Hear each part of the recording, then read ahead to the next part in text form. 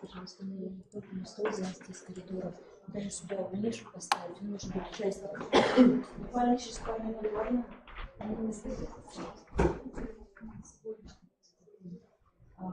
Программа уже у нас будет сейчас глянем здесь.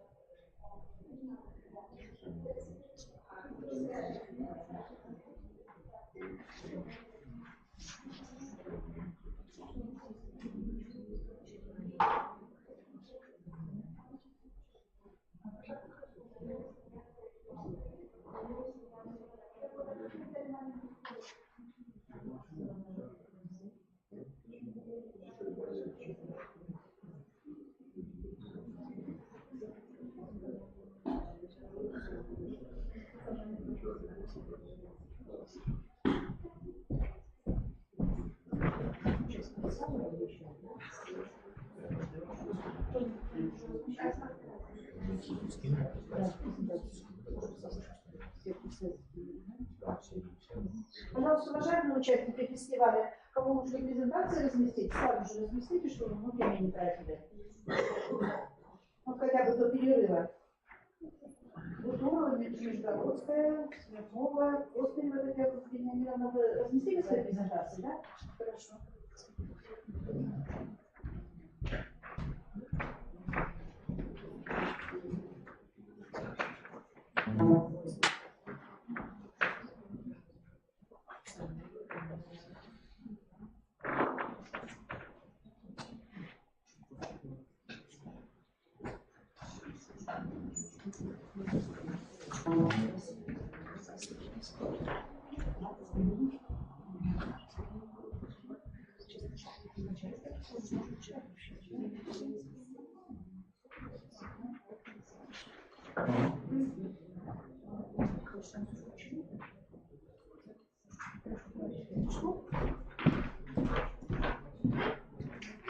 Добрый день, уважаемые участники фестиваля. Сегодня мы второй день наслаждаемся вашим педагогическим и методическим творчеством и получили очень большое удовлетворение от вчерашнего дня.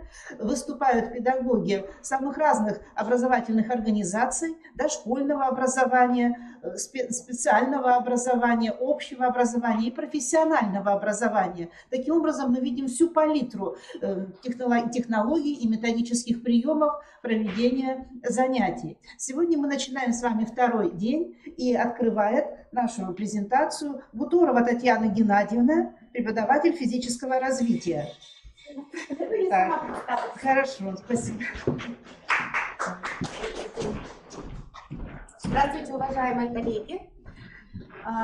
Меня зовут Гуторова Татьяна Геннадьевна. Я старший воспитатель муниципального автономного дошкольного образовательного учреждения Центра развития ребенка, детский сад номер 114 города Сыктывкара. Тема моего мастер-класса – оптимизация двигательной функции ребенка. И я хотела бы пригласить 6 человек для участия в мастер-классе, но одна у меня просьба, может быть, у кого-то более или менее спортивная форма, ну хотя бы, потому что мы в ходе мастер-класса будем тренироваться в измерении двигательных качеств, нужно будет подвигаться. Ну, мужчины однозначно могут, поскольку они в брюках и могут и присесть, и выполнить движение. 6 человек. Пожалуйста, присаживайтесь сюда.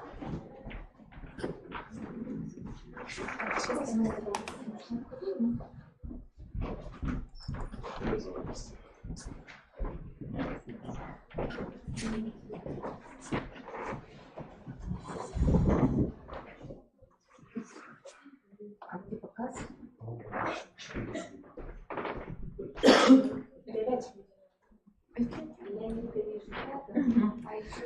Ой, 4, мне бы надо 6. Может быть, кто-то еще? Присаживайтесь, вот еще там было. Смена. И желающих подвигаться больше нет. Ну хорошо, пусть будет достаточно. Мы потом сориентируемся, поможем друг другу. Так? Оптимизация двигательной функции ребенка. В ходе мастер-класса мы с вами потренируемся. Во-первых, узнаем, какие двигательные функции, двигательные качества существуют. Потренируемся в диагностике, в диагностировании этих двигательных качеств. Определимся с типами двигательной активности у ребенка. И самое главное, конечно, будем знать, как организовать индивидуальную работу вот, в рамках оптимизации двигательных функций ребенка. Априорным считается мнение о важности физкультуры и о том, что необходимо максимально увеличивать количество физкультурных занятий в детском саду. Но вспомните, пожалуйста, свое детство. Все ли в вашем классе ребята очень любили физкультуру? Вот видите, уже два мнения, что нет, я услышала. Как вы думаете, почему? Заставляли делать то, что не получалось, и Так. как бы не получалось, а все равно даже оставить будет из-за того, что не То получалось. есть Может, навязывали, да? да, Навязывали данные не свойства. позволяли, нормативы Вот не валялись все. свойственные вам, вашему типу двигательной активности Да. навязывать движение. Может быть, еще какие-то причины вы можете назвать? Стеснялись. Ну, тоже есть, да. Может быть. Ну, хорошо. Ученые давно уже доказали, что движение является реализацией внутренних мотивов и потребностей организма ребенка. Оно должно быть эмоциональным, во-первых, адекватным состоянию организма. Разрыв двигательной активности и психоэмоциональной активности приводит к обесцениванию движения и сущности движения. Организм не получает требуемой ему эмоциональной разрядки, и движение превращается в механический акт. Это одно. То есть обязательно связь эмоционального, психоэмоционального и двигательной активности. Они должны быть. Во-вторых, вот я уже вам сказала, каждый ребенок обладает своим типом двигательной активности. И навязывание, не выявление этого типа, во-первых, да, не выявление типа двигательной активности у ребенка, и в дальнейшем навязывание несвойственного этому ребенку вида движений вызывает у ребенка неприязнь к движению, а в дальнейшем нелюбовь, во-первых, к физкультурным урокам, к физкультурным занятиям, а часто и к двигательной активности вообще. И вот представьте, увеличение количества, я вам вначале сказала, да, что априорным считается увеличение количества физкультурных занятий, как в детском саду, так и в школе. И вдруг, да, эти занятия увеличиваются, но они не создают ребенку вот возможность психоэмоциональной разрядки, это первое, и второе, не соответствует ему типу двигательной активности. Вот она не любовь к физкультуре. Сейчас я вам приведу еще несколько примеров. И тем, то, что я сказала уже. В лаборатории кандидата психологических наук, профессор Международной академии наук и искусств, руководитель для лаборатории формирования здоровья Михаила Львовича Лазарева, он является автором программы для детей дошкольного возраста, оздоровительно-развивающей программы «Здравствуй», проводили следующие исследования. Приглашали детей 5 лет, 15 человек, и предлагали им провести физкультурное занятие после какого-то другого занятия. Предлагали 3 вида. Физкультурное занятие после математики, физкультурное занятие после музыкального занятия и физкультурное занятие после рисования. Как вы думаете, после какого вида занятий двигательная активность детей была максимальной? После математики. Сейчас так мы думаем. После рисования, не знаю, после рисования. Абсолютно верен ваш ответ. Да, действительно, исследования показали, что после рисования двигательная активность самая высокая. Почему? Потому что во время рисования у ребенка накапливаются эмоции. Мы с вами сказали уже, да, о связи психоэмоционального и двигательной активности. Да, эмоции накопились, они требуют выхода, и как раз во время физкультурного занятия наиболее высокая двигательная активность. Второе. Хочу тоже привести вам пример. Вот у ребенка, доказывающий, что необходимо измерять и знать педагогу двигательные качества ребенка. У ребенка очень низкие показатели по такому двигательному качеству, как реакция. Например, 90. То есть это очень много. Не сразу схватывает палку. И когда воспитатель говорит уже третье или четвертое слово, ребенок уловил только первое, а мы этого не знаем, потому что мы же не диагностировали реакцию. В результате у ребенка возникают проблемы, и мы даже не знаем, почему они. А все дело в реакции. Нужно, и все уладится, если приложить усилия, и у ребенка развивать такое двигательное качество, как реакция. И многие, вот этот пример, да еще много можно привести примеров, говорят, нам доказывают то, что психические качества ребенка базируются на двигательных. И это очень важно видеть эту связь. Развивая двигательные качества, мы также развиваем и психические качества ребенка. А теперь давайте вспомним. Часть из них я назвала. Какие двигательные качества вы знаете? Так, замечательно. Сила. Ловкость, быстрота, гибкость. Ну, гибкость. Быстрота, она, ну, Михаил Львович Лазарев называет это как скорость. Гибкость, совершенно верно. Мы с вами 5 назвали, да? 5 ведь? Основных 5 основных. Еще 2 есть. Координация. Координация, и я вам тоже назвала уже. Пожалуйста, вспомните, когда палку будет очень. Реакция. И всего 7 двигательных качеств.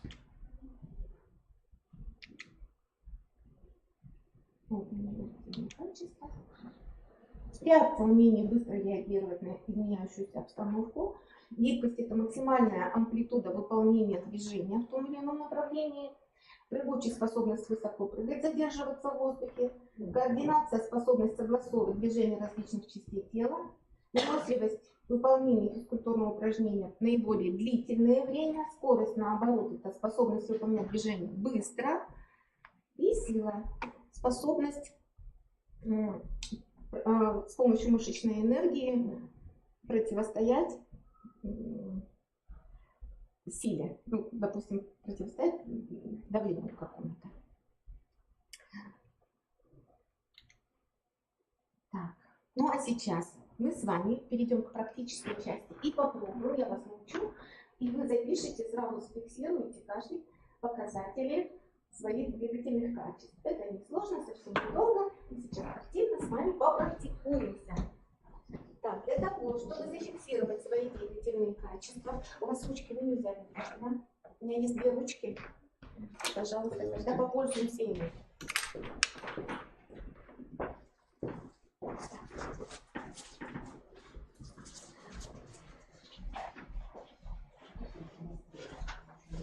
Свободно. Кому еще не показать?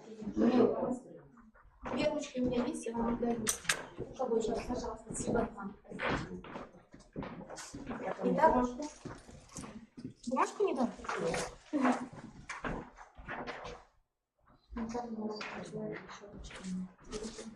Первое, что мы с вами попробуем измерить, это сила. Измеряется с помощью динамометра.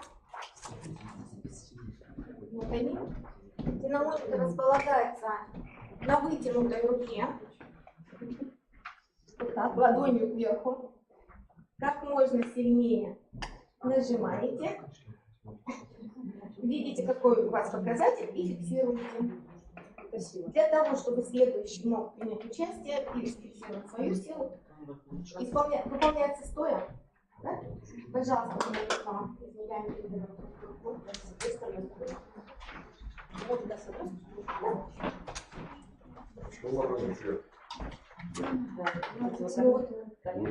Нет, именно вот Вот технология такая. Измеряется ладонью вверх. Какой рукой делаем? И левый, и правый. Левый. Да.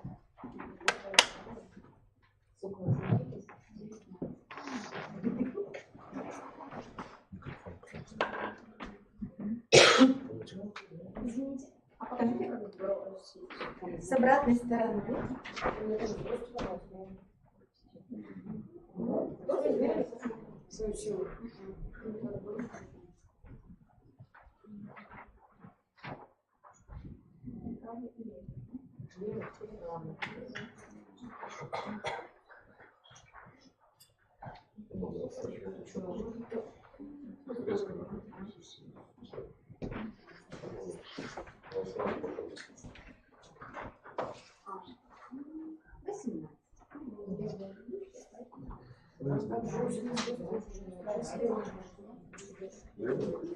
Сказали левый, правый. Левый. И левую, и правую.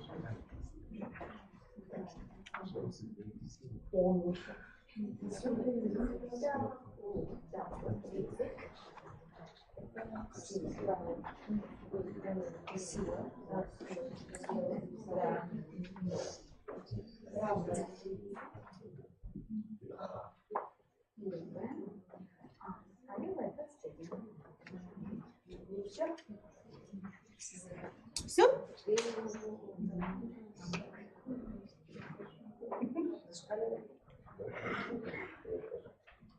Реакция. Я начинаю. Говорите, пожалуйста, в микрофон. Говорите, пожалуйста, и у вас время. Уважаемые коллеги, тогда мы не будем измерять все двигательные качества, но сейчас хотя бы реакцию, поскольку я о ней уже говорила, мы с вами померяем. Слышите? Измеряется очень просто. Вот такой вот, с помощью вот такой вот палочки на ней нанесены риски. Для более старших детей это риски уже по сантиметрам. Маленьким детям мы предлагаем вот такие разноцветные красивые палочки, которые они ловят, измеряя реакцию. Для того, чтобы измерить реакцию, конечно, нужен стол. Локоть руки ставится на стол, кисть свисает свободно. Вернее, она даже не свисает, она расположена свободно. И я вот так вот покажу вам. Психологическое нужно показать. Воспитатель. Руковод, видите, как расположено, да? Подносит палку, не предупреждая, опускает ее, ребенок ловит. Вот таким образом измеряется реакция очень просто, и детям нравится. Во-первых, она не только диагностирует реакцию, но еще и с помощью этих палочек интересных можно развивать, поскольку дети любят неоднократно повторять вот такое диагностическое упражнение и выполнять. А попробуйте, пожалуйста, измерьте реакцию. Вот без стола не очень хорошо. Давайте подходить вот к этому столу, чтобы все-таки мы выполнили правильно. Если уже не позволит, то второй человек может быть на стол. Одну руку вправо. А покажите, пожалуйста, как измерять, вот мы стоим. Так, вы указываете сантиметры. Измеряется в сантиметрах. Очень хорошая реакция, отлично. Лучше к столу, потому что все. Записываем сантиметры. Давайте. Измерение реакции. Задиагностирование реакции.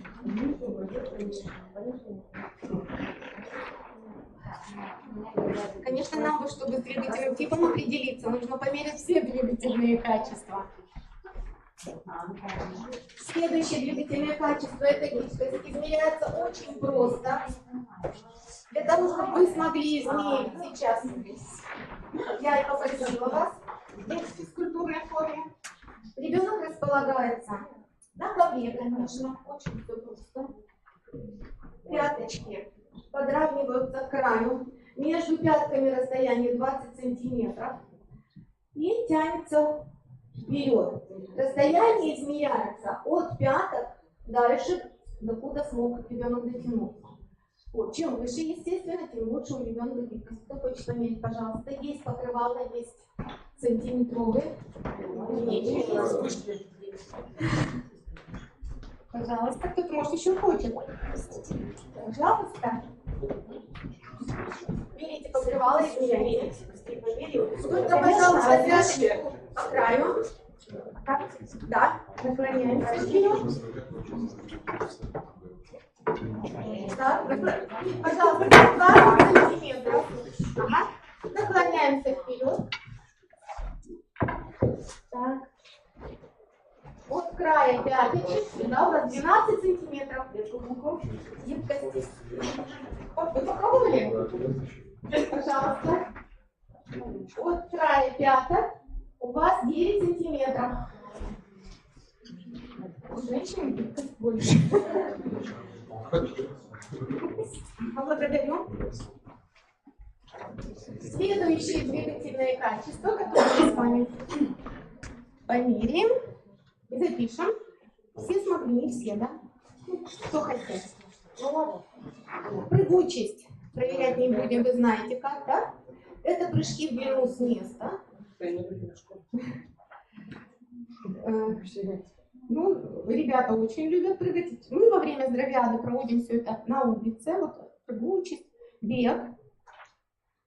Координация. Для этого вот у нас есть такая палка, я покажу, поскольку время ограниченное, мы не будем. Наверное, но если кто-то очень хочет, пожалуйста, можно померить. Вот такая палка.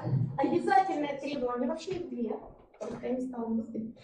Обязательное требование на ширину 5 сантиметров, не более 5 сантиметров. Ребенок подходит, двигается, расставив руки в сторону. Чем измеряется в сантиметрах, чем больше ребенок прошел, тем лучше. Как только первый раз второй ногой ступил на пол, то да, все. Вот таким образом измеряется координация. Так, все мы с вами двигательные качества измерили. Выносливость. Вот это мы сейчас с вами можем измерить все. Я попрошу вас встать.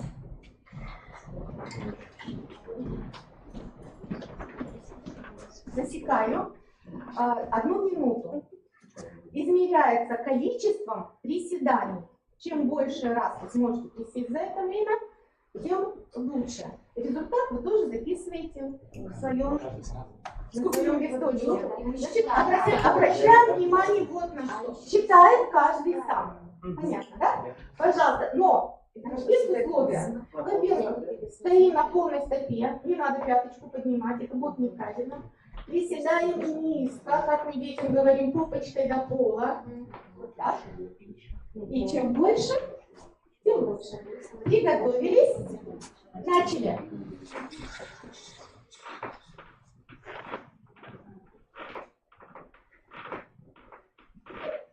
Скрипит.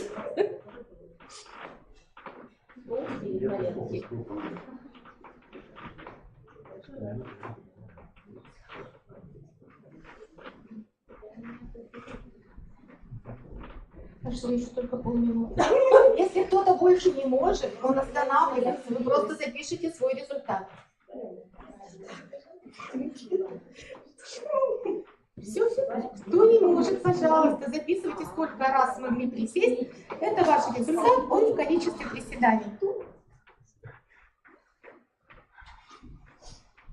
Вот уж выносливости у мужчин достаточно. Еще осталось совсем немножко, 5 секунд.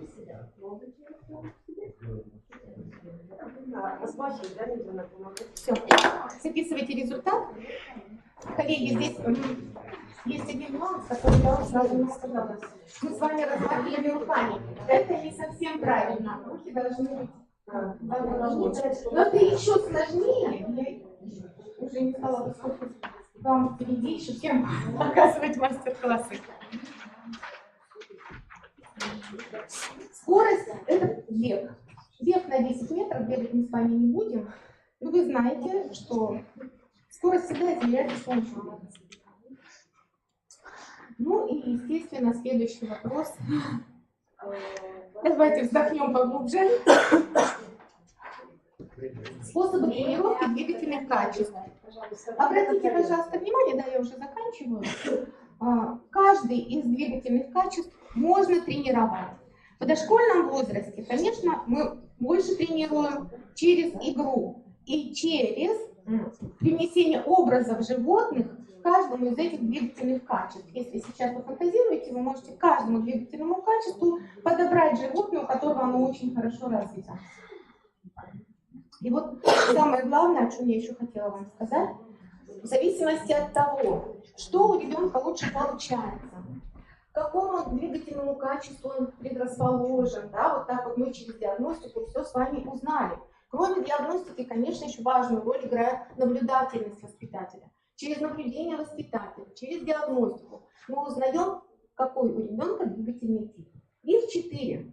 Взрывной, высокие показатели по скорости реакции, циклический, высокие показатели по выносливости, пластический, высокие показатели по гибкости и силовой. В любом из этих качеств можно стать чемпионом и в 3 года, и в 103 года. Каждый может найти в себе какую-то способность или реализовать ее, так как нереализованные способности это и есть начало заболевания.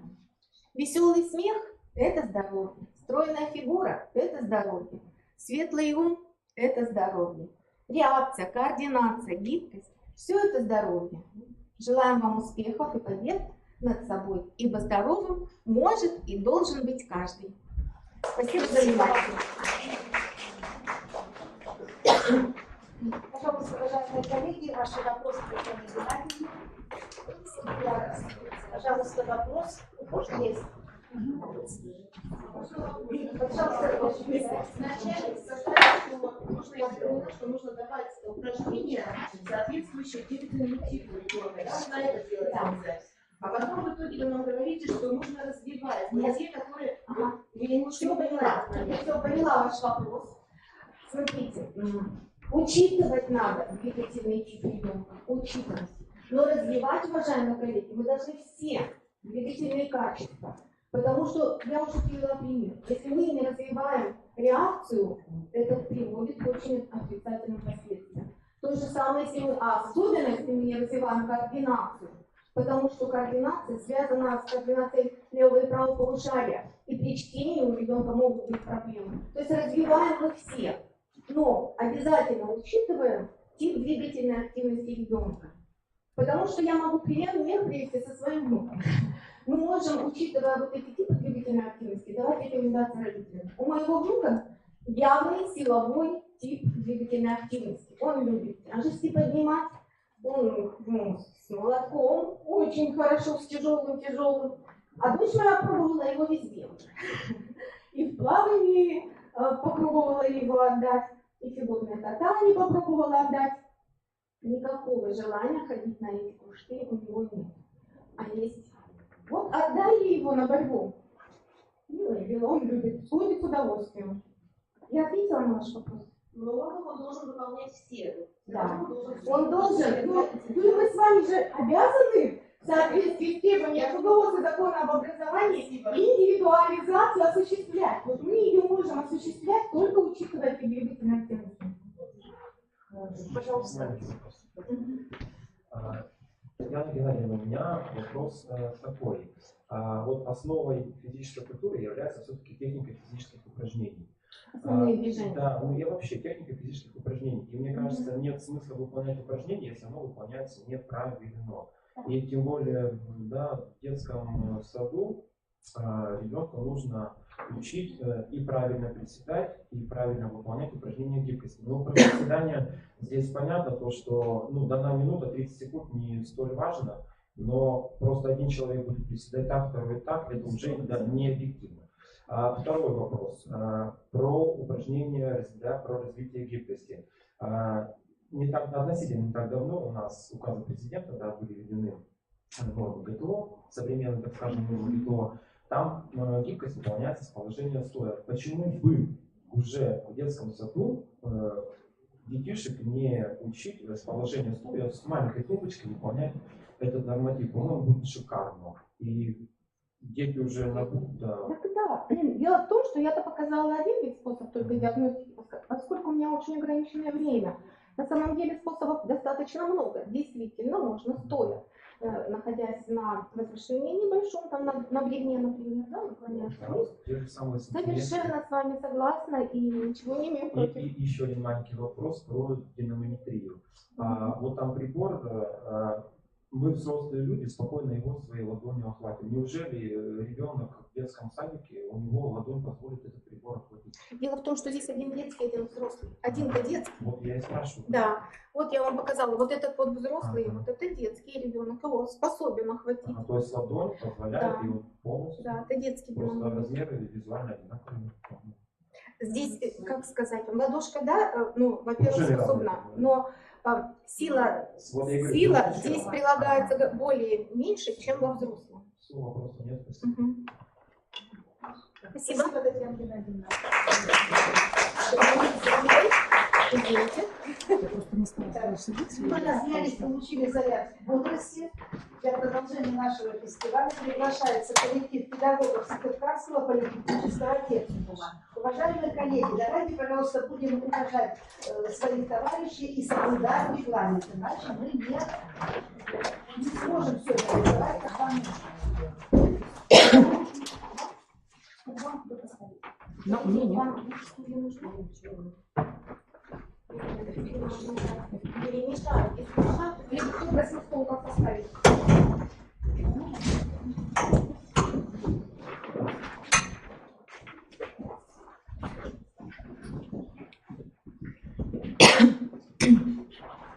Здравствуйте, уважаемые коллеги. Значит, мы хотели бы показать вам фрагмент внеклассного мероприятия ввиду неимения времени, хотя само вот это внеклассное мероприятие занимает 45 минут. Мы вам покажем только маленький-маленький фрагмент, где посмотрим теоретические моменты и с вами также поиграем чуть-чуть. Итак, значит, организация самоконтроля в деятельности студентов. Ну, вы знаете прекрасно, что приоритетной целью современного как раз образования это стало развитие личности, готовой к самообразованию, самовоспитанию и саморазвитию. И в связи с этим одной из задач образования, конечно же, является формирование у ребенка способности к самоконтролю и самооценке своей деятельности, как источника мотива и умения учиться, ну и так источника развития познавательных интересов. Значит, самоконтроль – это один из важнейших факторов, который обеспечивает самостоятельную деятельность учащихся, студентов, ну и вообще детей, да, если мы будем говорить про детский садик. Его назначение заключается в своевременном предотвращении или обнаружении уже совершенных ошибок.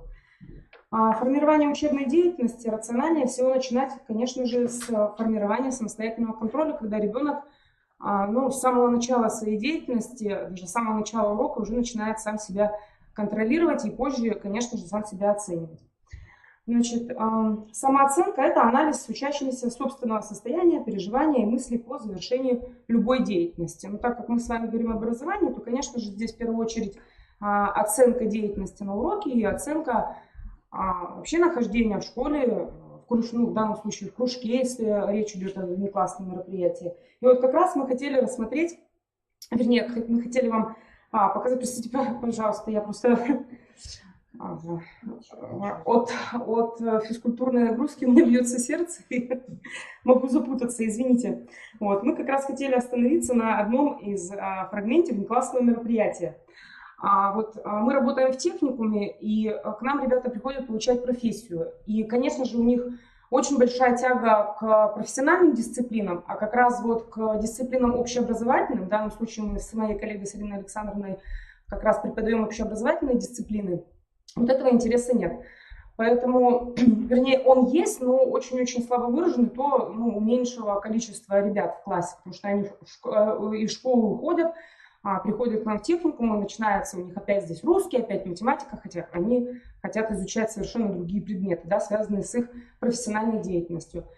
И вот для того, чтобы привлечь внимание, в первую очередь, к урокам, долго мы думали с коллегами, как же вот это сделать, и остановились на том, что через как раз внеклассные мероприятия можно замотивировать их уже к уроку, да, к изучению новых тем. И вот одной из такой вот успешной формы внеклассного мероприятия, которое мы проводим в техникуме, это уже стало традиционно, это игра по станциям, их еще очень часто называют квест-игры. И вот именно вот эти вот игры позволяют организовать самостоятельную деятельность студентов. Значит, еще раз повторю, что это мероприятие стало уже традиционным. Вот такие маршрутные игры у нас проводятся практически ко всем датам, и к памятным, и к юбилейным датам. И к 23 февраля мы проводим, и к Дню Победы. Вот. Значит, вот в данном случае мы вам покажем фрагмент мероприятия, посвященному здоровому образу жизни, где как раз деятельность педагога сводится к минимуму, и наоборот возрастает самостоятельная деятельность студентов. Значит, ну, начинается данная маршрутная игра. Все, наверное, мы знаем, да, вот эту игру по станциям. Маршрутная игра, игра по станциям. Сейчас очень много мы можем увидеть, услышать квест-игры. Они, конечно, чуть отличаются, но тем не менее все равно принцип такой же. Так вот, начинается все с получения маршрутного листа, когда ребята получают задания. Значит, наша особенность, сначала мы, вот когда начали организовывать данные мероприятия, мы раздавали задания сразу же. И потом у нас, значит, мы потом поняли, что пока они будут ходить искать эти станции, они все посмотрят в интернете и сдадут уже с готовыми ответами. И, так скажем, потом мы пришли к выводу, что задания мы им вот вначале не даем вообще. Вот, вот маршрутный лист команды как раз перед вами, да, где просто написано название станции. А затем на каждой станции, когда они приходят на каждую станцию, они получают задание. Причем деятельность педагога на этой станции, то есть если раньше мы задействовали, чтобы провести эту игру, мы задействовали 5, 6, 7 педагогов, чтобы в каждом кабинете был педагог, давал им задание, то сейчас это не надо. Почему? Потому что мы на каждом, вот такой вот у них просто был кроссворд, они получили, и должны были двигаться по станциям. И вот как раз уже здесь, на первом этапе, начинается их самоконтроль, потому что в команде им надо точно распределить роли, кто будет записывать, кто, ну, так скажем, будет организовывать. Здесь надо точно проговорить, что нельзя нарушать, хотя это перед мероприятием, конечно же, все проговаривает организатор, но тем не менее очень часто бывало так, что дети путались, заходили в другие станции, и вот та команда, которая была более собранная, она проходила, естественно, быстрее и лучше. Значит, можно следующее? И вот задания не даются, дается просто кроссворд, и вот они приходят на станцию, и на каждой станции просто лежит листочек. Листочек, где прописано как раз задание, и вот до этого мы тоже дошли, а потом уже, когда провели несколько мероприятий, сначала мы задания продумывали легкие, то есть они пришли, прочитали, все, сразу записали. И вот особенностью данной вот этой игры, где как раз вот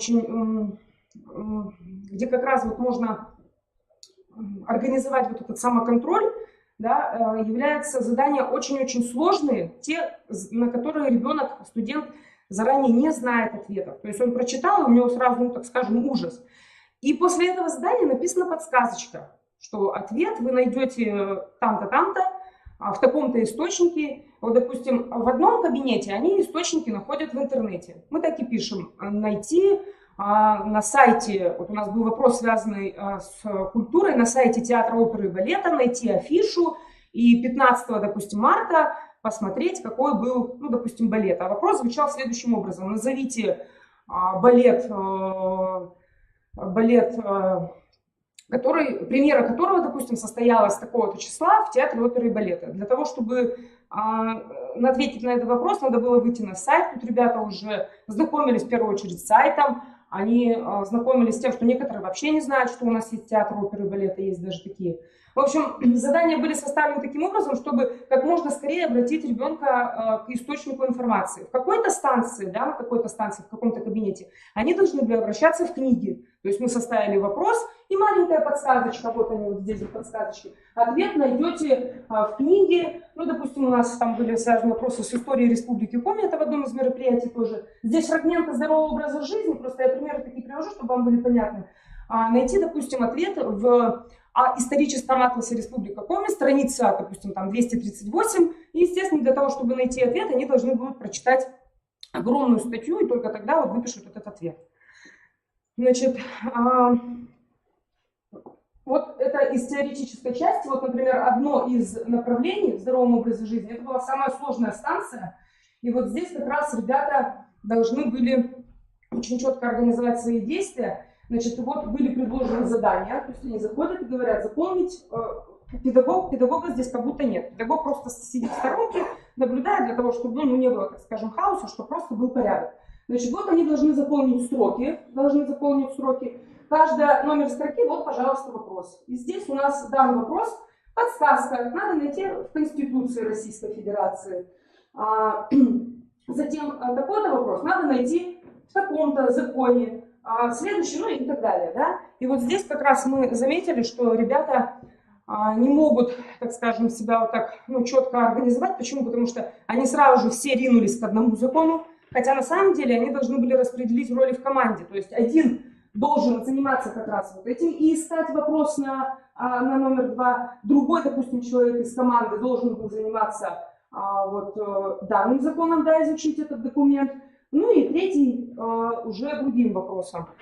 Какая-то команда смогла, какая-то не смогла. Как раз это тоже показало, как они могут себя контролировать, как они могут себя организовывать и так далее. Ну вот таким вот принципом были организованы станции. Их у нас было 6. Там была и спортивная, и законодательная. И, конечно же, мы сделали станцию, связанную с их профессией.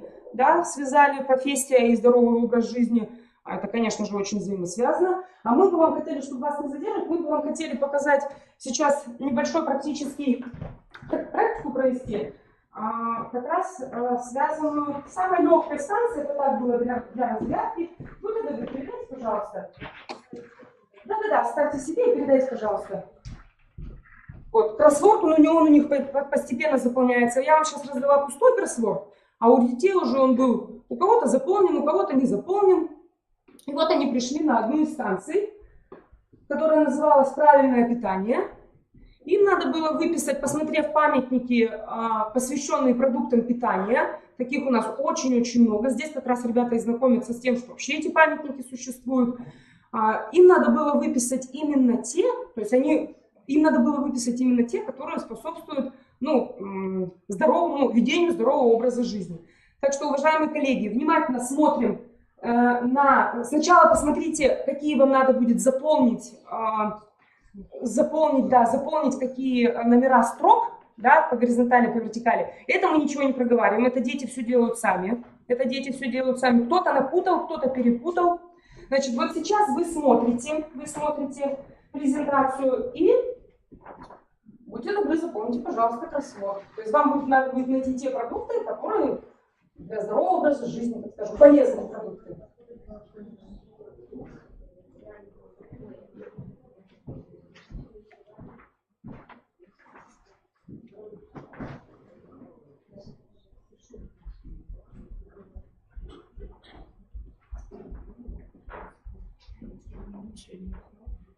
Ой, мы совсем не успеваем. А вот так вот и нужно быстро на внимание, на память. Еще раз тогда? Нет, просто там не успевает. Огурец. Памятник огурцу, да. Бочковому врачу. Да, по-моему, в Суздале стоит.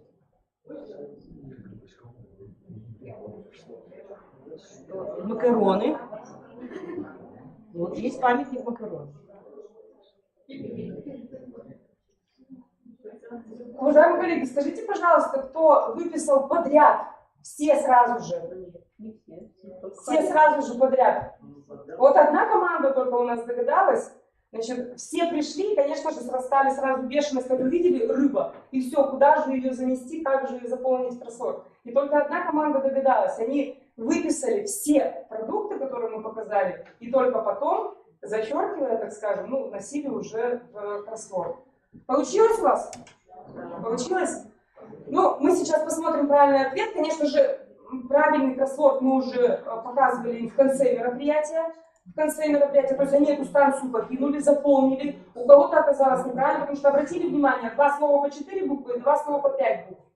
Значит, да, вот. Значит, по окончании мероприятия ребята приходят с заполненным кроссвордом, и здесь начинается рефлексия и их деятельности, естественно, да, и их деятельности. Вот, и их деятельности, и всего мероприятия. Значит, показывается полностью заполненный кроссворд. Они ставят сами себе оценку. Ну и потом, конечно же, значит, мы применяем такой такой прием, да, как можно и смайлики, можно и цвет, можно карточки. Ну, сейчас очень популярны мессенджеры, да, гаджеты, да, и само собой, хотя я как филолог и как преподаватель русского языка и литературы не очень люблю, когда ребята мне в ответ посылают смайлики. Ну, что поделать, это тенденция времени. И вот им надо было выбрать, эти смайлики были напечатаны, и по окончании мероприятия уже можно было увидеть равнодушие, веселье, так скажем, ну, им все понравилось, и совсем не понравилось.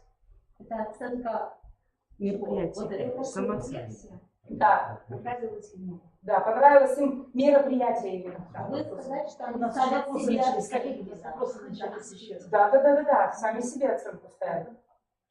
Когда будет проверен кроссворд, они ставят оценку своей группе, объявляются результаты.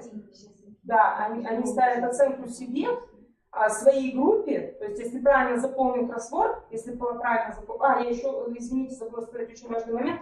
Время фиксируется. Время старта и время, когда они приходят, заканчивают делать последнюю игру. И вот когда кроссворд проверен, допустим, все 18 ответов правильные. У этой команды, у этой команды, у этой команды 18 ответов. Но время у этой потрачено было 10 минут, у других 15. Соответственно, эта команда занимает первое место. Другая команда занимает второе место. Вот. А потом в целом уже они оценивают вообще само мероприятие как раз вот этими смайликами. Ну вот так. У вас все, да? Да. Так, уважаемые коллеги, члены жюри, какие вопросы будут еще? Ну, конечно, много вопросов. Можно сначала самый первый вопрос. Вы говорили в начале самом о мотивации к изучению общеобразовательных предметов. Игра по станциям, да, я пыталась вам разглядеть, где содержание учебных предметов, не очень хорошо. Понятно, что вы демонстрируете, да, нам как элемент вариативности некой. И тем не менее, могли бы вы прокомментировать, да, игра по станциям, какую мотивационную, какое мотивационное все-таки значение имела для изучения общеобразовательных предметов? И подчеркну, вы сами с этого. Нет, я поняла вопрос. Значит, здесь был представлен фрагмент мероприятия, которое не имело отношения к, может быть, совсем конкретно к общеобразовательным предметам, а так у нас вот данные мероприятия проводятся как раз конкретно по предметам. И по окончании мероприятия очень часто мы задаем вопрос, то есть игра прошла как бы в такой легкой форме, а заданием после игры очень часто как раз бывает такое домашнее задание, которое мы уже можем разобрать на уроке, на любом другом уроке, если, допустим, игра проводилась по математике, предположим. Понятно, спасибо. И у меня еще один вопрос. Скажите, пожалуйста, какому приему самоконтроля вы нас хотели научить? Я из названия вашего мастер-класса. Самостоятельно они сами себя организовывали. Для того, чтобы пройти данные этапы, они должны были в первую очередь организовать себя в группах, свою самостоятельную деятельность. И для этого мы нас хотели научить. Мы не хотели научить, мы хотели показать, как один из вариантов, который мастер-класс предполагает обучение аудитории какому-то приему, который у вас в вашей практике является самым эффективным, или одним из наиболее эффективных, поэтому вопрос я так построила. Я поняла, спасибо. И у меня еще такой комментарий по поводу организации рефлексии. Все-таки вы работаете со взрослой аудиторией. Смайлики, конечно, психологический комфорт нам изучать, в том числе и у взрослой аудитории, уместно, психологический настрой, комфорт, очень важная составляющая учебного процесса. Но поскольку у ваших студентов изначально не сформированы в достаточном порядке, как следует из вашего рассказа, компоненты учебной деятельности, поэтому у них и отсутствует, собственно, мотивация к изучению образовательных предметов.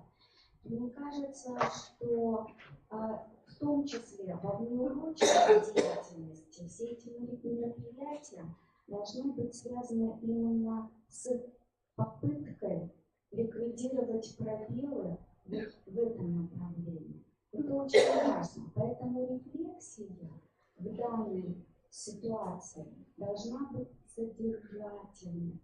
То есть она должна оценивать прежде всего свою собственную деятельность по выполнению тех или иных действий, да? По изучению того или иного объема учебного материала.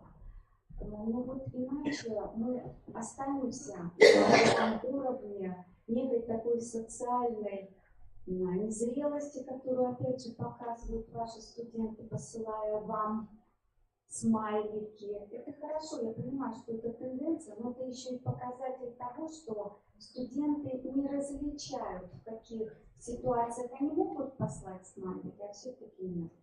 Учителю это очень несколько странновато. Нет, на самом деле это только был фрагмент.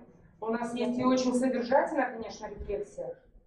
Не только это был фрагмент мероприятия, которое, ну, так скажем, просто было такое вот, ну, как разрядка, так скажем. У нас очень много мероприятий, посвященных культуре, как раз здесь идет взаимосвязь с русским языком. Мы всегда связываем любое мероприятие со всеми дисциплинами. Вот у нас было, например, посвященное спорту, спорт и жизнь. Мы в одной станции сделали спорт и математика, в одной станции сделали спорт и русский язык и литература, где задания, допустим, были. Толстой очень любил заниматься спортом. Посмотрите, пожалуйста, презентацию, также вот заполните кроссворд, какие виды спорта были самыми любимыми. Там были перечислены, допустим, 10 видов спорта, хоккей, плавание, надо было выписать только 2. Вот они посмотрели презентацию, надо было выписать только 2. По математике, о спорт и жизнь, у них были свои задания. Опять-таки химия, то есть все обычно у нас все преподаватели общеобразовательных дисциплин готовят задания к данному. Спасибо, я все хорошо поняла. А здесь это был только конкретный фрагмент. Единственное мое пожелание все-таки связывать, да, свои вот эти неурочные мероприятия с ликвидацией тех пробелов, которые обнаруживаются у ваших студентов. Мы всегда эти мероприятия проводим. Да, просто может быть мы взяли мастер-класс. Спасибо. А вы работали с детьми, которые занимаются? Вы работали, вы проводили уроки, которые техниками? Я заниматься и со студентами, и в детском саду, и со школьниками, и в коррекционной школе. Так, спасибо большое коллективу педагогов. И продолжит тему контрольно-оценочная деятельность Елена Ивановна. Саксова, да? Смирнова Елена Ивановна.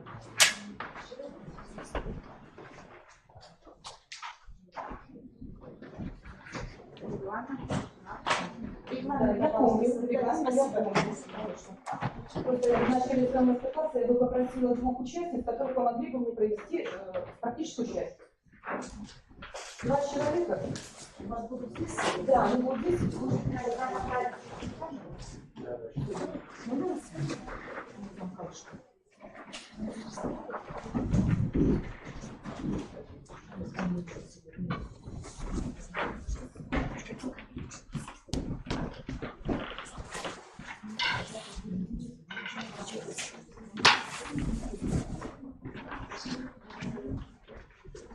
Микрофончик просто. Вы только покажите, как это. Я включу? Да, вы не отключите. На первый слайд. Это не первый слайд. На первый слайд. На первый, это не первый слайд. Вот он первый. Можно я без микрофона? Можно я буду без микрофона? Слышно меня? Хорошо. Итак, добрый день, уважаемые коллеги. Я рада приветствовать на нашем мероприятии замечательном. Обратите внимание на слайд. Выберите, пожалуйста, цветок, который соответствует вашему сегодняшнему настроению. Итак, выбрали. Те, кто выбрал зеленую розу, вы будете успешны сегодня на фестивале. Те, кто выбрал красные розы, вы желаете сегодня пообщаться. Те, кто выбрал желтые розы, вы будете активными. Ну и те, кто выбрал синие розы, вы будете настойчивы и успешными на сегодняшнем фестивале. Уважаемые коллеги, красота зависит только от вас, от ваших стремлений и ваших желаний. Федеральный стандарт ставит перед собой задачу изменения традиционных подходов. Так меня слышно? Неудобно, как с микрофоном немножечко. Хорошо, спасибо. Традиционных подходов к оцениванию достижений, а также расширению оценочного инструментария. Педагог должен овладеть приемами, методами, которые позволяют оценить не только предметные, но и метно-предметные и личностные результаты ученика. В связи с модернизацией современного образования именно контроль и оценивание должны измениться радикально. Итак, давайте разберемся, что такое контрольно-оценочная деятельность. Уважаемые педагоги, ваши предположения. Поактивнее, пожалуйста. Так, помощники мои. Что такое контрольно-оценочная деятельность? То есть насколько может ученик себя Так, еще предложение? Ну что ж, пойдем дальше. Итак, контрольно-оценочная деятельность – это деятельность по контролю и оценке того или иного хода и результатов образовательного процесса.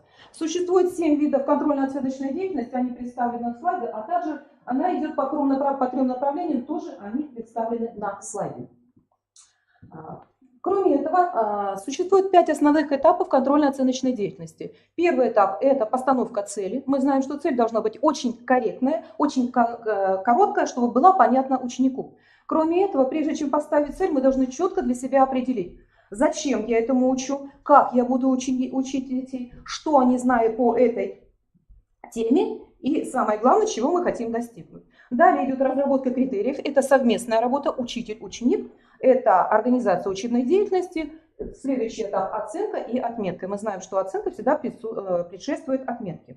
Содержание оценочной деятельности также представлено на слайде. Состоит оно в определении критериев достижения учащихся, способов оценивания, оценивать достижения по критериям самооценки учащихся. Мы прекрасно знаем, что мы не оцениваем личность ученика. Важным понятием в оценочной деятельности является оценка и отметка. Давайте с вами быстренько разберемся, дадим понятие, что такое отметка, что такое оценка. Итак, отметка это балла, так. Оценка это Словесное, оценочное суждение, абсолютно верно. Итак, отметка – это количественный результат измерения знаний и умений, а отметка, она у нас действительно в основном в оценочных суждениях. Мы прекрасно знаем, что сейчас оценка у нас выставляется перед отметкой, она у нас как бы подготавливает к выведению отметок, отметка фиксируется в журнал. Сейчас у нас пятибалльная, в основном пятибалльную единицу мы не ставим. Отметка и оценка служат не только средством учета успеваемости, но также помогают педагогу определить уровень знания или незнания ученика, а ученику помогают вовремя исправить соответствующий пробел или порадоваться своим достижениям. Отсутствие отметки гораздо большая беда, чем двойка. Далее на слайде представлены особенности оценивания. Оценивание является постоянным этапом. Далее оцениваются только результаты деятельности, оцениваем только то, чему мы научили нашего ребенка. И я не буду все перечислять, оценивание может быть только критериальным. Вот на критериальном оценивании я и хотела бы остановиться. Итак, само понятие возникло в таких сферах, как обучение пилотов. Критериальное оценивание – это процесс, который основан на сравнении учебных достижений с четко определенными, коллективно выработанными и заранее известными всем участникам критериям, по которым мы и оцениваем. Критериальное оценивание условно делят на две группы, на две части, скажем. Это формирующее, текущее оценивание, это выставление отметок, это цель его формирующего оценивания, это осуществление оперативной взаимосвязи между учителем и учеником в процессе обучения. Это повседневная работа, это устранение пробелов, то есть то, что ученик знает по определенной теме. Ну и, соответственно, констатирующее, это итоговое оценивание, оно помогает увидеть уровень сформированности знаний и умений и навыков при завершении изучения блока учебной информации. Это наши ВПР, итоговые, контрольные и так далее. В чем же практическая значимость критериального оценивания? Оценивается только работа учащегося по образцу, по эталону, который известен ребенку заранее. Далее ребенку известен четкий алгоритм выведения отметки, по которому он сам может определить уровень своей работы. И оцениваем мы только то, чему научили. Так, уважаемые участники мастер-класса, буквально через несколько минут я даю вам задание нарисовать блок. Любой, какой вы себе представляете. Так, у вас есть мелки, у вас есть фломастеры, можно делать пользоваться мелками. Итак, какие приемы я использую для формирования контрольно-оценочной деятельности. Первый прием, который очень хорошо работает в первом классе, потому как я учитель начальных классов, это прием словесное оценивание. Молодец, умница и так далее. Недопустимо говорить детям неправильно, не старался, неверно. Лучше сказать, ты так думаешь, это твое мнение, давай послушаем других. Следующее, это листы оценивания, они у меня в памятках здесь есть, если кому нужно, можете посмотреть. Это таблица учета определенных знаний по разным предметам. Следующий прием – это аплодисменты. В первом классе, если ребенок соглашается, мы хлопаем в ладошки, а если не соглашается, молчим. Причем этот прием я использую уже в 3-4 классе на уроке литературного чтения. Если дети читают выразительно или наизусть, то высшей похвалой является хлопанье, то есть дети аплодируют своему товарищу. Значит, это высшая похвала. Причем в дневнике я выставляю не просто 5, а 5 специально. Вот мы с ними так договорились. Это такой прием. Прием светофор, который всем, наверное, прекрасно известен. Красный, желтый, зеленый. Красный — я молодец. Желтый — у меня есть проблемы. И зеленый — мне нужна помощь. Кроме этого, подводя даже детей к самооценке уже с 1 класса, дети оценивают свою работу по светофору. Дома я проверяю работы, и если я согласна с его выставлением отметки, я ввожу ее в кружочек. А если нет, рядом выставляю вторую отметочку. Это очень хорошо. Прием работает и уже в 3-4 классе, когда мы выставляем уже непосредственно отметки в тетрадь. Тучка солнышка — самый известный прием. Незаконченные предложения. Причем здесь используется многовариативность отметок. Ответов. Чтобы тебе сегодня удалось, кто, по-твоему, сегодня отличился на уроке? Ответ, кого бы ты сегодня оценил на 5? Почему? То есть не просто да, нет, односложные ответы, ответы усложняются. Работа в парах оценивания, это задание с ловушками или прием провокации. В этом предложении у тебя 3 ошибки, найди, пожалуйста, их. Составление задачи, подобные данные, пометки на полях и приемы Синклейна. Кроме этого, очень хорошо работает прогностическая отметка. Это часть приемов. Это была просто теоретическая часть. Хочу познакомить, что позволяет учителям критериальное оценивание. Оно представлено на слайде. Оно также есть в памятных, поэтому если кому нужно, деятельность учителя по формированию, она есть в критериальном оценивании в памятных, поэтому я останавливаюсь на этом не буду. И что позволяет ученику. Ну что ж, мои участники готовы? Ну, сейчас мы с вами приступим. Хорошо, непосредственно к мастер-классу. Да, я попрошу вас сюда. Можно попросить еще 2 помощников мне. Пожалуйста, сюда. Представляйтесь. Поспортивнее, пожалуйста. 2 человек, пожалуйста. Можно попросить? Ничего сложного здесь не будет. 2 человека с этой стороны, 2 человека. Еще, пожалуйста, 2 человека. Да, присаживайтесь.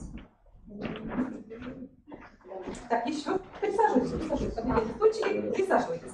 Итак, предположим, ваша группа возьмет 2 человека. Еще 1 человек мне нужен, пожалуйста. Ну, смелее, смелее. Ну, давайте, мужчина. И сюда 2 человека. Так, вам нужно закрыть листы белые. И да, пожалуйста. Итак, пока вы поближе, чтобы у вас было видно свет очень. Я вас разделю.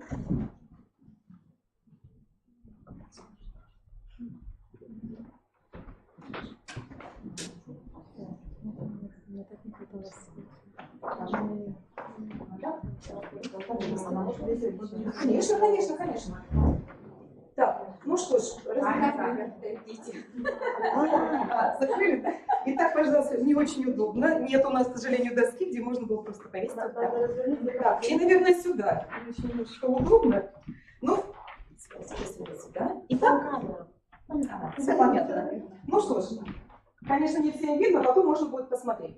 Было дано задание нарисовать дом. Всем видно? Да.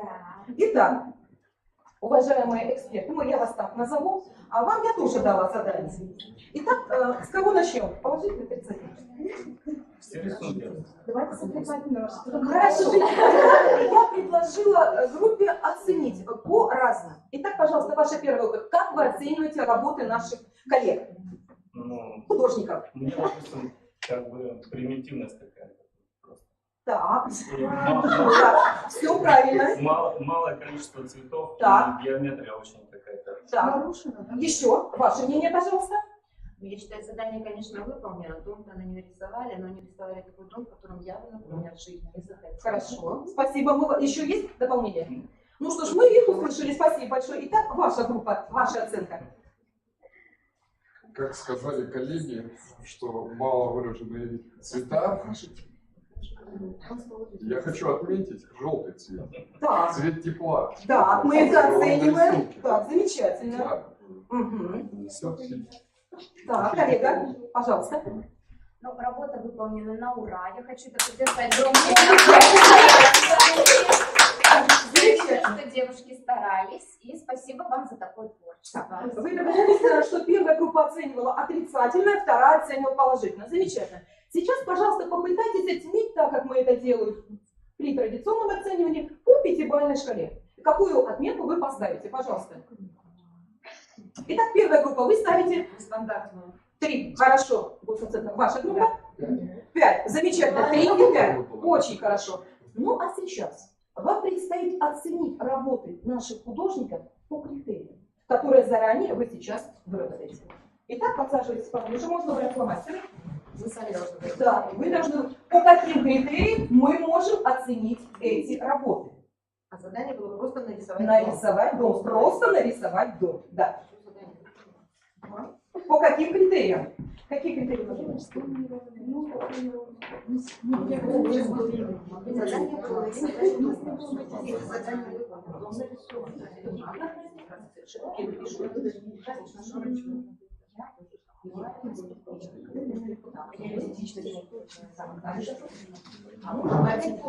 Нет, сейчас мы просто вырабатываем критерии. Теперь мы вырабатываем критерии. Нет, по каким критериям теперь мы можем оценить?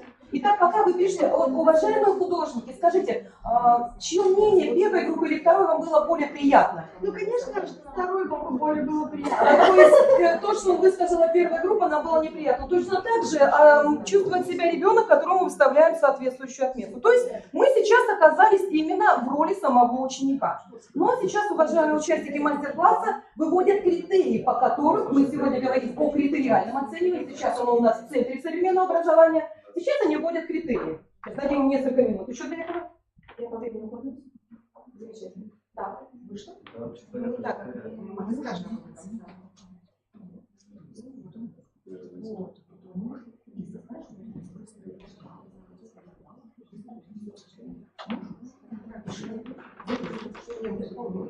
Хорошо, потому что выводить надо. Вы напишите, а может выводить вообще.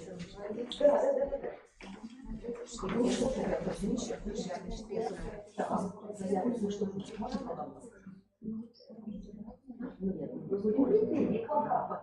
Вы пока только вводите критерии, по которым мы будем. Так, ну давайте еще 30 секунд. Можем полностью оценить? Что мы можем полностью оценить? Спорно и затруднить. В доме вот именно понятно, что это дом. да.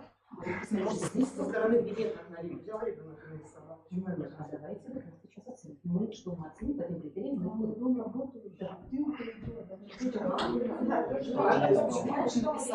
Если растет, значит, есть хозяйка,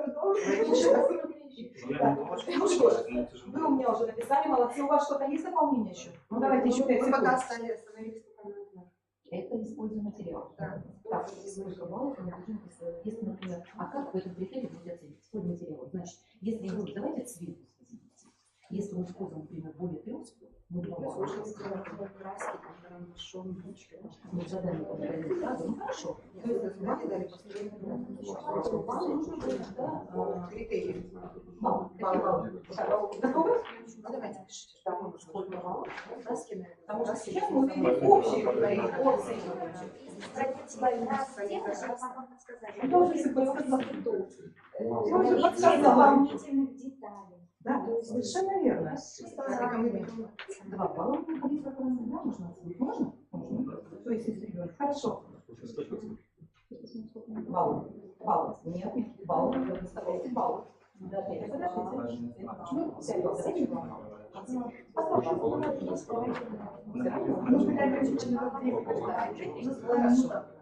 Ну что ж, участники моего мастер-класса готовы. Итак, давайте озвучим, какие критерии у нас получились.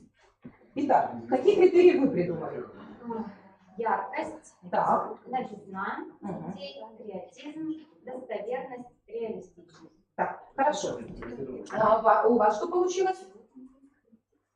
Ну, еще раз говорю, я опять скажу из того, какое задание было дано. Вы выводите критерии. Критерии мы используем, то есть выбор материалов, которые ребенок мог Все нарисовать. понятно. Выбор материалы, которые используем. которые ребенок Так, дальше. То есть сколько там цветов он использовал. Абсолютно верно. Если надо брать цветом, мы Да. берем так. И что-то там. Детализированность, насколько детали прорисованы. Вот и это так далее, можно назвать различные и так полнота. далее, да. Итак, посмотрите, работали две группы. И при критериальном оценивании мы работаем, естественно, дети одни не выводят, и я одна тоже, как учитель не вожу. Мы выводим совместно. Сейчас мы с вами выработаем совместные критерии, по которым мы уже оценим работу наших художников. Итак, первый критерий, какой мы возьмем? Вот очень хорошая яркость. Оставляем. Итак, очень плохо, что не доски, конечно. Итак, яркость. Значит, за яркость мы выставляем 2 балла. Так. Следующий критерий. Вот у вас был очень хороший материал. Яркость. Яркость мы взяли, у нас будет палитра. Вот яркость и палитра у вас, в принципе, уже она перекликается. А вот это вот детализируется. Давайте назовем более конкретно полнота. Полнота всего рисунка. Да. Полнота. Причем, что мы возьмем за полноту? Если, например, ребенок, давайте возьмем за каждый правильный нарисунок элемент, мы возьмем балл. Если это окно, раз, затем дверь это 2, крыша это 3, труба это 4. То есть за это мы можем поставить по этим критериям 4 максимальных балла. Согласны? Оригинальные детали. Так, и плюс 1 балл. Хорошо, плюс 1 добавляем, это оригинальность. Значит, креативность, да, совершенно верно. Так. Еще, что мы можем оценить? Может, кто-то еще предложит, по каким критериям мы можем оценить работу художников? Уважаемые коллеги, давайте поактивнее будем. Самостоятельность. Самостоятельность. Ну, если 3-4 класс, здесь уже самостоятельно рисуют, если так. Но первым мы им помогаем. Так, еще. Композиция. Композиция. Ну, это полнота, в принципе, перекликается, я тоже абсолютно с вами согласна. Итак, вот такие критерии мы взяли. Итак, яркость. Мы поставим 2 балла, условное суждение, да? Далее полнота, я уже сказала, это окно, дверь, крыша и труба, это 4 балла, плюс балл мы добавляем, если что-то еще дорисовано, оригинально. И самостоятельность тоже 2 балла. Итого, если мы сложим все эти баллы, у нас получается 9 баллов. Плохо, что нет доски, я, конечно, все напрямую. Итак, 8-9 баллов. Итак, теперь нам нужно критерии, мы совместно выделим. Да? Выберем. 9 баллов за максимальный, это максимальный балл, который может получить. Теперь нам нужно баллы перевести в отметку, потому что мы-то в журнал выставляем отметку. Согласитесь с этим? Итак, 90-100 мы знаем прекрасно в каждом химии. Значит, если 9-8 баллов мы ставим 5, далее 7. 6 баллов мы ставим 4. Да, это процентное отношение, я уже вожу по отметкам. И если половина, мы обычно берем до 50, это еще 3. Ну, 5 баллов это еще 3. Ну вот теперь проверим давайте. Итак, давайте первого художника оценивать. Итак, яркость художника, это наша работа. Ну, работа, да, извиняюсь, совершенно верно, абсолютно верно. Я говорила правильно. Итак, это яркость. 2 балла, значит, мы выставляем 2 балла. 2 балла. Хорошо, давайте, да, давайте. Да, давайте, вот критерий, давайте потом удобнее будет. Итак, 2 балла. Дальше смотрим следующий критерий. Какой критерий? Да, давайте. Параллельно, давайте параллельно. Как раз группы и выставят по критериям, которые мы совместно выработали сейчас. Все сравнение, да? Да. Итак, по первому, потом вы обоснуете. Так. По второму критерию здесь 1, 2, 3. 3. Это лестница есть. 4 балла можно поставить. Что это? Так.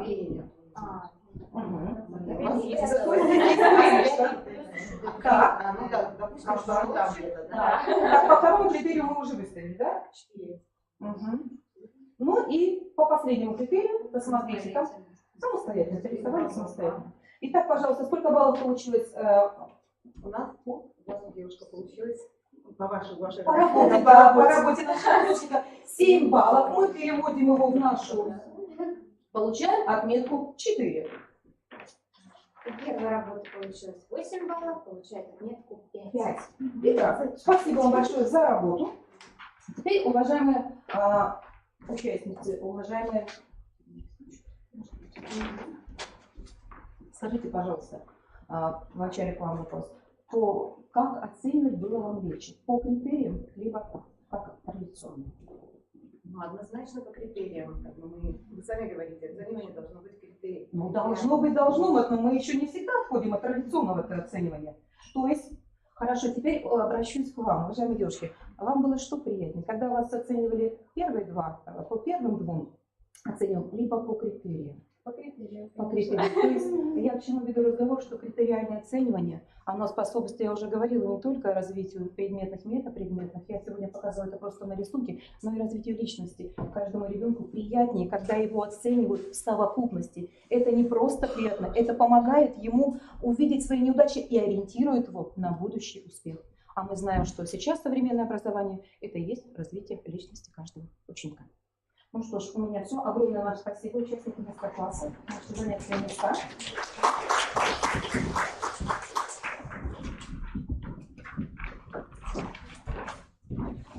Пожалуйста, члены жюри, вопросы?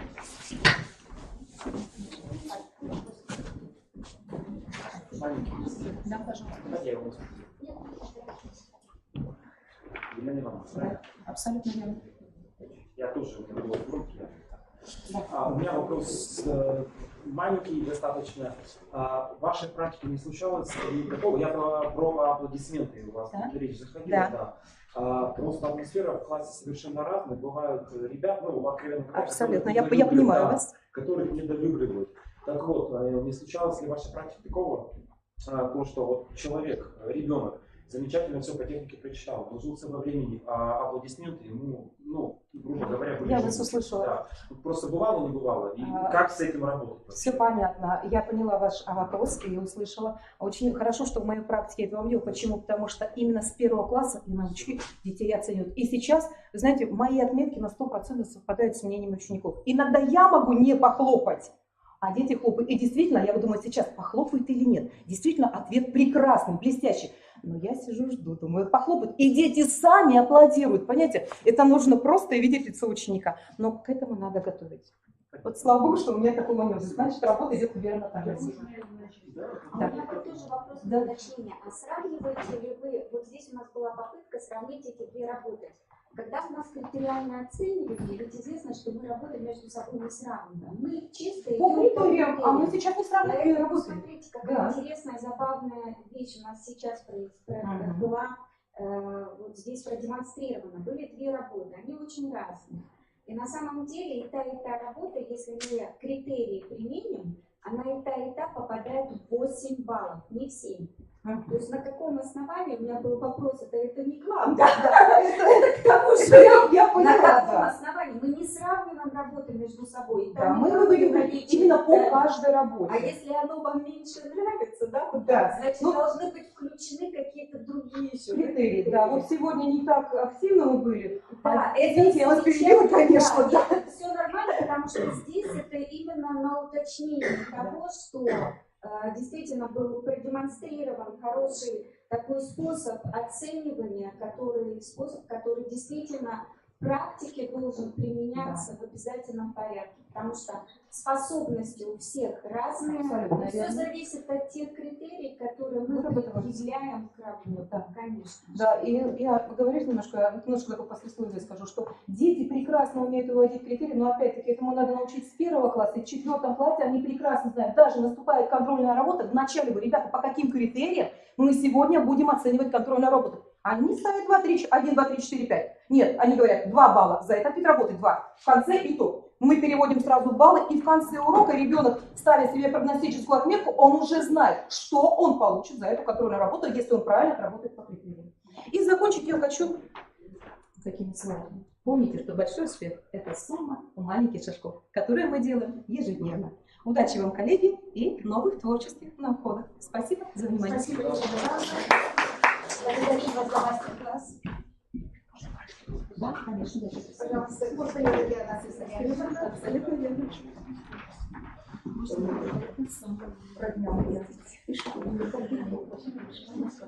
Пожалуйста, мне нужно посмотреть.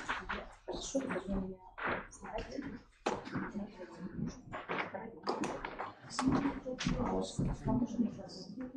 Постарайтесь микрофон.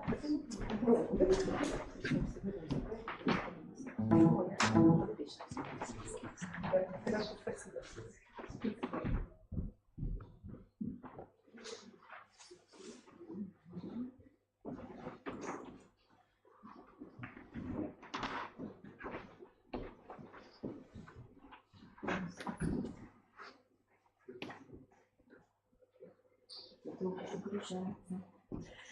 Так, добрый день, дорогие коллеги. Я приглашаю мне в помощники 3-4 человека. Если не сложно, пожалуйста, выйдите мне помочь, что эта презентация не завершается.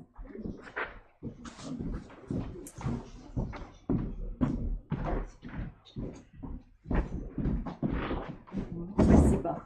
Так, я сегодня хочу показать не всю мастерскую. Вы сами понимаете, что это невозможно сделать за 10 минут. Я покажу только часть мастерской. И эту мастерскую я очень люблю. И проводила я ее и с ребятами 6 класса, 9 класса на родительском собрании. И проводила также с молодыми педагогами.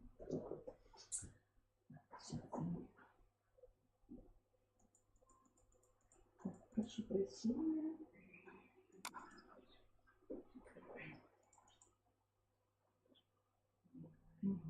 Итак,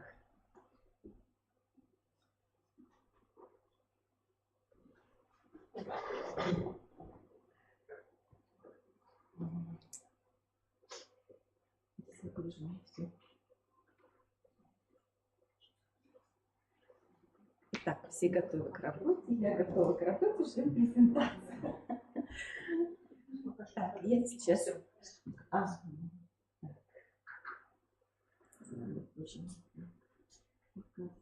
Не вижу так.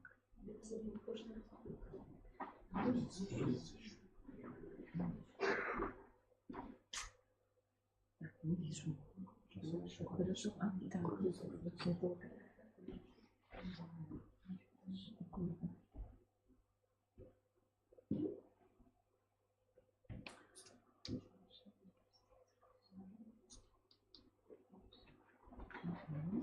Послушайте, пожалуйста.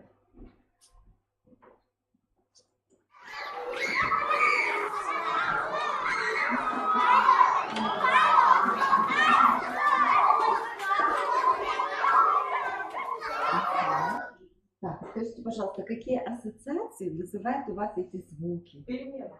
Перемена. Еще. Бегущая толпа детей. Перемена. Хорошо. Еще. Детский сад. Еще, пожалуйста, зрители. Счастье. Счастье, верно. Детство, да? Так, хорошо. Вспомните, пожалуйста, свое детство и скажите, в какие краски вы могли бы окрасить вот свои детские воспоминания? Зеленый, желтый, розовый. Замечательно. Зеленый, желтый. Радуга, вся радуга. Ага, то есть такое вот разноцветное, да, то есть очень яркие цвета. Это наше детство. А как бы вы нарисовали свой дом детства? Какой он? Ваш дом детства. Чем вы наполнили бы свое детство? Игрушками. Еще. Это тепло, наверное. Так, тепло, верно, уют. Ага, верно. Ну и обязательно, конечно же, в нашем детстве это сказки. Вспомните, пожалуйста, свои любимые сказки, сказки детства. Русалочка. Русалочка, замечательно еще. Колобок. Сестрица Аленушка, и потом Колобок, Теремок. Это старинные сказки современных. Верно, я с вами соглашусь, действительно. Ну и самые такие простенькие такие сказки, это, наверное, вот сказка «Курочка Ряба», да, так это, «Репка золотая», да, «Гуси, лебеди» и так далее. Вот давайте вспомним сказку «Курочка Ряба». Простенькая сказка, да? Кто попробует рассказать ее? Так, ну, пожалуйста. Всего несколько предложений. Такая маленькая сказка. Дед папа главный, курочка Ряба. Высокая курочка, яичко не простое, а золотое. Дед бил, не разбил. Баба била-била, не разбила. Мышка бежала, хвостика вильнула, птица упала и разбилась. Дед плачет, баба плачет, а курочка кудахчет. Не плачь, дед, не плачь, баба. Если золотое, не простое, а золотое. А теперь- Нет, не золотое, а простое. Совершенно Замечательно, спасибо вам огромное. А теперь давайте подумаем, а о чем вообще эта сказка? Вот о чем она? Такая простенькая, маленькая, бесхитростная такая. А о чем эта сказка? Вот как вы думаете? Вот вы с легкостью ее Может, не рассказали. всегда какой-то дорогостоящий предмет может принести радость. Угу, Хорошо. хорошо. Радость не принесут? Так, замечательно. Еще. Но взаимоотношения между, например, между природой и между человеком. Ведь они относились к курочке хорошо, и когда делаешь меньше, можно где-то еще. Хорошо. Что? Вот видите? Такой контекст Да, совсем да, почему да. нет? Так, на какие На философские, взаимопомощь, да, да. на философские какие размышления наводит эта друг друга сказка, да? утешали. Хорошо, а теперь давайте представим, в каком доме жили бабка и детка. Вот какой дом у них был? Деревянная изба. Еще. Да, еще какая это была изба? Мне кажется, не очень светлая. Не очень светлая, темненькая, да? Наверное, Наверное, эвокируемая. Вот ветка. эта изба стоит, мне почему-то ассоциация именно вот с этой избой. Конечно, то есть вот такая вот Первая. маленькая избушка, да, темненькая. И представьте себе, никакой живности, и одна только курочка ряба. То есть, одним словом, как они живут?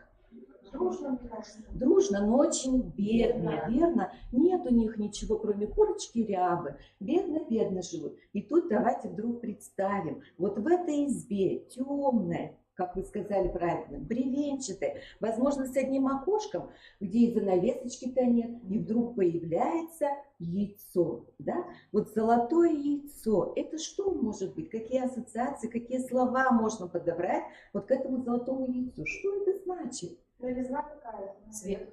Цвет. А еще, вот давайте представим вот это золотое яйцо. Надежда. Еще. Вот как думают зрители, что это такое золотое яйцо? Новая жизнь. Новая жизнь. Ну вот давайте представим, темно было в избе, а тут от этого золотого яйца ну все да, стало, да. конечно, то есть все стало светло, красиво. Иначе что можно сказать? Вот яйцо это есть что такое? Чудо, правда? Чудо, счастье, то есть все изменилось, верно? Правильно вы сказали. Это новизна, это все изменилось.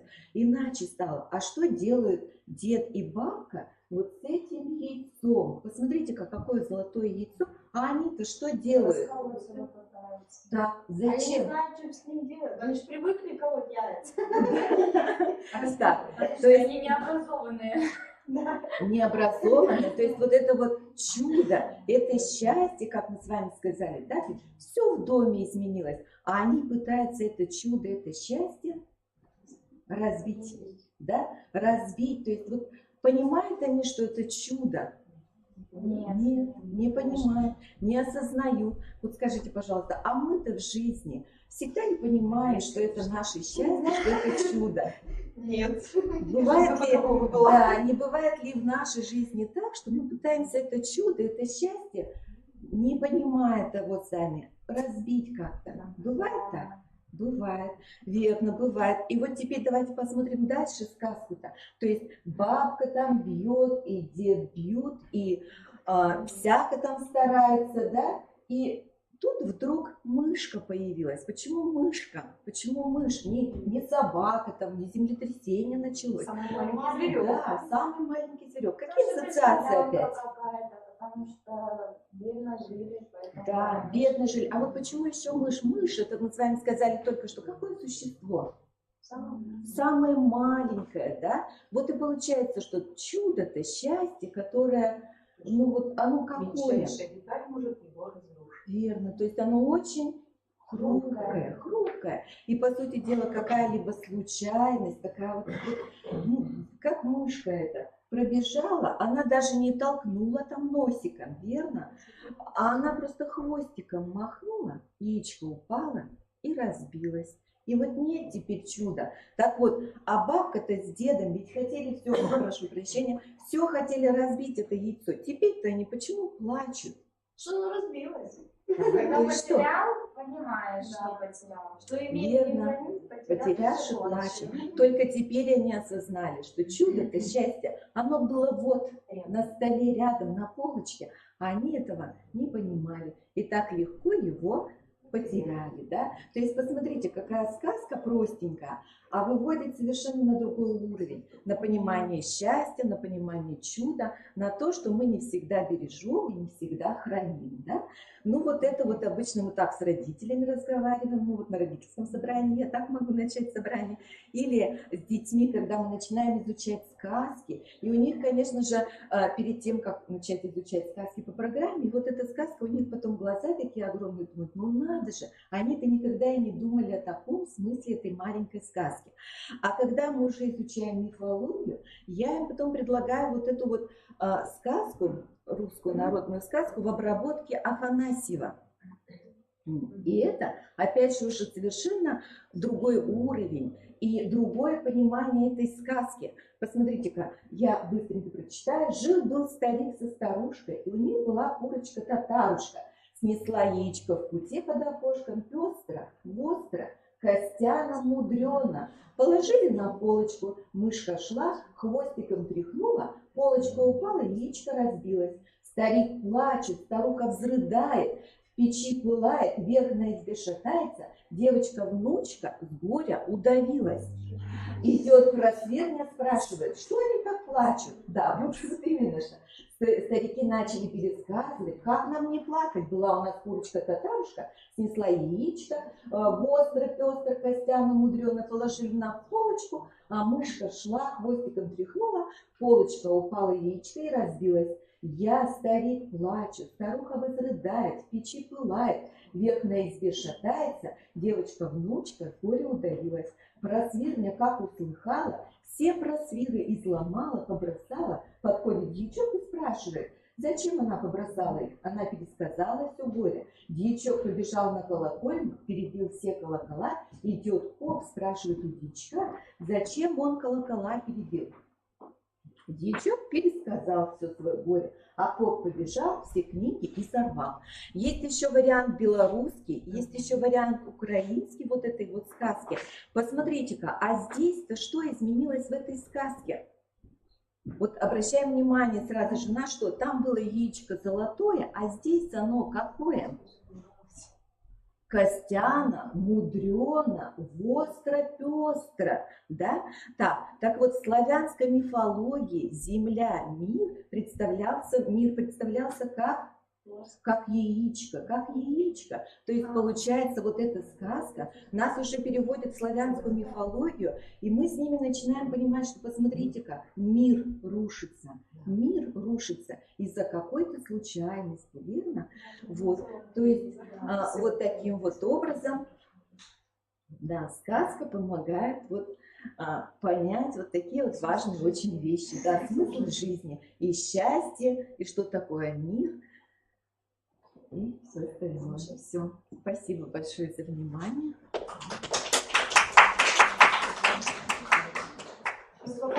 Да, спасибо вам огромное, пожалуйста, за помощь. Пожалуйста, вопросы, Татьяна. Татьяна Вениаминовна, скажите, пожалуйста, а вы вот сказку по обработке Афанасьева используете в работе с детьми какого возраста? Ну вот мы говорили в 9 классе вот об этом.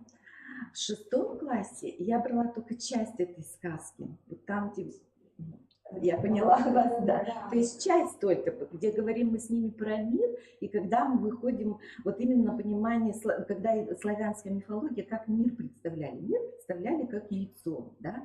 Мы с ними говорили, центр мира, вот это вот желток, верхняя часть это явь, а нижняя часть это вот там, где умершие души. Да, вот. То есть вот только там. Нет. И, конечно же, и на родительском собрании я тоже этого же не делала. То есть вот, не всю сказку Афанасьева мы берем. Берем белорусскую сказку, я им показываю, она тоже такая коротенькая, и украинскую еще могу прочитать. Спасибо большое за такое прочтение.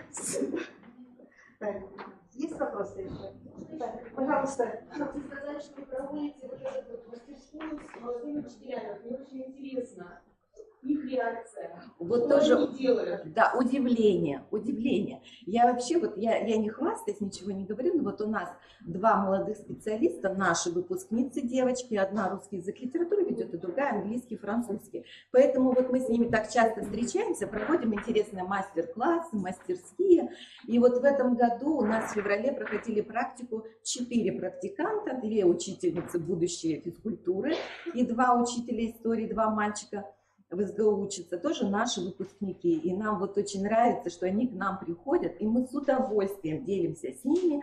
И вот они тоже проводят открытые уроки. То есть, в общем, мы рады, что у нас такие выпускники, которые возвращаются к нам в школу, к нам в гимназию. Спасибо, Татьяна Вениаминовна. А вот как вы находите такие вот альтернативные сказки? То есть это какая литература? Какой литературой я пользуюсь? То есть как вот вообще выйти на эти альтернативные сказки? Ну, не знаю, я очень много читаю. Я очень много читаю. И художественную литературу, и, естественно, методическую литературу много покупаю. И вот иногда нахожу такой вот мысли. Да, мне стоит только мысли интересно найти, а потом она же цепляет. И частенько бывает, я и ночью все думаю, и, в общем, частенько... Я говорю, стоит только вот за мысль какую-либо зацепиться, и все. Спасибо большое за мастер-класс. Спасибо вам. Так, уважаемые коллеги, сделаем 10 минут перерыв, проветривание. Мы вышли из регламента, но из-за того, что у нас из зарегистрировавшихся кто-то не прибыл, есть маленький люк. Итак, 10 минут проветривания. Сейчас,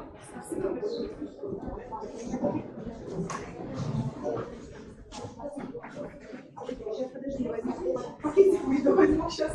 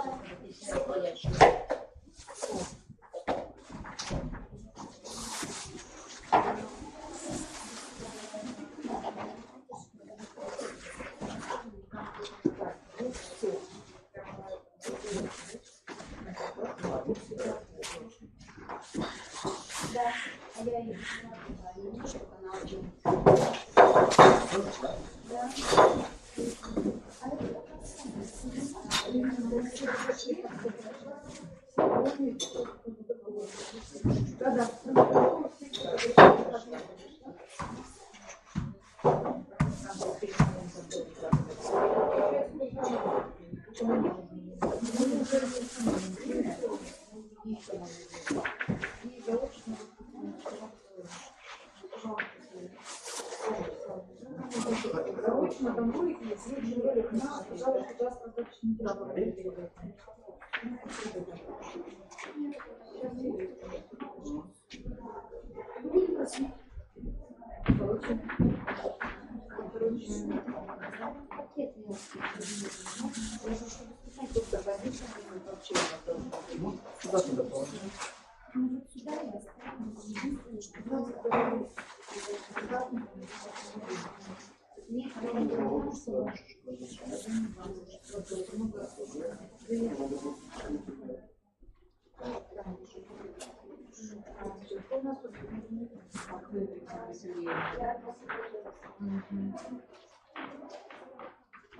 Может быть, немножко позже найдет.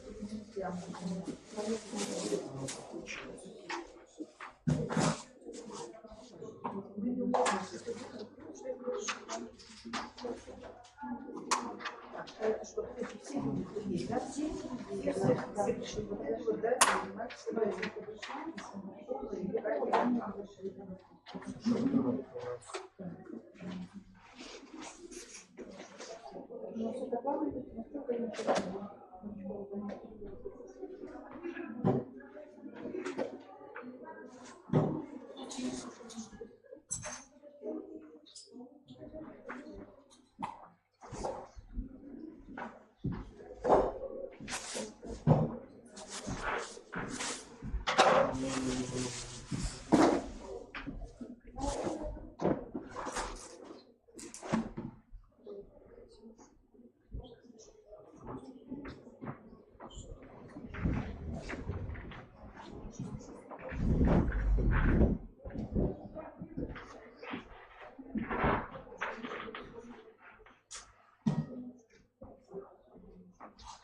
Может быть, стоит оставить вот как-нибудь немножечко косо, потому что молодого человека немножко стол передвинуть, я думаю, вот так вот, чтобы всем было видно.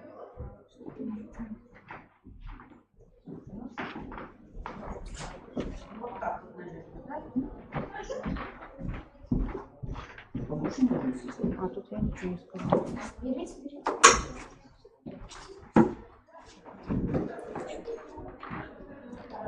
Посмотреть выше, чем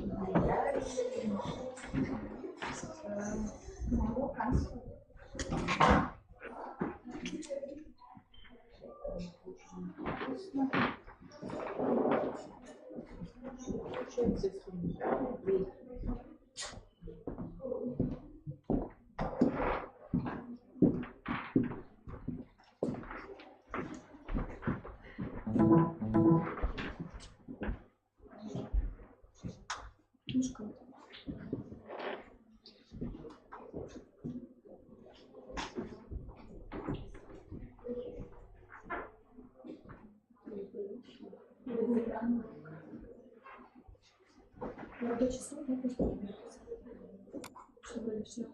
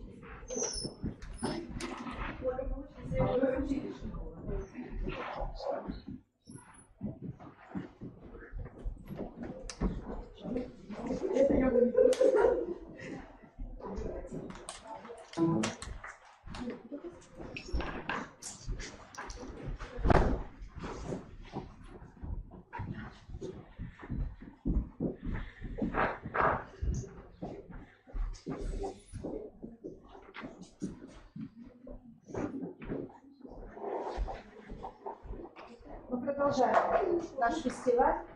И я хочу предупредить, что так как у нас очень серьезно нарушен регламент, обед будет сокращен на полчаса уже. И, пожалуйста, значит, соблюдаем регламент 10 минут. Сейчас начинается секция у нас по представлению педагогического опыта молодых педагогов.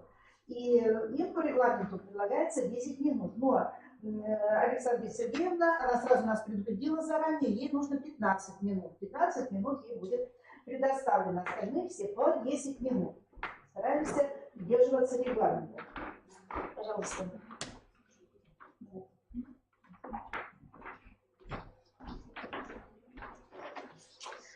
Меня зовут Александра Сергеевна. Право. Раз. Давай работает. Меня зовут Александра Сергеевна. Я сегодня представляю мастер-класс по экспериментированию с различными материалами. И сегодняшнее выступление я хочу начать с китайской пословицы «Расскажи, я забуду, покажи, я запомню, дай попробовать, и я пойму». Воспитателем я работаю 3-й год, и экспериментирование как способ познавательной активности детей в детском саду – тема моего самообразования. Считаю, что данная тема является актуальной, так как в рамках реализации в ГОС экспериментальная деятельность прослеживается во всех образовательных областях. Это познавательное, речевое, физическое развитие, социально-коммуникативное развитие, художественно-эстетическое развитие. Новые знания усваиваются прочно и надолго, когда ребенок видит, слышит и делает сам. Ребенок – природный исследователь окружающего мира. Мир открывается ему через опыт его личных ощущений, действий и переживаний. Дети очень любят экспериментировать, и это объясняется тем, что им присуще наглядно-действенное и наглядно-образное мышление. И ведь это действительно так, ведь в дошкольном возрасте дети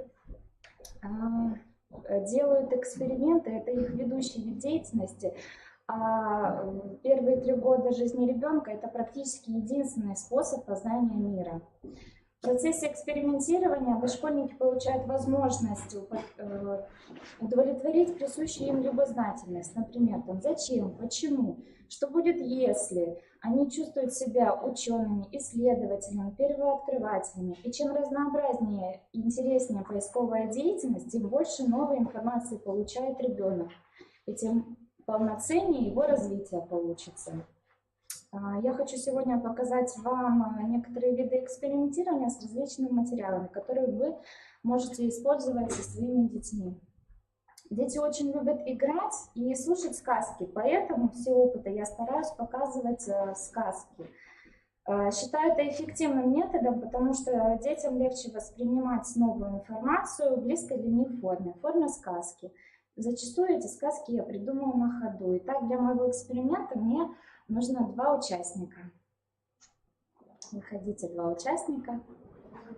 Это интересно будет.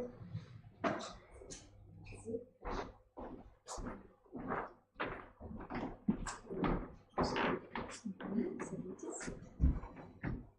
Так, я начинаю свою сказку. В одном царстве, в одном государстве жила-была девочка Алиса. Она была очень любопытная, как и все дети. Однажды Алиса услышала разговор птиц о том, что они видели в других краях. Ей стало интересно, а что же творится вокруг ее дома, ведь она еще никогда нигде не была. И Алиса отправилась в свое путешествие по родному краю в поисках приключений. Выйдя за забор, она увидела небольшой пруд. В нем плавало много загадочных цветов. Солнышко уже начинало всходить, и Алиса увидела, как распускаются эти прекрасные цветы. Для этого опыта нам понадобится контейнеры с водой обычные, наливаем воду. И цветочки. Цветочки, которые я уже закрутила. И цветочки обычные, которые дети могут сами закручивать лепесточки. Соответственно, у них будет работать мелкая моторика. Да, мы опускаем цветочки в воду. Так, ну, сколько хотите, можете один, можете два кинуть туда. Так как Алиса отправилась в путешествие, она пришла к пруду, где были цветочки.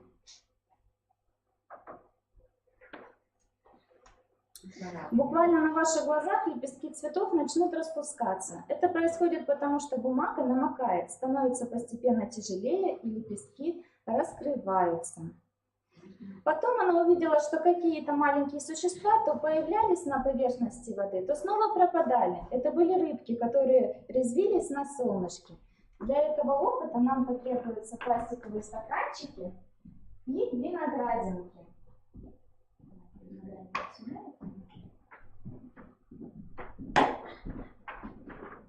Наливаем минералку в эти стаканчики. Вот минералка.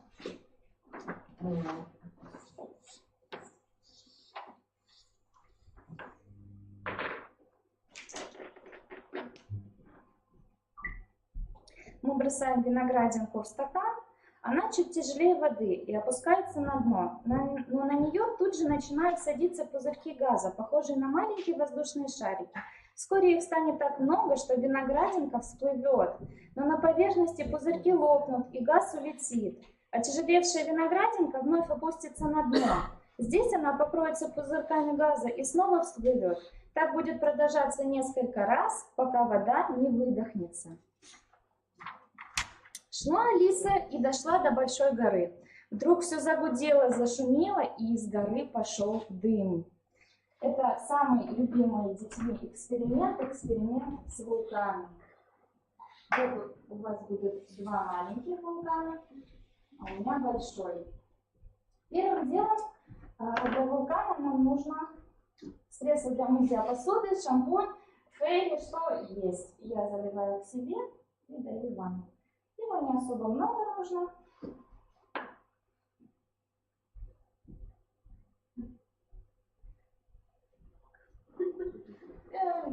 Ничего. Потом мы заливаем туда краску. Можно я положу, это неудобно. Мы можем залить гуашь, можем залить пищевую краску.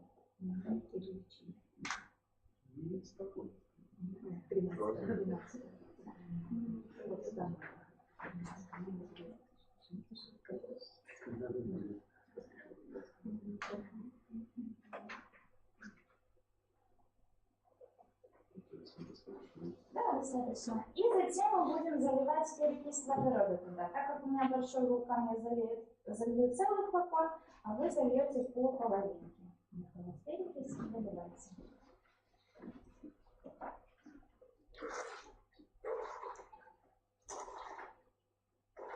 В процессе изготовления этого опыта у детей активизируется речь. И мы изучаем такие новые слова, как кратер, извержение, лава.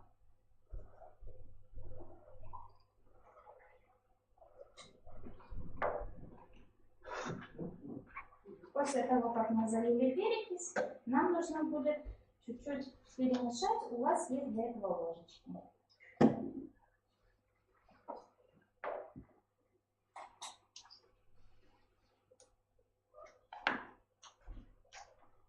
И самый последний ингредиент, нам понадобятся дрожжи. Дрожжи, которые мы должны развести в теплой водичке, чтобы они заработали. Дрожжи тоже для этого понадобятся.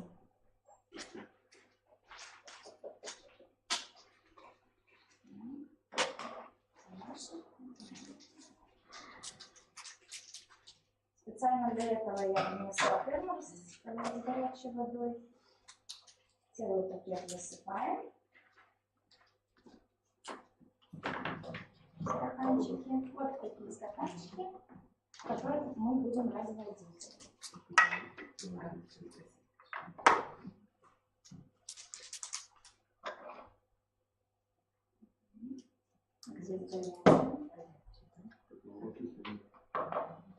Дети чувствуют себя учеными, первооткрывателями. Да, водички обычно еще добавьте.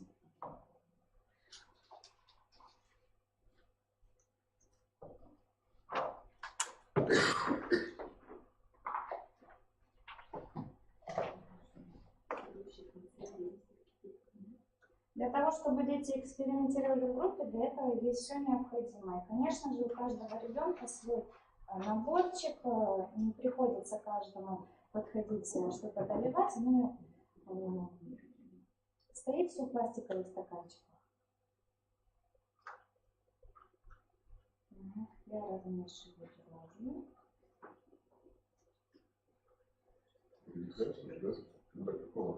Чтобы ну, прям водичка была, чтобы комочки размешались. Для мужчины это интересный эксперимент с дрожжами. Какая интересная вещь.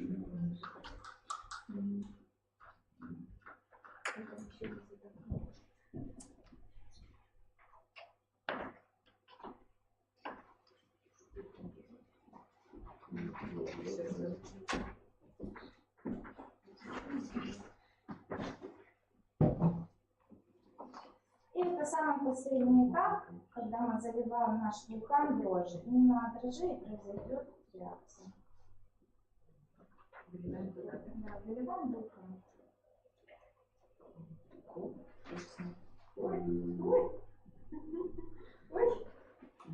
Да, именно такая реакция у детей. Ой, вау, ух ты. Чуть-чуть можно было двинуть, да. Я принесла еще ведро на всякий случай. А где краска-то красная? Значит, надо было ее чуть-чуть побольше. Вот из моего пошла пена. Что делали у нас здесь средство для мытья посуды? Оно делает пену более воздушной и легкой. Дрожжи добавляются в самом конце, и это акцентируется для детей, что происходит реакция на вещества, перекись водорода плюс дрожжи, будет вот такая реакция. Это взаимодействие окружающих нас веществ, которые ведут себя по-разному в различных ситуациях. И так как Алиса у нас испугалась, набежали тучи и пошел дождь, который потушил наш вулкан. Для этого эксперимента мы наливаем просто кипяток в банку, и на крышечке сверху мы кладем лед. Я тоже принесла, и он даже не растаял. Дополнительно налью.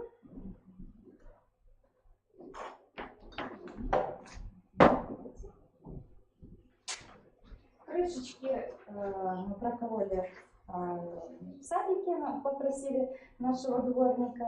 И эти крышечки должны быть не так, как мы закрываем, а наоборот перевернутые, чтобы были бортики и лед начал скапливаться. Вот.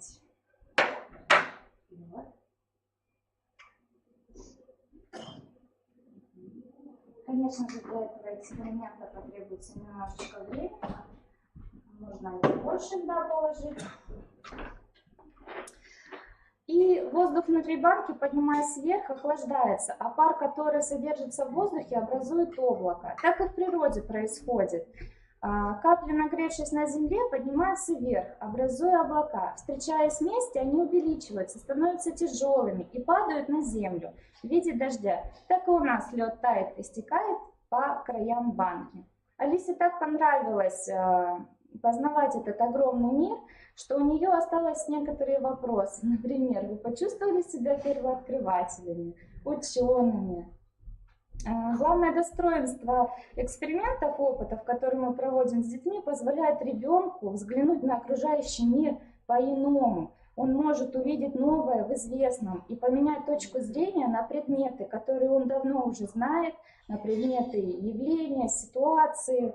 В процессе экспериментирования идет обогащение памяти ребенка, активизируются его мысленные процессы, так как постоянно возникает необходимость совершать операции анализа и синтеза, сравнения, классификации и обобщения. Уважаемые коллеги, надеюсь, вам мой мастер-класс понравился, и вы будете экспериментировать со своими детьми на группах. Спасибо за внимание. Пожалуйста, вопросы? Один вопрос. Александра Сергеевна. Александра Сергеевна, а как осуществляется первичное восприятие понятия вулкан? Ведь мы же не все живем на вулканах, чтобы каждый день это видеть. То есть не является ли это для детей? То есть они не знают, давайте предположим, откуда они знают, что такое вулкан? Они же не видят. То есть проводите вы предварительная работа, конечно же, есть. И чтобы они захотели сделать именно то, чему я им хочу научить, я делаю с утра. Прочитываю энциклопедию, мы просматриваем в режимных моментах какие-то кусочки, фрагменты извержения вулканов. Они запоминают новые слова: извержение, лава, землетрясение.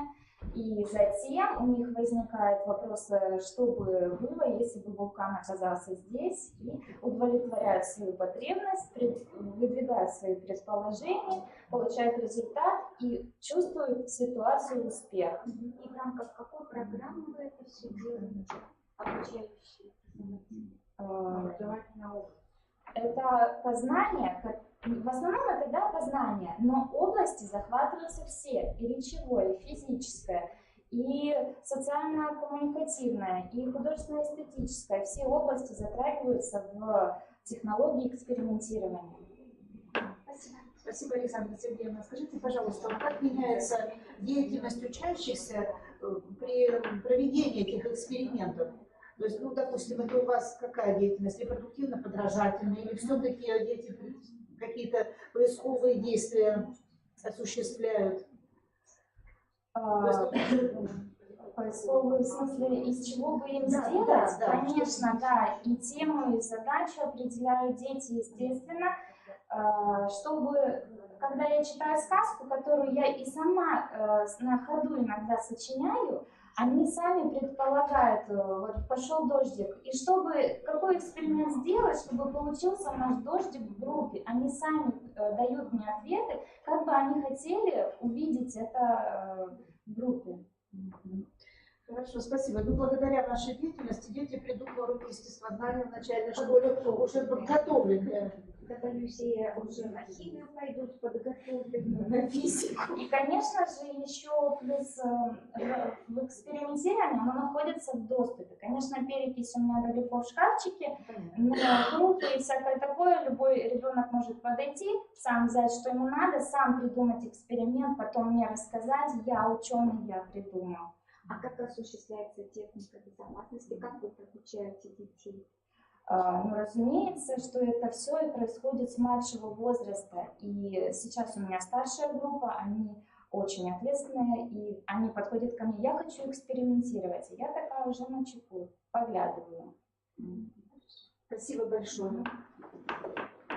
Пожалуйста, приглашается для проведения своего мастер-класса Анастасия Игоревна.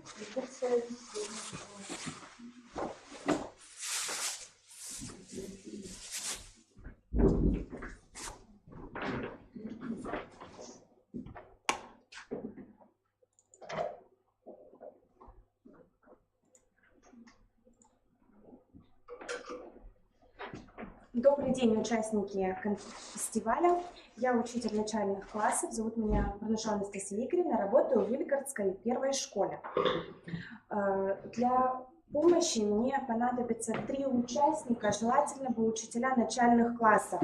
Как стол освободится, я попрошу присесть. Хорошо, спасибо большое. Итак, обращаюсь ко всем слушателям. Скажите, пожалуйста, где вы в работе своей слышали словосочетание «планируемый результат»? Где вы встречаетесь с этим понятием? Так, при составлении программы, хорошо, еще? Замечательно. Что будут ответы?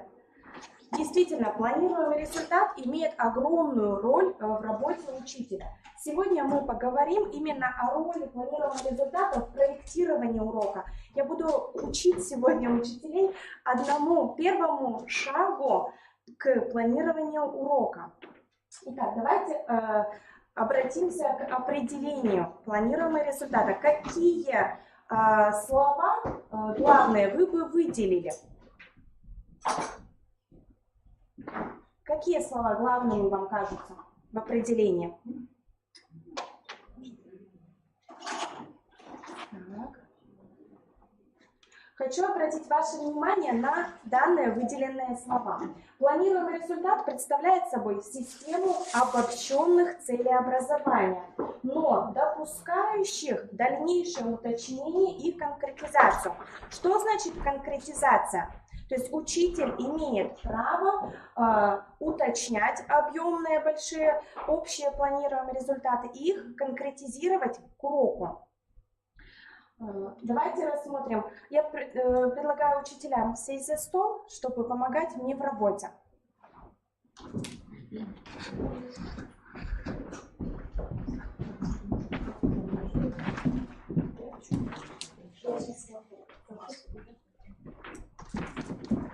Итак, посмотрите, пожалуйста, на экране даны три планируемых результата. Что общего в их формулировке? Что общего в их формулировке? С чего начинается формулировка каждого планируемого результата? Конечно же, да, первое это действие, глагол. Хорошо, дальше. Что мы можем выделить еще формулирование?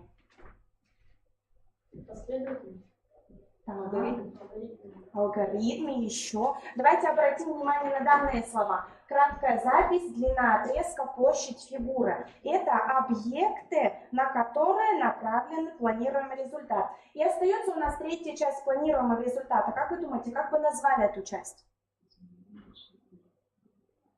Это условие, при котором будет реализован планируемый результат. Но, заметьте, в третьем планируемом результате нет условия, да, то есть бывают такие формулировки, при которых отсутствует это условие. Таким образом, мы видим структуру планируемого результата. Обязательно при формулировке у нас имеется действие, это глагол, объект и условие. Помимо структуры у планируемого результата есть конкретные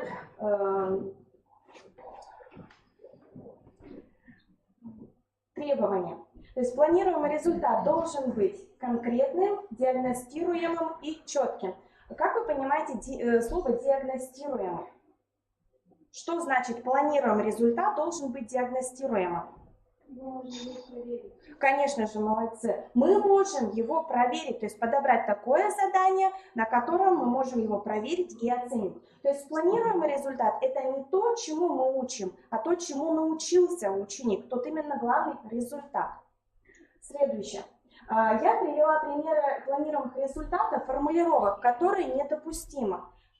Посмотрите, пожалуйста, как вы думаете, почему нельзя так формулировать планируемый результат? Потому что они могут не понимать. Мы измерить не сможем. Конечно же, почему мы не можем измерить?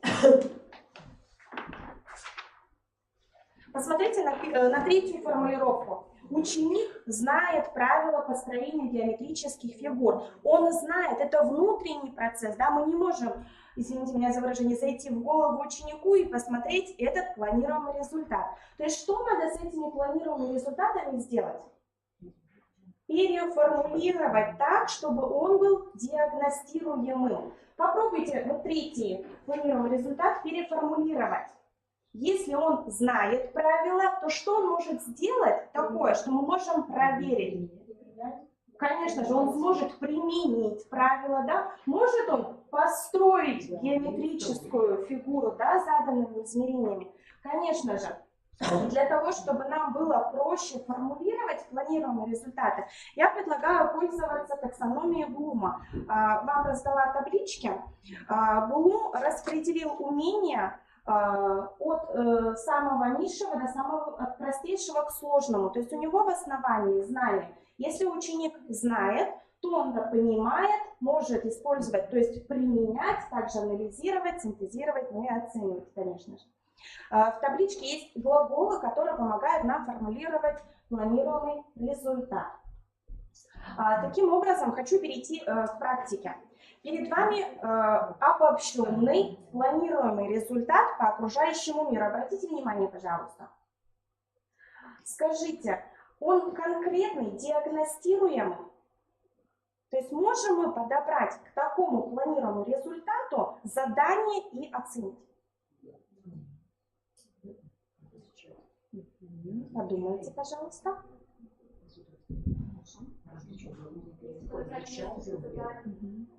Еще раз кто-то сказал?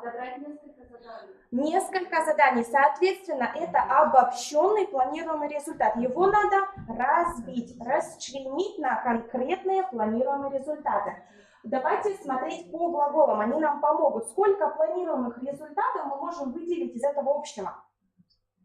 Первый, прочитаем, пожалуйста. Минимум 3. Да, первый – это различать государственную символику Российской Федерации. Первый планируемый результат. Второй – описывать достопримечательности столицы родного края. И третий – находить на карте Российскую Федерацию, Москву, столицу России, свой регион и главный город. Но мы не должны забывать, что планируемый результат должен быть не только у учителя, но и у ученика. Да? То есть пришедший на урок, в конце он должен уже сначала знать, к чему он придет в конце. Подумайте, вот формулировка первая для ученика будет понятна. Он сможет сказать, я в конце урока смогу различить государственную символику Российской Федерации. Сможешь? Конечно же нет. То есть этот планируемый результат нам надо еще раздробить для ученика. То есть сделать его диагностируемым, чтобы ученик сам смог в начале урока сказать, назвать этот планируемый результат, выполнить задание и оценить себя. Как бы вы распределили, еще раскрыли этот планируемый результат? Что бы сказал ученик? Я научусь различать символику российской. А что значит символика? Для ученика это понятно? Символы. А что подразумевается? Конечно же, да, то есть, да, конечно же. Ученик скажет, в конце урока я научусь узнавать, находить, если задание определять, да, флаг и герб Российской Федерации. Хорошо, давайте уточним второй планируемый результат. Можно ли его еще разделить для ученика конкретно? А вот он скажет «знаю». А как вы это проверите? То есть вот замените, пожалуйста, глагол. Он скажет не «знаю», а что вы сможете проверить? Вот тут уже есть «описываю», а еще ученик, если он знает достопримечательности, он сможет назвать, перечислить, да, выбрать из всех предложенных, да, то есть вот в конце он скажет, я смогу описать, приводить примеры, но здесь можно еще разделить на два планируемых результата. Достопримечательности столицы – это один планируемый результат, а достопримечательности родного края – это уже совершенно другой планируемый результат.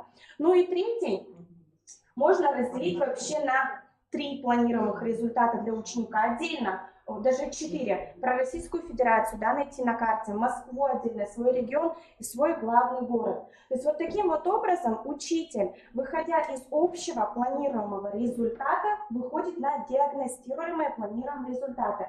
Я их называю учебными задачами для ученика. То есть он ученик сам себе ставит. Предлагаю поработать, к сожалению, у нас мало, да, помощников. Большой планируемый обобщенный результат. Попробуйте расчленить его. Можно прямо на листочках поработать. Попробуйте расчленить этот обобщенный планируемый результат. Что у вас получится? Остальные на местах тоже можете включаться, работать, думать.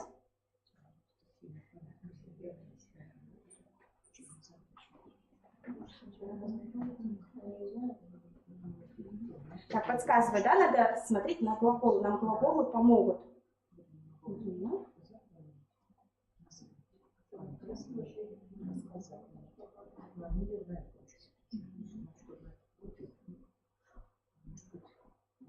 Давайте вместе включаться, у нас времени, к сожалению, мало, да? Давайте называть, какие мы сможем выделить планируемые результаты.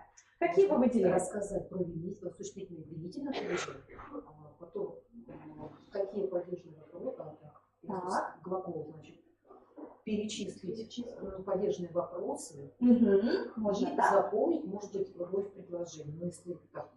Вы близки к ответам ученика, да? Да. Очень хорошо. Да. Смотрите, немножечко я по-другому сделала, да? Выделила сначала конкретно для меня, то есть конкретное, а вы сразу перешли к учебным задачам ученика. Все правильно. То есть ученик должен записать или узнать, да, как вы сказали, вопросы винительного падежа, затем определять падеж имен существительных по вопросу и предлогу, да, как вы сказали, различать имена существительные в винительном и именительном падеже и находить существительные в предложении. Ну, да, еще научиться различать винительные и именительные. Да, можно научиться. Он обычно в начале урока, да, видит тему и говорит, я хочу в конце урока научиться. Но для этого надо сделать вот эти вот шаги. Да. Теперь хочу обобщить все и сказать, для чего необходимо учителю переводить общий планируемый результат из стандарта, из программы в конкретные, которые переходят в учебные задачи ученика. Во-первых, если мы распределим, выделим эти учебные задачи, то мы сможем определить содержание урока. То есть для каждого планируемого результата будет свое задание. Также каждый ученик видит свои этапы работы, определяет последовательность, делает выводы по каждому этапу. И, конечно же, для самооценки, рефлексии каждый ученик имеет возможность определить и видеть результат своей работы. Самооценка, причем по каждому этапу. Да, по каждому этапу и в конце урока. Да? Ну, давайте примерно посмотрим, возможно ли придумать задание для каждой учебной задачи. Вот мы первое выделили, узнать предлоги винительного падежа, да? Или написать. Какое задание можем ребенку дать? Как он может эту задачу реализовать? Конечно же, обычно в учебниках есть правила, да? Работа с правилом, выпиши предлоги, перепиши. Можно составить кластер, можно составить таблицу. То есть вот мы видим, на каждый планируемый результат мы нашли задание. Дальше определять падеж имен существительных по вопросу и предлогу. Какое задание? Конечно же, да. Работа со словосочетаниями. Задай вопрос, выдели предлог, определи падеж. Третье. Различать имена существительных в винительном и именительном падежах. Конечно же, да. Ну, то или, есть, например, существительное в винительном, отдельно да. в именительном. Да, то есть мы очень конкретно и легко справляемся с этой задачей, да, как учителя. Мы можем к планируемому результату выделить задачу. Спасибо вам за работу. Так, ну и как итог хочу сказать, что если учитель будет строить свою работу именно по этому плану, то есть сначала обращаться к программе, к стандарту, выделять общий планируемый результат, из которого вычленять конкретный, диагностируемый и переводить его в учебные задачи ученика, то урок будет качественным, и не только учитель будет видеть свой результат, но и каждый ученик. Спасибо за внимание. Анастасия Игоревна, можно вопрос на уточнение? Анастасия Игоревна, вы заводите вот эти вот все планируемые результаты в критерии оценивания? Есть какие-то диагностические карты или карты оценивания? Как вот так? Ну, конкретно на уроках вы имеете в виду? Да. Да, у нас есть оценочные листы. То есть ребята, либо они записывают эти учебные задачи, и напротив каждой ставят по знакам. У нас есть символы каждой: умею, могу, смогу кому-то рассказать, научился. И по каждой задаче ученик оценивает свою работу. Представляли ли вы свой опыт в письменном, где-то обобщенном виде? Нет еще. Я вам просто советую это сделать, и мне нужны будут ваши координаты. Если я вам да. Анастасия Игоревна, все же здесь я уточняю, забыла сказать о том, что каждый конкретный операциональный планируемый результат, он должен быть открыт для ученика. Поэтому, естественно, на уроке фраза «открыт» переводится в лист оценивания и Поэтому я и достижений. советую Анастасии Игоревне подумать над систематизацией, большой письменной работе, безусловно, о продолжении работы в этом направлении. Это очень результативно, продуктивная работа, и тогда действительно у ребенка будет сформирована адекватная самооценка и понимание того, что он делает, зачем он делает, и, собственно, как это ему пригодится. Спасибо большое. Спасибо вам. Пожалуйста, приглашается Светлана Николаевна Сергитова.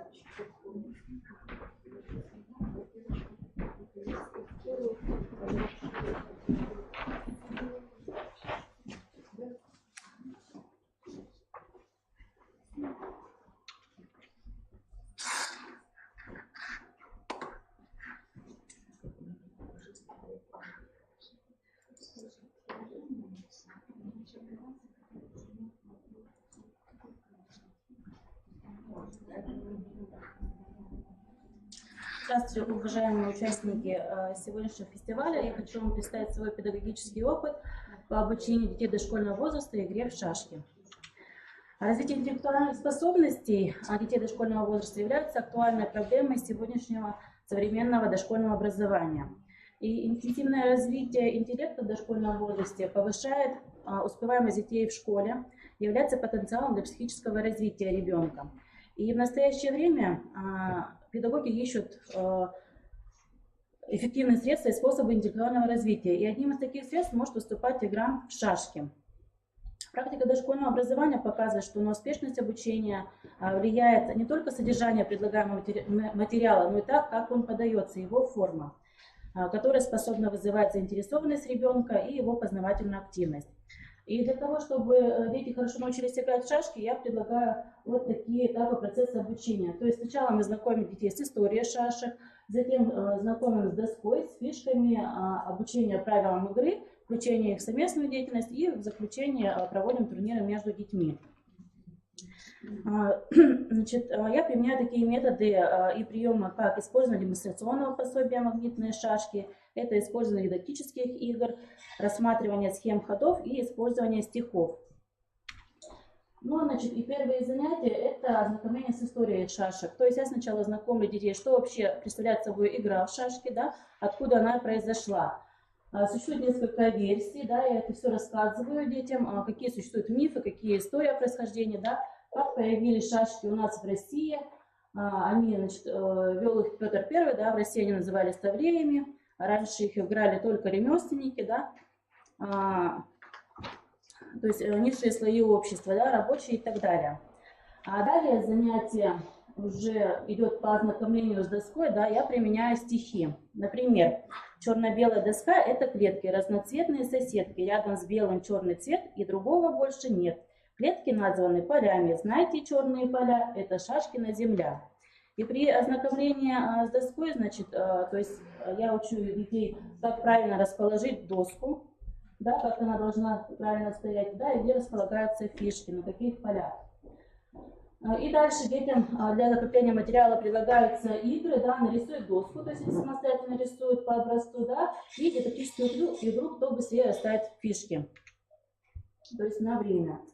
Далее, как закрепление всего пройденного, да, материала, я сделала своими руками такие вот пазлы, да, детям очень понравилось такие пазлы собирать, да, и игру «Собери из пазлов доску».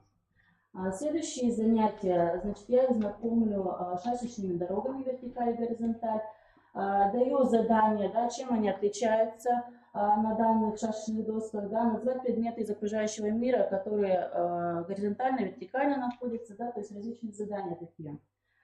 Значит, далее занятия по шашечным дорогам. Здесь тоже я применяю, значит, стихи.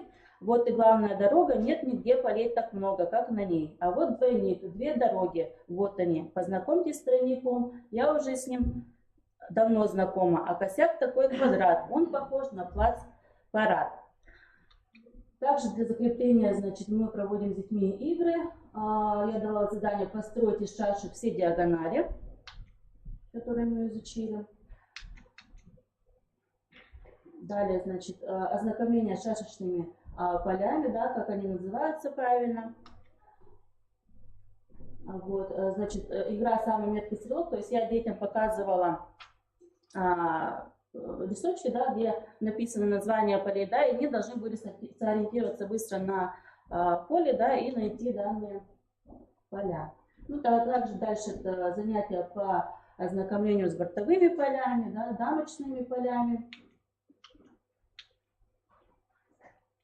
Вот, то есть на каждом занятии я использую презентацию, соответственно, да, для закрепления, значит, тоже предлагаются игры, да, и вот для игры почтальоны разносят письма по адресам, значит, там был сказочный персонаж, не знаю, когда он пришел к вам вот с такой проблемой, пришло очень много писем, помогите ему найти свои адресаты, да, и, ребята, вот я делала такие небольшие конвертики, где указывались названия полей, да, и дети, соответственно, их вот выставляли, да, и вот игру тоже, вот составь фигуру, также вот детям предлагалось, на листочках я писала названия полей, да, и они искали, то есть у кого-то получилась рыбка, у кого-то олень, да, то есть они потом находили, что у них, какие фигуры получились. Далее, и вот конечный, это ознакомление с правилами игры. Здесь я применяла тоже стихотворную форму. Значит, первые занятия это были по ознакомлению, кто первый ходит, да, какие шашки начинают бой. И я применяла такой стих. Начинать бой можешь смело, первый ход всегда за белой. Шашки медленно, но метко шагают лишь по черным клеткам. Наверное, шашкам не везет, что ходят шашки лишь вперед. Вот, значит, там, ну, также после изучения правил парные игры с детьми проводились. Далее, значит, опять же, правила игры, да, продолжение. Знают все и старый мат, шашкой бьет вперед-назад. Шашка соперника сразу погибнет, если твоя ее перепрыгнет. Да, вот такие, значит, схемы. Тоже, значит, были парные игры со взрослым, да, их так немного развеселило, кто быстрее сыграет. Так, и, значит, последнее правило – это знакомление с дамкой. Поле вдруг конец станет, сразу шашка дамкой станет. Чтоб твою дамку не поймали, ход ее по всей диагонали. Цель игры – побить врагов, и чтоб им не было больше ходов. Ну, значит, это правила поведения во время игры, да, и в конце, значит, мы с детьми просматриваем мультфильмы, также я знакомлю детей с шашечными играми, да, то есть они могут не просто в шашки играть, да, а какие-то похожие игры, да, то есть это им очень понравились такие игры, уголки, охотники и волк, игры стрелялки, вот Чапаев называется, да, ну и в конце мы провели шашечный турнир «Золотая шашка», да, вот, то есть помимо работы с детьми мы также проводили работу с родителями, мы различные выставки, да, делали, то есть родители приносили шашки из дома, то есть какие-то старые у кого-то, да, они сейчас разные же все, да, вот приносили, мы делали выставку с ними, также рекомендации для родителей, зачем обучать, да, детей шашкам, да, и так далее, то есть, ну, тоже с родителями велась работа. Вот, это у меня все, спасибо большое за внимание.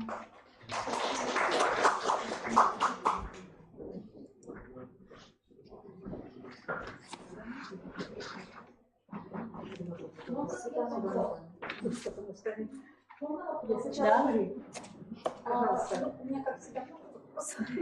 Светлана Николаевна, скажите, пожалуйста, как вы выходите из положения с латинскими буквами на поле? Да? Вот, я и говорю, то есть я им пишу, это я проводила в подготовительной группе, то есть дети уже все равно знают, да, то есть я на листке писала, да, латинские буквы. Я прочитывала F, допустим, да, они искали на поле эту же букву, похожую, да, на этом же листе, да. Нет, они искали, то есть они видят, что на листочке нарисована такая, да, и они ищут ее. То есть вы не зацепили? Нет, да, чисто да. вот так вот визуально, механически, да. Спасибо. И у меня еще один был вопрос по поводу того, какое значение имеет вот эта игра для именно детей вот этого возраста. Заметили ли вы какие-то улучшения, например, да, что да, то есть изначально я проводила это в подготовительной группе, это дети, которые остались на второй год, которые не пошли пока в школу, да, вот. И поэтому я решила с ними провести, потому что у нас в садике не проводятся такие вот игры, да, почему бы нет, да, вроде бы простая игра, да, там я не говорю уже о шахматах, да, которые более сложные, но здесь шашки очень простая игра, и поэтому вот я решила их так немного встряхнуть, да, вот, и мы проводили диагностику, да, то есть я решила, то есть они не знали, то есть они представляли там, ну, шашки, да, вот правила, они не знали, как ходить, да, мы провели диагностику, да, то есть по определенным критериям, да, то есть как ходят, знают ли они, да, как ходят, как заканчивается игра, да, кто первый начинает бой и так далее, да, там, то есть чтение диаграмм. И, то есть, ну, примерно где-то 70%, да, имели низкий уровень, да, и 30% средний уровень, да.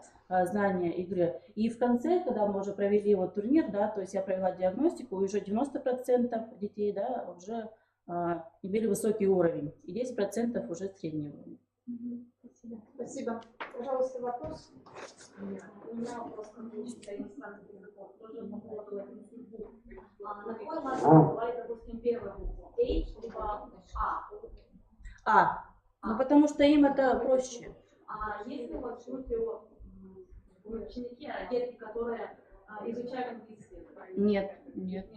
Никто вас не справляет? Нет, это подготовительно, да, они не изучают. Это в садике, в детском саду, это подготовительная группа, да, там как английский. Просто если детки изучали английский, они писали, что по «эй». Они бы не справились. Ну, это если бы, наверное, в школе. В детском саду навряд ли, наверное, кто-то изучает английский язык.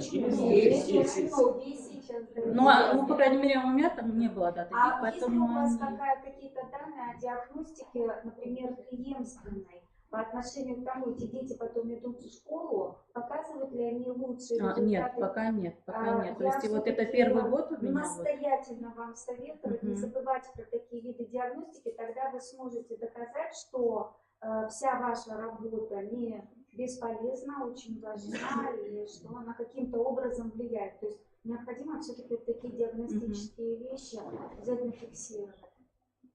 Спасибо. Так, спасибо, Светлана Николаевна. Пожалуйста, приглашается Павел Владимирович Ковалев.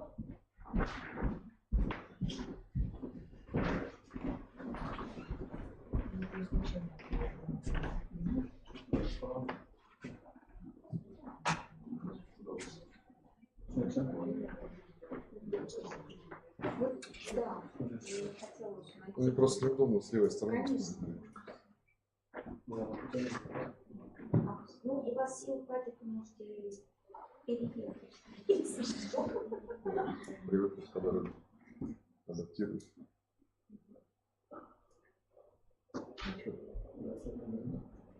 Два раза.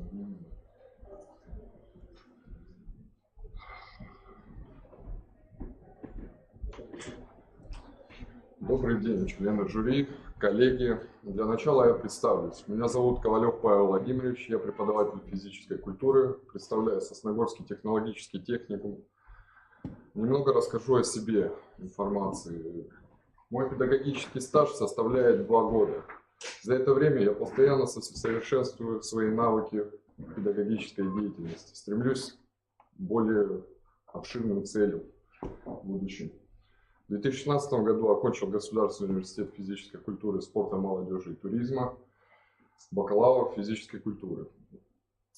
Мои достижения. Я мастер спорта по рукопашному бою, кандидат мастера спорта по тайскому боксу, универсальному бою. Имею первый взрослый разряд по легкой атлетике.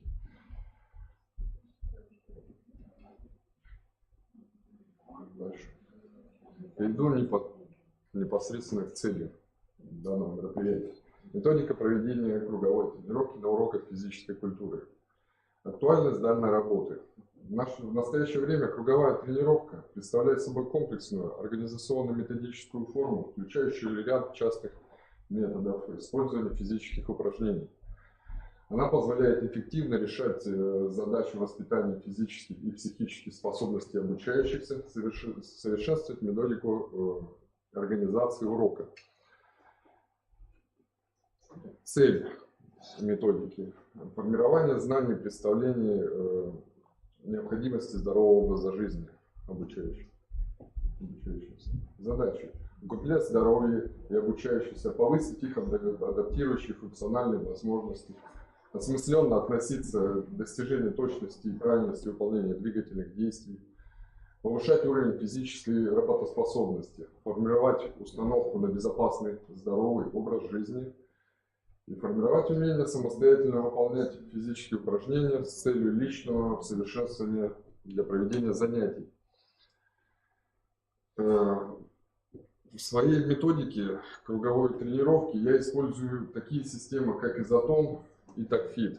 Изотон – это система предусматривает изотонические упражнения посредством статического напряжения мышц, в редких случаях статодинамического. Придумана она была Виктором Николаевичем Силуяновым в 1992 году. Также в университете, где я учился. Оттуда я ее и вычитал. И начал применять на своей практике. TACFIT. Многим это неизвестно, что многие знают, что такое кроссфит. Кто-нибудь знает, что такое кроссфит? В физической культуре, спорте. Тоже элемент круговой тренировки. Только с применением инвентаря, более из тяжелой атлетики. TACFIT в переводе, это аббревиатура, переводится как тактический фитнес. Придуманная американцем Скоттом Соненом для подготовки, для физической подготовки спецназовцев в разных странах используется, таких как Израиль, Италия, Франция, многих других. Также приехала к нам в Россию. Вот.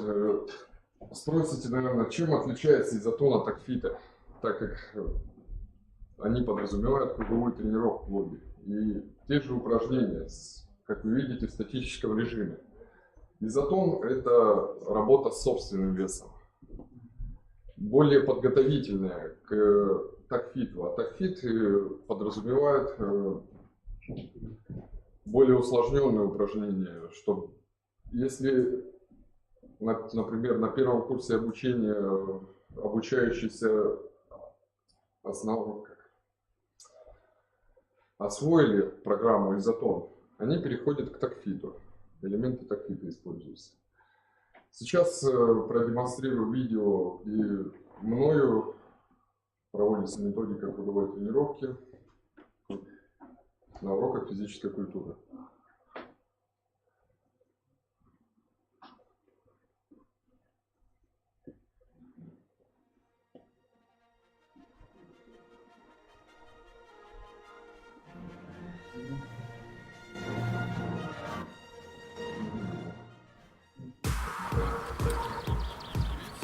Первое упражнение используется лестница скорости координации.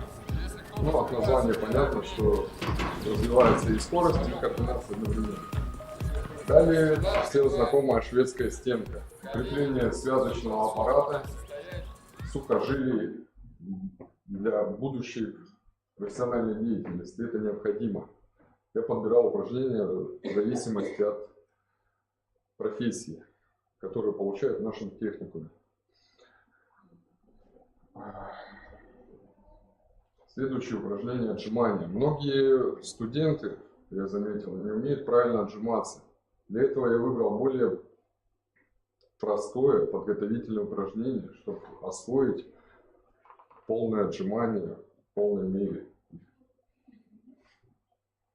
Если опускаться глубже, то получается задействуется больше грудных мышц, в развитии больше. Для каждого студента каждый студент использует для себя разные вариации отжиманий.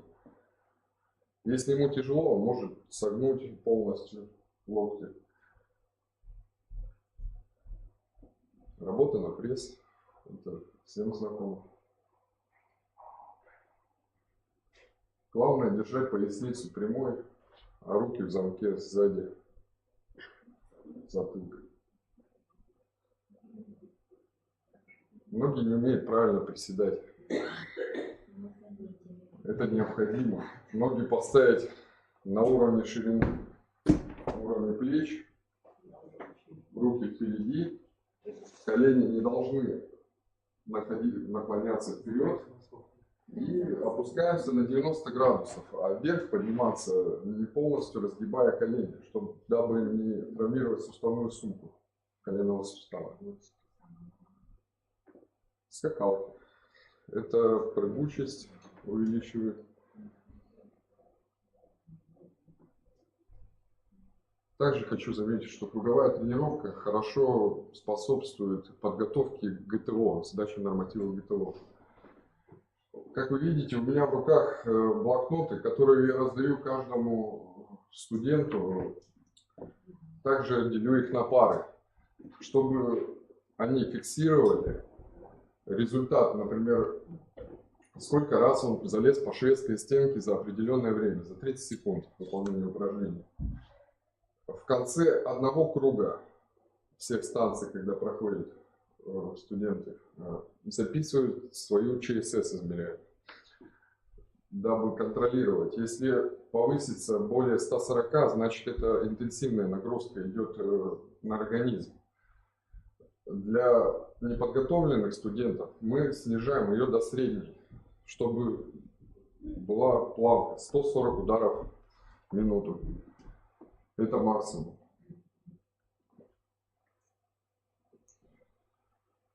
Можно погромче.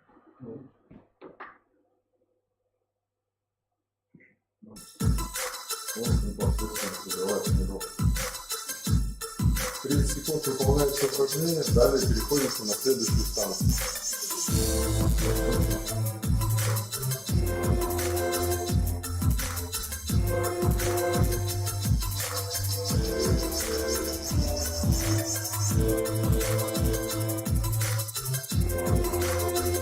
Урок проводится под музыкальное сопровождение,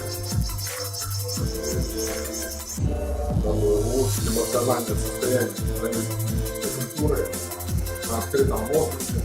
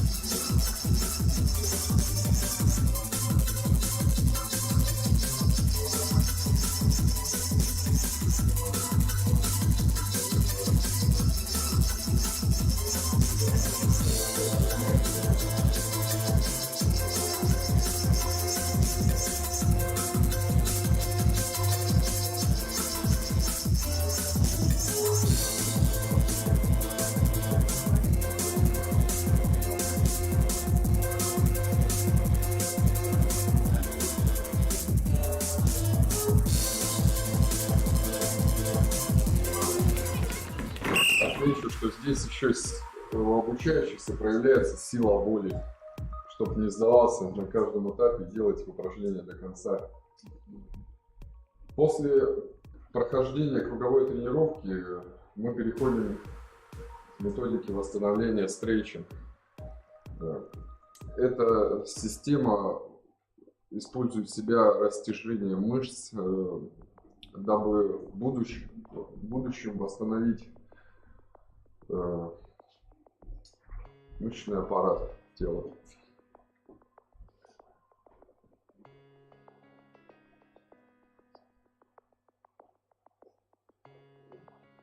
Упражнения во многом стандартные, некоторые взяты из йоги. Да.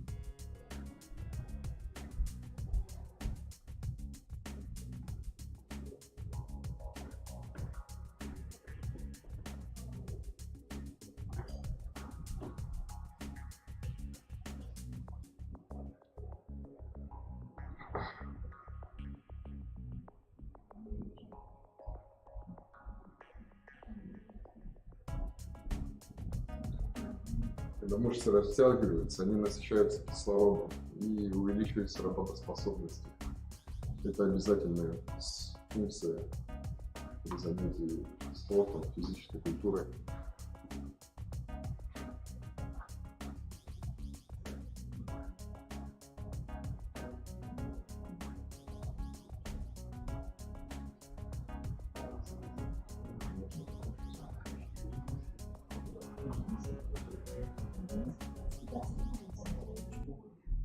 Ладно, думаю, ясно.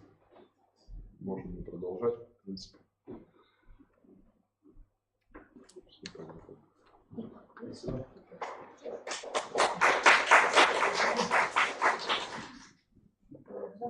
Вывод, хотел сказать, да, заключительная часть.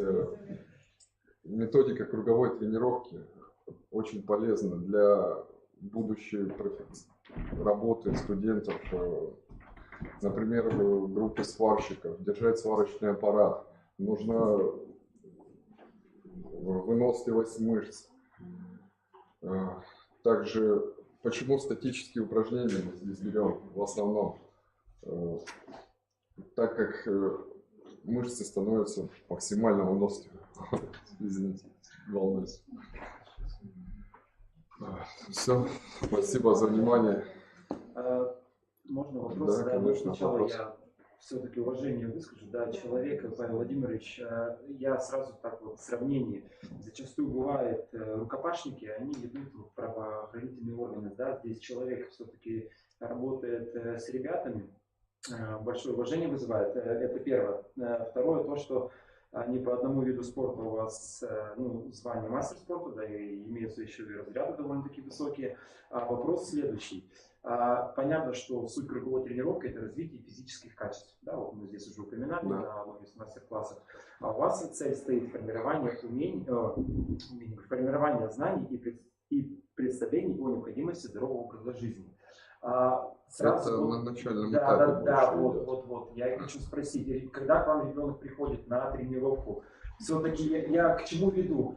Чтобы он не бессознательно выполнял вот эти упражнения, которые дает преподаватель. Выполнил, ну, молодец, выполнил. А чтобы ребенок осознавал, да, для чего он каждое работает, упражнение я объясняю на уроке каждое упражнение. Как вот вам рассказывал, что сейчас там, шведская стенка для укрепления связочного аппарата, там, поясничного отдела и так далее. Вот. Пояснением каждого упражнения они осознают, когда более там мезоцикл проходит этих тренировок, студент сам чувствует, как у него повышается работоспособность, физическая подготовка, эмоциональное состояние. И продолжает, наоборот, интенсивнее заниматься, просить более усложненные упражнения. Как бы так. Спасибо большое. А кроме того, что вы работаете, я так понял, да, технологическими техниками, а помимо этого не ведете отдельные тренировки? Веду тренировки по волейболу, баскетболу. У меня 3 команды по футболу. Ну, я имею в виду, да. Вне школы. Да. Вне школы, вот, веду. У меня 3 команды по баскетболу, волейболу и футболу. В Те и Сосногорске мы взаимодействуем. Пожалуйста, есть ли у вас проблема посещения ваших занятий? Посещения проблемы нет. Я так и предполагала, да. Да. И очень интересно, вы заявили тему. Я думаю, что вам нужно двигаться в этом направлении. Это как раз подготовка физическая студентов в зависимости от выбираемой профессии. Ну, помимо общей физической, конечно, подготовки, потому что, ну, насколько я знаю, с этим очень мало людей работает, а это действительно необходимо, да, делать. Ну, вообще очень интересное направление, как мне кажется. Также я в техникум еще ввел самооборону для студентов. Занятия. Да. Для девочек. И для девочек, и для мальчиков. Для девочек. Спасибо. Спасибо большое. Спасибо. Для демонстрации своего мастер-класса приглашается Надежда Юрьевна.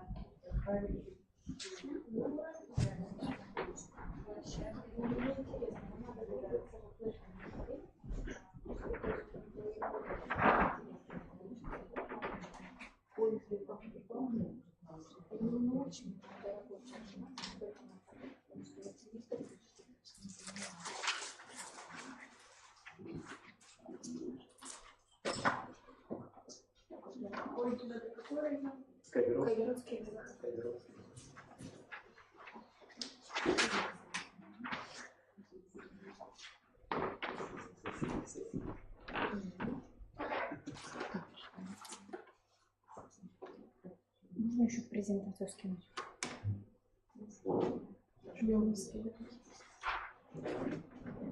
Там провод есть. Там вы видите.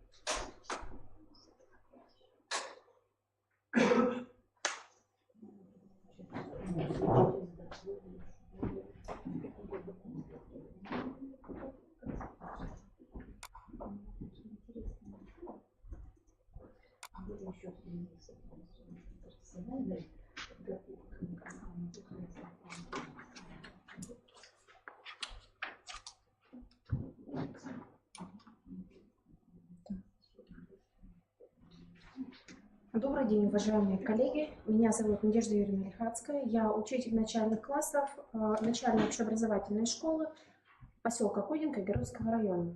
Свой мастер-класс я хочу начать с демонстрации фрагментов известной картины. Назовите картину. Верно. Действительно, разрозненные фрагменты не позволяют увидеть целостную картину мира. А почему, как вы думаете, я об этом заговорила в самом начале мастер-класса? Угу. А проявляется ли данная ситуация в педагогической практике? Сколько угодно, действительно. Порой наши уроки грешат подобной фрагментарностью.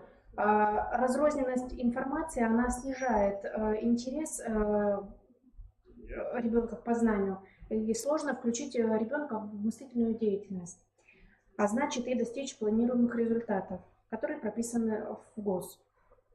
Учителям используются различные приемы для формирования поддержки познавательной мотивации ребенка, среди которых хочется выделить кластер. Итак, представляем мастер-класс кластер. Для того, чтобы уметь применять данный кластер в своей профессиональной деятельности, необходимо получить ответы на некоторые вопросы. Что такое, как его использовать и каковы возможности. Кластер – это есть графическая форма организации информации, когда выделяются основные смысловые единицы, которые фиксируются в виде схемы с обозначением всех взаимосвязей. Как мы видим, кластер состоит из различных смысловых единиц. В центре помещается главная смысловая единица – это тема либо вопрос. И вокруг главной темы мы видим маленькие смысловые единицы, которые взаимосвязаны с главной смысловой единицей. Так, обратите внимание, на каких предметах возможно использовать. На каких предметах возможно использовать прием кластер? Почти на всех, действительно.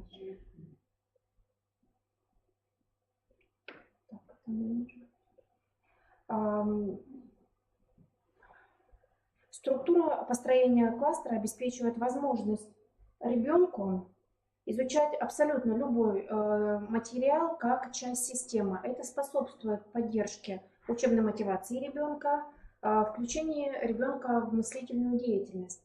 При этом в обозначении кластера могут быть не только слова, но и символы, рисунки и так далее. Для составления кластера дети выделяют главные смысловые единицы. Единицы, связанные с главной смысловой темой, и конкретизируют это все примерами. Мы с вами понимаем, что кластер без вопросов и заданий – это лишь картинка. Соответственно, прием внедрения данного кластера в образовательную деятельность проводится через сравнение текста и схемы, в результате которого ребенок знакомится с текстовой информацией, сравнивает ее схематически и на основе этого может создать ассоциации, либо сравнительные какие-то линии. Также на слайде демонстрируются приемы работы с кластером на различных этапах урока. Обратите внимание, что работать с кластером можно как индивидуально, так и группой. В ходе данной работы формируются и развиваются следующие умения. Умение ставить вопросы, выделять главное, устанавливать причинно-следственные связи, умозаключения, переходить от частей к общему.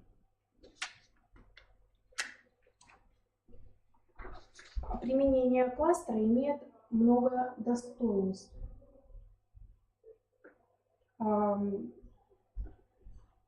В том числе и возможность работать с большим объемом информации.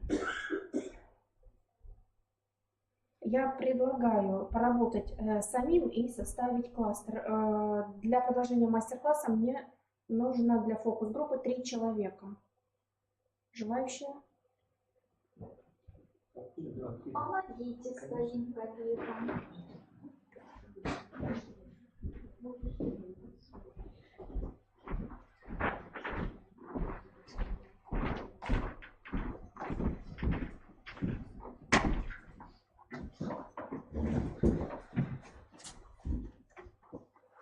Скажите, пожалуйста, что вам нужно будет сделать? Составить кластер. Как вы это будете делать? Еще раз? Как вы это будете делать? Ну, если по правилам нужно выделить смысловые части, наверное, мы их выделим. Времени у вас 2 минуты.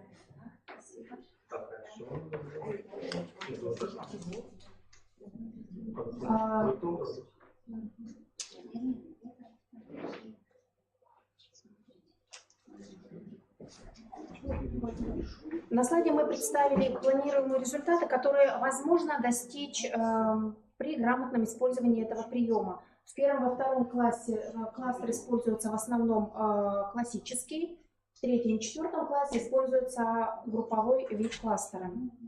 Конечно, возможности урока не ограничены, но безграничны, поэтому кластер мы используем и в своей внеурочной деятельности. Могут быть предложены следующие задания. Разработайте кластер для человека, который собирается на день рождения к другу или принимает гостей.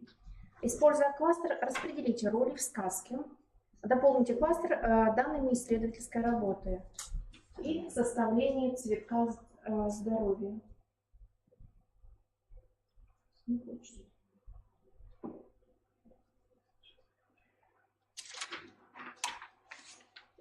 Мы также попробовали вывести критерии качества работы с кластером. Они представлены на слайде.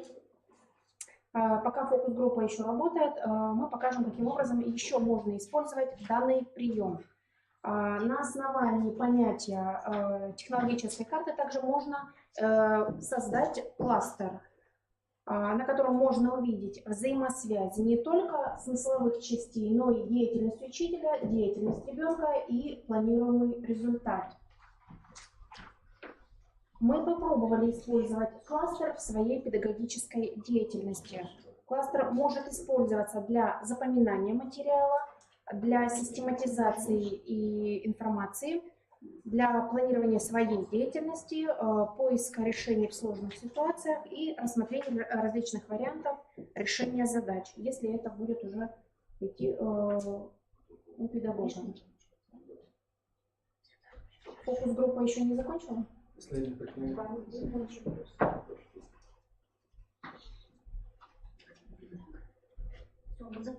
Предоставляем слово фокус-группе. Что вам необходимо было сделать?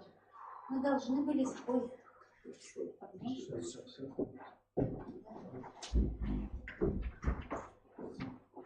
Нам нужно было создать кластер. Для этого мы выделили большую смысловую часть. И также выделили более мелкие смысловые части, которые бы как-то конкретизировались. Поэтому соединили линиями все взаимосвязи, которые мы там увидели. Хорошо. Оцените, пожалуйста, свой продукт. Мне кажется, у нас все получилось.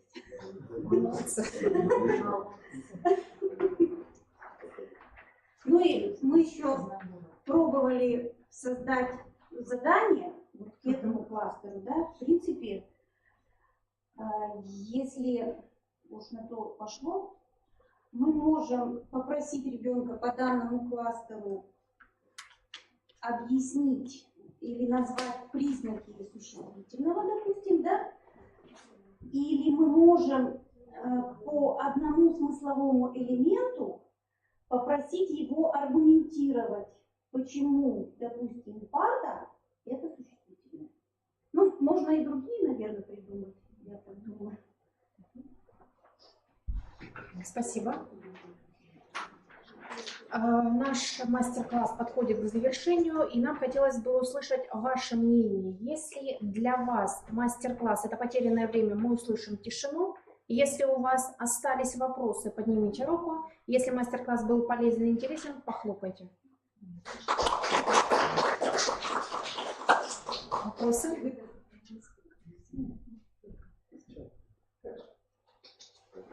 Спасибо.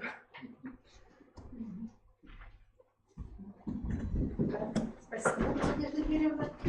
Так, пожалуйста, ваши вопросы. Так, ну, как всегда, Универсальные. у нас всегда много вопросов. Надежда, извините, Юрьевна, да?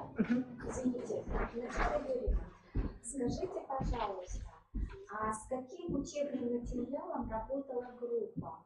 Как они вообще догадались, то есть у них было множество вопросов, потом они конвертик открыли и попытались развить.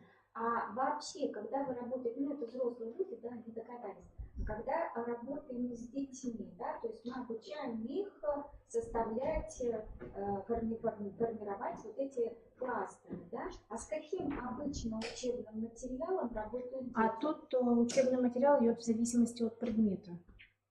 Какой предмет и какой класс? Пример приведите. Ну, возьмем, допустим, русский язык, 2 класс, части речи. Здесь... Вы тему берете? Да. Тему берете, да? То есть в любом случае. А другой пример другого предмета? Если это будет, допустим, внеурочная деятельность, тогда у нас будет исходить от вопроса, наверное, который мы хотим достичь. Вот я почему задаю уточняющий этот вопрос? Обычно обучение кластеру осуществляется на текстовом материале. Да? То есть это прием, вы знаете, очень хорошо известный, технологии развития критического мышления через чтение и письмо. Именно на текстовом материале, да, очень удобно как раз научить ребенка выделять смысловые части, проблемные какие-то части и графически их структурировать. Для упрощения запоминания. Конечно, да, и очень легко линейный текст в нелинейный перевести и наоборот, нелинейный развернуть в линейный текст. И только потом мы можем уже сформированное это умение, да, может быть, переносить куда-то, да. То есть вот не совсем было понятно, каким образом виртуально вдруг, вот даже вот как вы пример привели с неурочной деятельности, с вопроса этот кластер формировать, да, структурировать. То есть что имеется в виду, какие там обязательные должны быть элементы.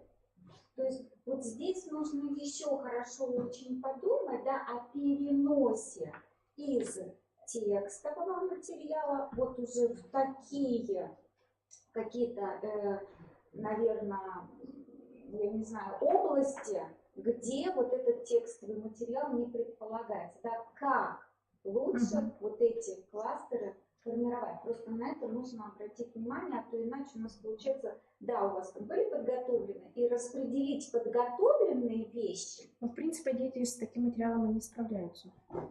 Если идти целесообразно, начиная с 1 класса. Они уже подготовлены к этому. А как их к этому подготовить?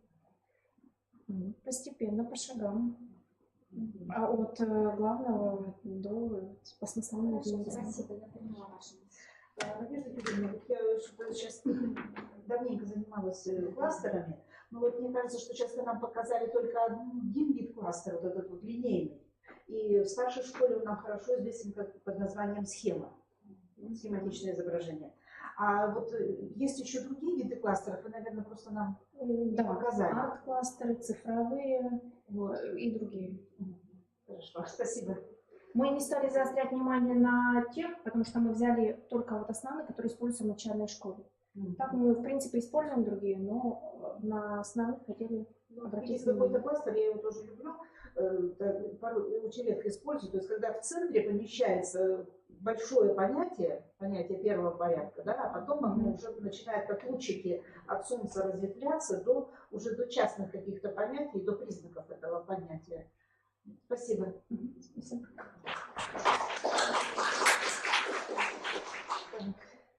Исследовательская деятельность на уроках математики представляет Анастасия Сергеевна Старцева.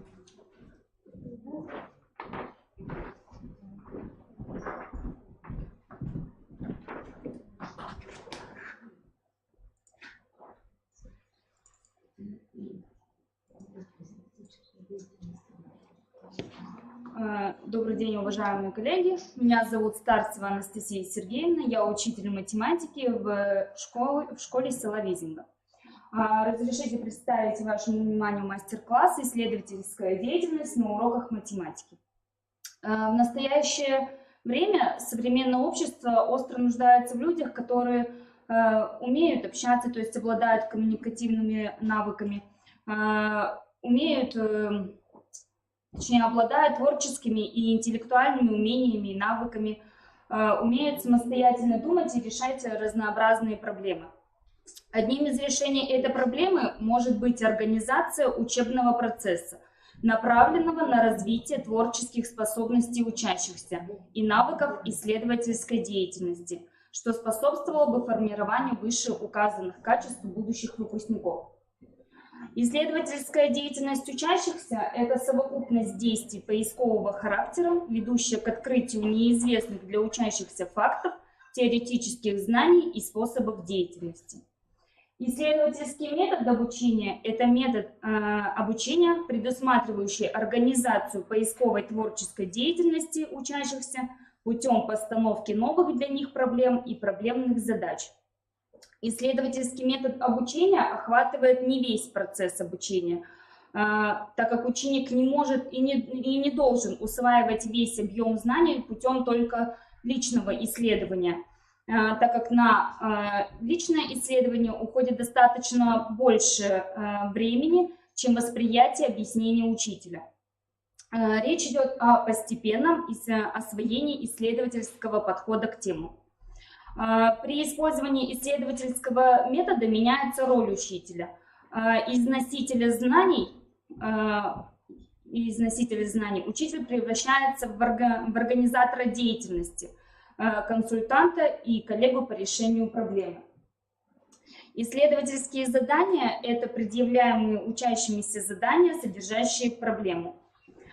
Цель исследовательского метода – вызвать в уме ученика тот самый мыслительный процесс, который переживает творец и изобретатель данного открытия или изобретения. Школьник должен почувствовать прелесть всего открытия. Исследовательский метод обучения предполагает организацию процесса выработки новых знаний. Исследование имеет сходство с проектом, но отличие исследовательской деятельности то, что это лишь этап проектной работы. Исследовательская работа с учащимися способствует развитию предпрофессиональных навыков, воспитанию культуры и индивидуальности личности учащегося, формированию исследовательской компетенции, развитию творческих способностей учащихся. Рассмотрим примеры некоторых приемов, которые развивают исследовательские способности учащихся. Конкретно примеры на основе 5-6 классов на уроках математики. Первый – это приемы, направленные на формирование целеполагания. В структуре урока этап целеполагания занимает ведущее место. Учитель создает некоторые условия, включающие каждого ученика в процесс целеполагания. Они транслируют учитель свою цель. На данном уроке, на данном этапе урока возникает внутренняя мотивация ученика на активную деятельностную позицию. Возникает побуждение узнать, найти, доказать. Вашему вниманию на слайде фрагмент урока математики в 5 классе решения уравнений. Учитель предлагает вспомнить основные виды уравнений, основные правила решения уравнений. Справа в таблице даны вопросы, которые задаются ученикам. Учащиеся вспоминают основные определения, касающиеся линейных уравнений, аргументируют решение основных видов уравнений, изученных в 4 классе. Справа даны буквенные выражения равенства и уравнения. Учащиеся определяют, какие выражения относятся к уравнениям и поясняют, почему. Отвечают на поставленные вопросы учителя. Ученики высказывают различные мнения, но сталкиваются при этом с недостаточностью знаний для ответа на некоторые вопросы. И учитель задает вопрос, какая тема сегодняшнего урока, учащиеся отвечают уравнения. Второе – это прием, формирующий умение планировать последовательность действий. Тема урока – вычисление длины окружности в 6 классе. Учащимся дается алгоритм для нахождения длины окружности, а также вывод числа π, с которым они впервые знакомятся. Сначала они определяют число π. Они берут различные, им домашним заданием было вырезать круг из картона, были даны им стаканчики, которые они обводили по контуру своей тетради, банку. Далее они измеряли диаметр получившейся окружности, вычисляли радиус. После того, как они обвели по контуру стакан или какой-нибудь другой предмет с формой окружности, они опоясали окружность ниткой и измерили длину получившейся нити с помощью линейки. И далее уже последним они находят отношение длины окружности к диаметру. Полученные отношения у нас показывают примерное число π. Из полученного числа π мы уже выводили далее формулу длины окружности. На исследовательскую деятельность уходит очень много времени, но оно того стоит. То есть учащимся интересно, даже они не замечают, как эти 40 минут проходят во время урока. Им интересно узнавать, самим находить какие-то поиски решений. Также хочется остановиться на 3-м приеме создания проблемных ситуаций. Введение в урок проблемного диалога необходимо для определения учащимся границ знания или незнания. Виды проблемного диалога бывают побуждающий и подводящий. Побуждающий диалог заключается в следующем. Учитель побуждает учащихся высказывать различные версии решения проблемы.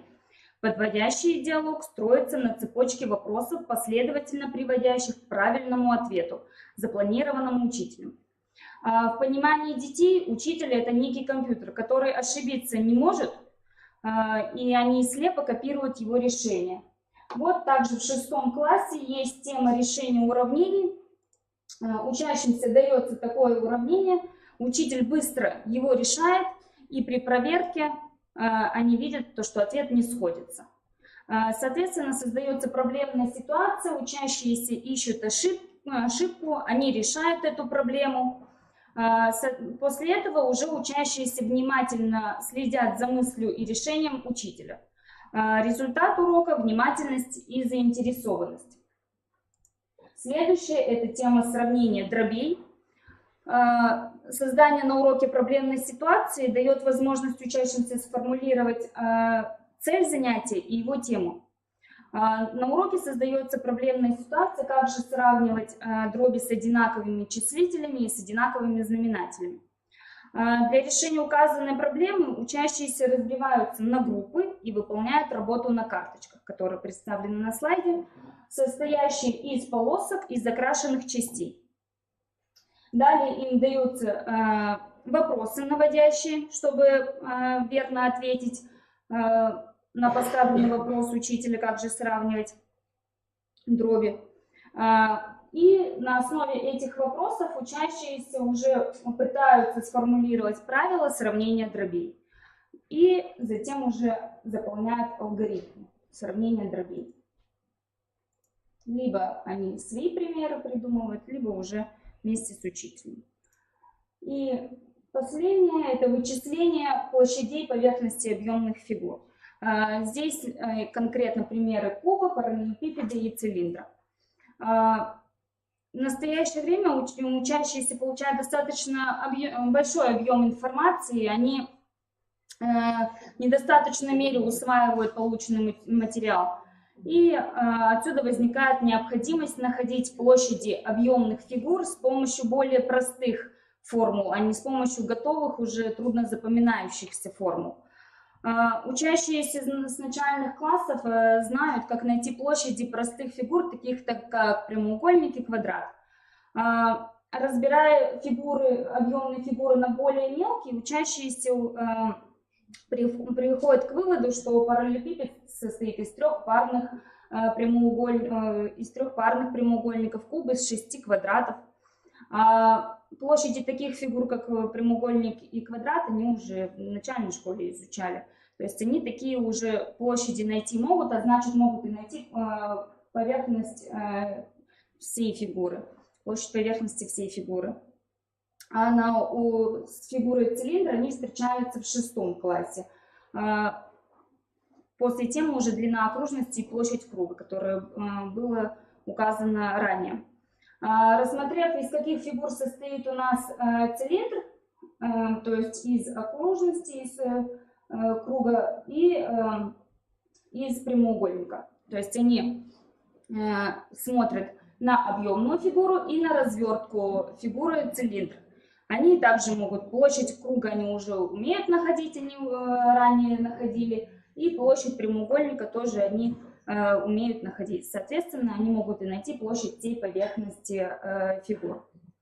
Подводя итоги, можно прийти к следующему выводу, что при использовании исследовательской методики на уроках учащимся более интересно изучать тему, и это мотивирует их к познавательной деятельности, помогает ученикам самостоятельно искать, анализировать и отбирать необходимую для них информацию, преобразовывать, сохранять и в дальнейшем уже передавать учителю. То есть, например, даже с тем числом π, которое было указано, то есть я предложила учащимся найти стихотворение про число π, которое быстро и легко запомнится им. Ну и учащимся было интересно, они дома сами нашли это стихотворение и на следующем уроке уже рассказали всем учащимся, ну и мне напомнили это стихотворение. Все, спасибо за внимание. Спасибо. Спасибо за представленную информацию. Пожалуйста, вопросы. Много, как всегда, вопросов. Да, Анастасия Сергеевна, можно все-таки уточнить, вы заявили как свою тему как исследовательская деятельность, да, на уроках математики, но известно, да, что любое исследование, вот аксиома, да, вы знаете, как математика, что такое аксиома, есть гипотеза, есть исследование. Нет гипотезы, нет исследований. Да. То есть у вас на слайдах они были названы как приемы, направленные на целеполагание, приемы, а собственно о приемах вы не говорили. Вы нам говорили о том, что делается для того, чтобы достичь предметного результата на уроках математики, ну, собственно, как это всегда и делается, да, на любом уроке математики. А где же исследования, да, чему конкретно, вот какие приемы конкретно, да, направленные на формирование исследовательской деятельности, вы все-таки используете? Какому приему, может быть, нас вы хотели научить? Ну, например, на том же длина окружности и площадь круга. Там прием последовательности действий. То есть им изначально дается алгоритм, и они по этому алгоритму идут. То есть они работают в группе.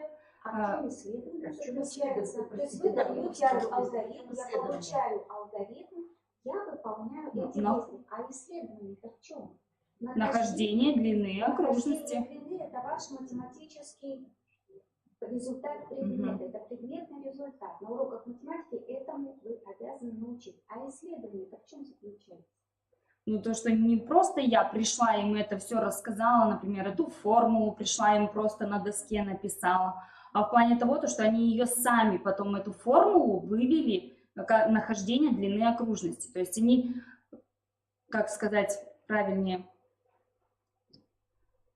ну да, получается, они не с помощью готового всего пришли, им дали, они все это, а они сами путем этого исследовали, как же раньше все-таки находили эту длину. И все-таки проблемный побуждающий диалог, они сами, собственно, не являются, да, приемами, которые создают проблемную ситуацию, это приемы, которые направлены на выход.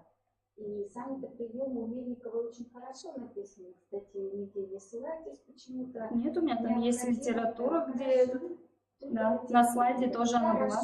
Хорошо. Видимо, я пока записывала, не углядела. Спасибо. Спасибо большое. Спасибо. Так, и приглашаем Веру Васильевну Мальцеву, учителя истории обществознания, Балтийская средняя образовательная школа.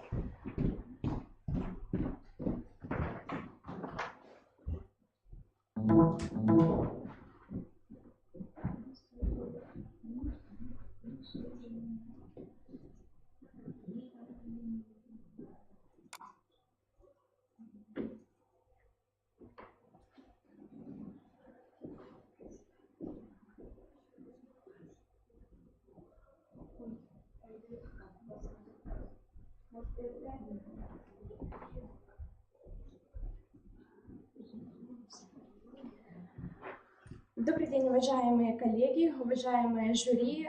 Меня зовут Вера Васильевна, и я хочу представить вашему вниманию мой мастер-класс формирования УУД на уроках истории и обществознания. Здесь я бы хотела поделиться своим еще совсем небольшим опытом, как происходит формирование УУД на уроках истории и обществознания. Все мы прекрасно знаем, что федеральный государственный образовательный стандарт выделяет одним из основных положений это формирование универсальных учебных действий. Что же такое универсальные учебные действия? Универсальные учебные действия, или коротко, как мы привыкли их называть, УУД, это действия, обеспечивающие овладение ключевыми компетенциями, составляющими основу умения учиться. На слайде вы видите два определения, это в широком значении и в узком значении.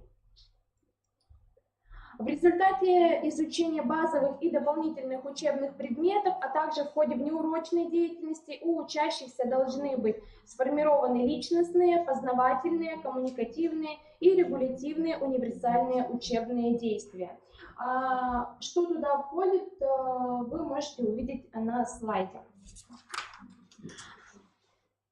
Мне бы хотелось рассказать, через какие работы происходит формирование УУД на уроках, которые я провожу. Каждое задание должно быть четко продумано, хорошо подобран материал, чтобы в ходе урока были усвоены вот как раз-таки те УУД, которые, в принципе, мы должны заложить в каждого ученика. Ну, начнем с личностных универсальных учебных действий. Личностными результатами, формируемыми при изучении содержания курса по истории обществознания, являются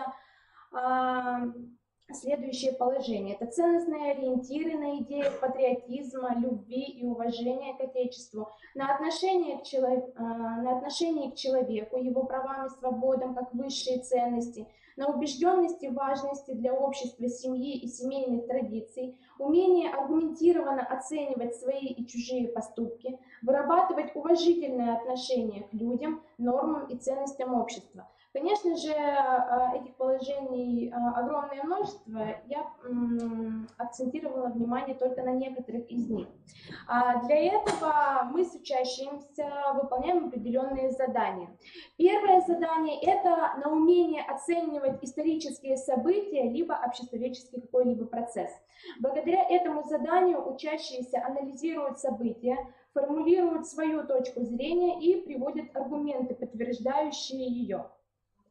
Следующее задание, которое дети любят буквально и в 5 классе, и в 6, и в 7, и даже в 11, это написать письмо правителю. То есть, если это 6 классы, то они пишут письмо князю, если это, предположим, 7, 8 классы, они пишут царю либо императору, в старших классах они пишут послание такое небольшое, да, это президенту, в котором учащиеся расписывают рекомендации по улучшению жизни в государстве, анализируют политическую ситуацию в государстве в тот исторический период, а также мысленно погружаясь в эту историческую эпоху, у учащихся формируется представление об этом историческом периоде, а также уважение к Отечеству, не только то отечество, в котором они проживают на сегодняшний день, но и, в принципе, то, что было ранее. И следующее задание, которое мы регулярно выполняем с ребятами, это составление синквейна. Вот на этом я бы хотела чуть больше уделить внимание, и мне нужно 3-4 помощника.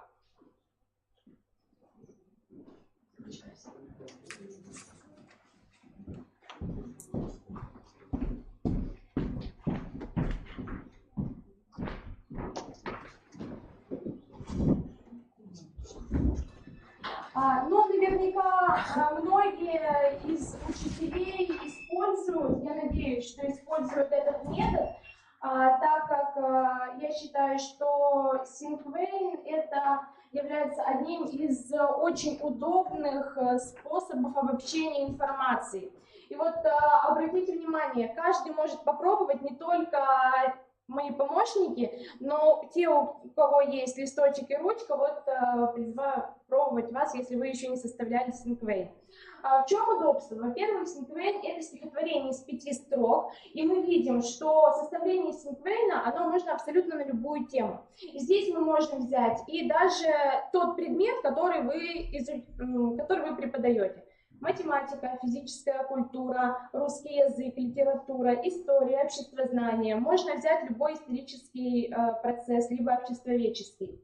И вот мы видим составление синквейна. Первая строка, там одно существительное, выражающее главную тему синквейна. Мы с ребятами чаще всего составляем их по названию нашей темы. Вот на следующем слайде будут представлены 2 примера. Тема «Потребность», которую мы проходим с ребятами и в 6 и 8 классе. И еще один пример синквейна – это тема «Великая Отечественная война». Ну, это будет на следующем слайде представлено как пример. Вторая строка – это 2 прилагательных, которые описывают главную мысль или тему, которая у нас в первой строке. Третья – это 3 глагола, описывающие действия в рамках темы. 4-я строка – это 4 слова, выражающие личное отношение к теме. 5-я строка – это заключение в форме одного существительного, то есть привести нужно ассоциацию непосредственно с первой строкой, то есть темы. Вот на следующем слайде представлены синквейны по обществознанию. Тема «Потребность».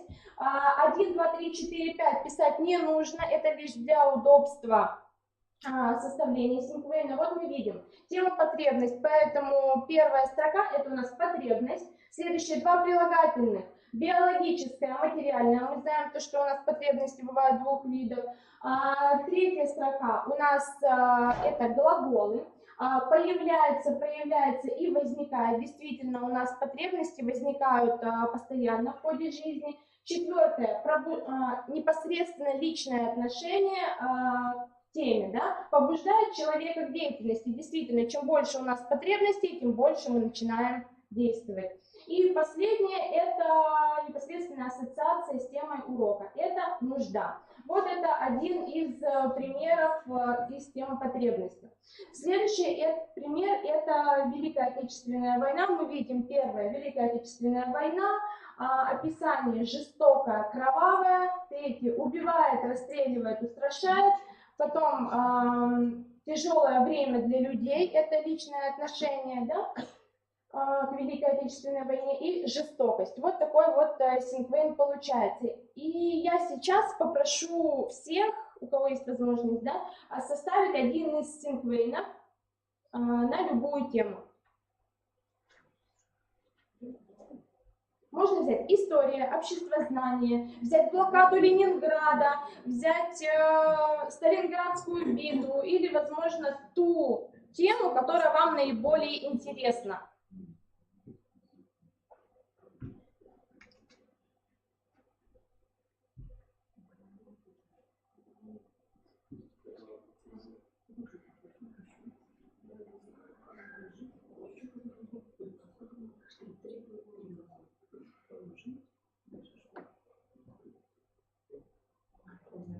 Так, нужно вернуться, да?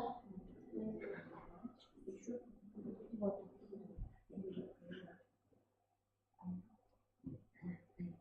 У всех получилось?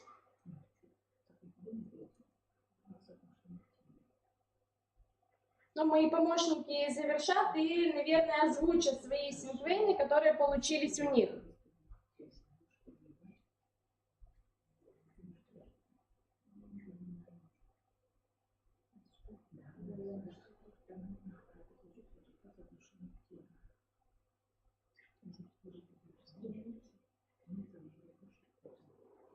Может быть, кто-то в зале уже готов озвучить свой синквейн? Готовы? Да. Давайте вас послушаем. Вы первую руку подняли. Вот у меня получился такой синквейн. Фестиваль педагогический, инновационный. Общение, демонстрация, дискуссия. Необходим для всех педагогов. Опыт. Общаются? Да. 3 глагола. Замечательно. Спасибо большое. Так, ваш синквейн. Весна. Весна теплая, светлая, наступает, радует, согревает. Меня вдохновляет весенняя пора, радость. Здорово. Действительно, весеннее настроение. Мы взяли по блокаде, потому что не так давно у нас была очень важная веха, поэтому мы взяли блокада, жестокая, страшная, воевать, сражаться, переживать, выжить любой ценой, борьба. Абсолютно верно. Спасибо большое. Действительно, очень хороший синквейн получился. Спасибо большое моим помощникам. Вот таким вот образом мы строим такое обобщение с детьми уроки и формируем наши личностные универсальные действия.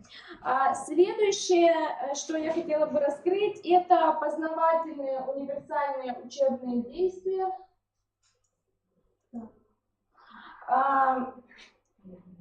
Во-первых, познавательные универсальные учебные действия включают поиск и отбор информации, структурирование информации, моделирование содержания данной информации. Для формирования познавательных универсальных учебных действий используются следующие задания. Это проведение опроса по одной из предложенных тем. Далее работа с литературой. Как показывает опыт работы, учащиеся с трудом могут выделить основную информацию из текста, и построение плана текста тоже достаточно с трудом у них происходит. А это на сегодняшний день одно из заданий во всероссийской проверочной работе и ОГЭ и ЕГЭ, составление плана. Поэтому очень часто мы работаем с текстом, дается небольшой текст, время на чтение текста, следующее подчеркивание главных мыслей в каждом абзаце и составление простого пункта плана. Следующее – это развернутый план ответа по тексту, опять-таки, либо по предложенной теме.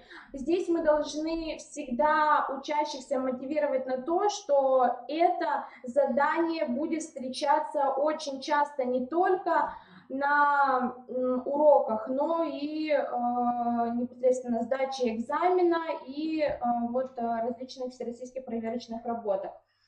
Здесь все пункты плана должны быть корректно сформулированы и соответствовали заданной теме. Если план не будет соответствовать заданной теме, то он будет приравнен 0 баллов, а это уже не засчитывается, да? Это задание. И еще один способ, да, это структурирование информации. Очень часто используем в 9-10 классах для того, чтобы они легко могли подготовиться к проверочной и контрольной. Почему именно в старших классах? Потому что это достаточно трудоемкая работа. Мы даже бывает весь параграф структурируем в виде схем либо таблиц. И когда ребята готовятся по определенной теме, они действительно говорят, что мы вроде бы очень много времени на это затратили, но когда готовились к проверочной, открыли тетрадочку, а там все структурировано, все в схемах и основные мысли выделены. Поэтому проверочные работы они пишут на ура. Это что касается у нас познавательных универсальных учебных действий. Следующее – это регулятивные универсальные учебные действия. Здесь стоит отметить, что мы с детьми составляем перспективный план. Чаще всего перспективный план мы составляем перед созданием проектов. Мы знаем, что у нас федеральный государственный образовательный стандарт, он выделяет основным это создание проектов учащимися, поэтому перед созданием проекта мы делаем план, то есть на какие этапы должно быть распределена работа над этим проектом, далее сколько времени будет затрачено, какие итоги должны быть, и в ходе этой работы в конце они уже могут сами себя контролировать, да, то есть вообще самооценку провести, смогли они достичь тех результатов, которые они запланировали, или не смогли. Так, и следующее, составление хронологических таблиц у нас происходит, далее составление этапов исторического развития, и последнее – это коммуникативные универсальные учебные действия, они формируются чаще всего в ходе парных либо групповых работ, такие как дебаты, дискуссии, круглые столы, деловые игры. Здесь я бы хотела уделить особое внимание, это создание бумажных презентаций. Что это такое? На сегодняшний день, особенно у нас встречается эта проблема в сельских школах, не у каждого есть возможность на компьютере создать электронную презентацию. Поэтому мы прорабатываем материал и создаем иллюстрации и основную информацию, ту, которую бы они хотели рассказать своим одноклассникам. И уже на бумажном варианте А4, или формата А4 или формата А3 они демонстрируют своим одноклассникам вот свои такие презентации. Ну и в принципе у меня на этом все. Хотелось бы сказать, что на уроках истории обществознания есть прекрасная возможность формировать все универсальные учебные действия и в принципе через различные приемы, методы, способы, в общем, их огромное множество, нужно только вот творческий подход. На этом у меня все. Спасибо за внимание. Последний вопрос, пожалуйста. Да, хорошо. Ну, у меня, да, есть, конечно, вопрос. Все-таки формат, вот я еще раз повторю, да, мастер-классы предполагает обучение какому-то одному приему, да, уделение внимания какому-то приему. Мы здесь увидели прием синхрона, да. Хорошо бы было, если бы вы его показали как раз как прием, обучающий или формирующий в данном случае его возможности формирования и других видов универсальных учебных действий. А у меня вот такой, вы знаете, когда вы показывали пример Синклейна о Великой Отечественной войне, он меня несколько смутил. Ну, во-первых, да, сам принцип создания Синклейна, он начинается с одного слова.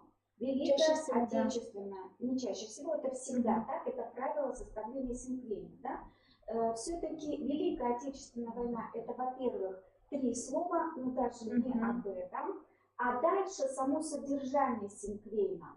То есть, а тогда в ценностном плане, зачем этот Синклейн был сделан и какую ценность он носил? Потому что Все, что понятно, что да, это жестокость, это война, все это, конечно, понятно. А где же тогда героизм, патриотизм и так далее? Потому что Великая Отечественная война там напрочь была связана только с жестокостью, с кровью и вот с такими негативными проявлениями. Да, соглашусь.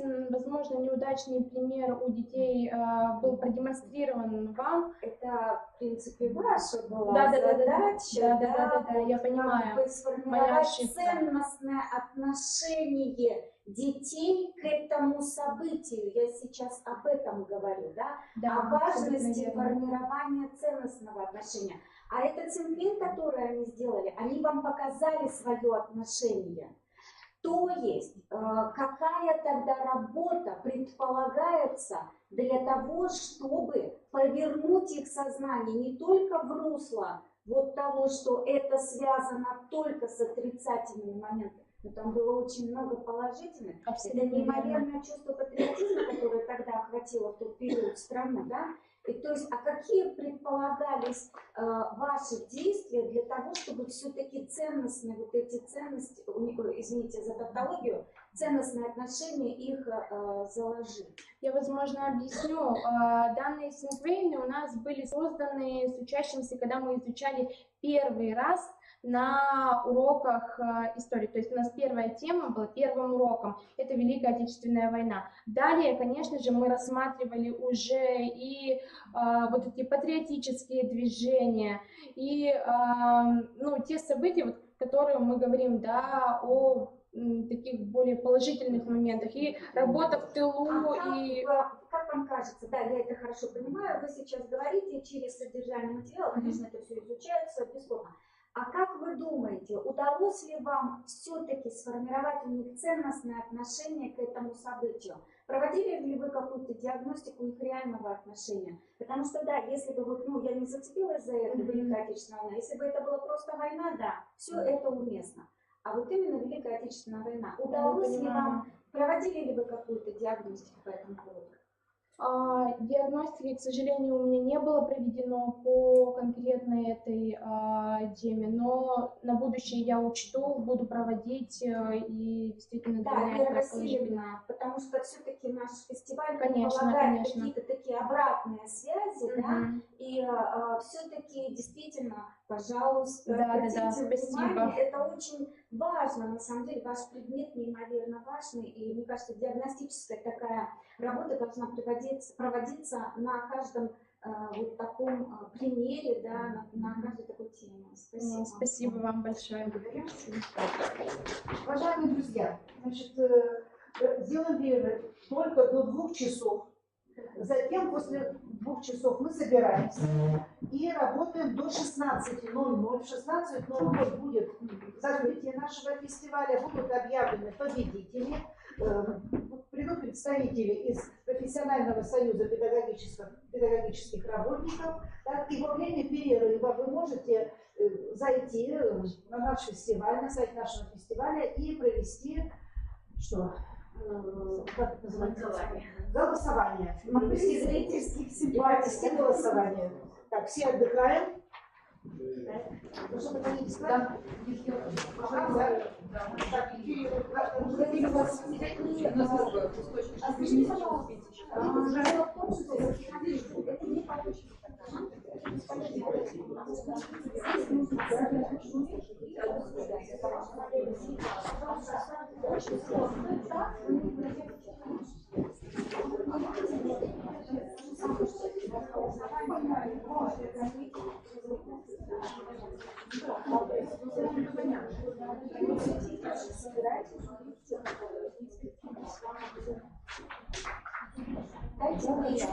Если начали говорить, буквально собираться на месте,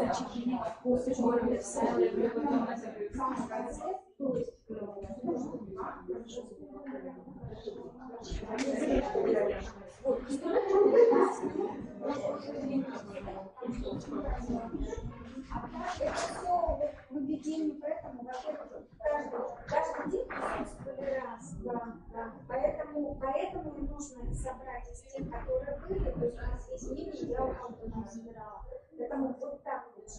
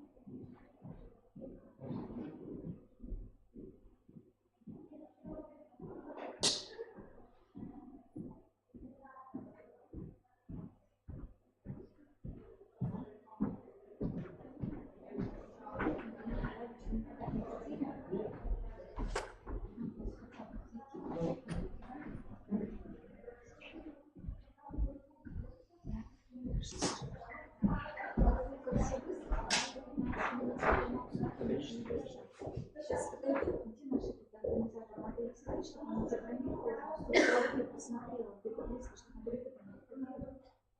и чтобы она туда всех пригласила. Кто есть?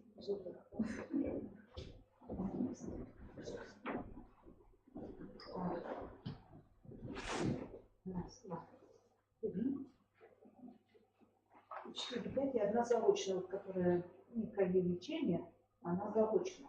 А то есть вместо нее кто помогает микролечение? Нет? Должны включить ролик, раздать какой-то материал. То есть она не смогла определенно. Круто. Не могла, все подготовила, но приехать не смогла. Ну, как бы, да, продолжает Шелькова Анна Александровна. Готовы? Хорошо. Да, кстати, можно было стендовые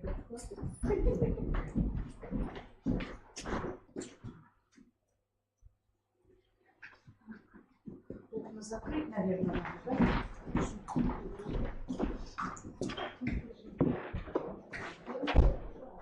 Чтобы не сдуло нашего мастера.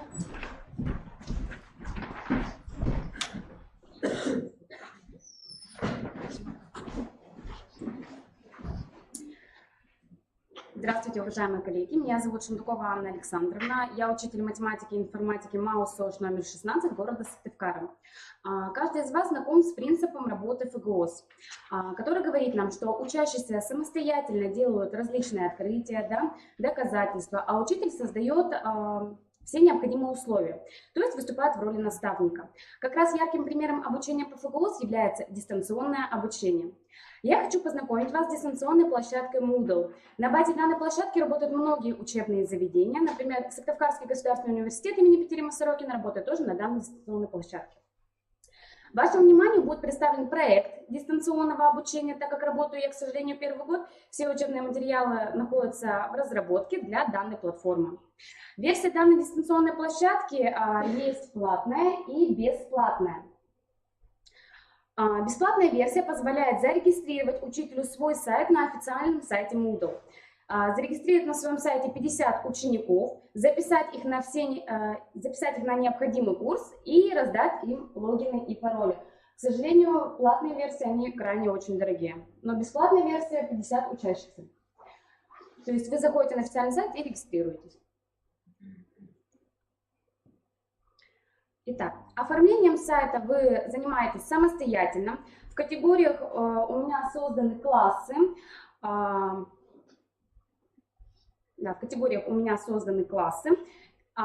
И предметы. А в главы хранятся внутри каждого предмета. Итак.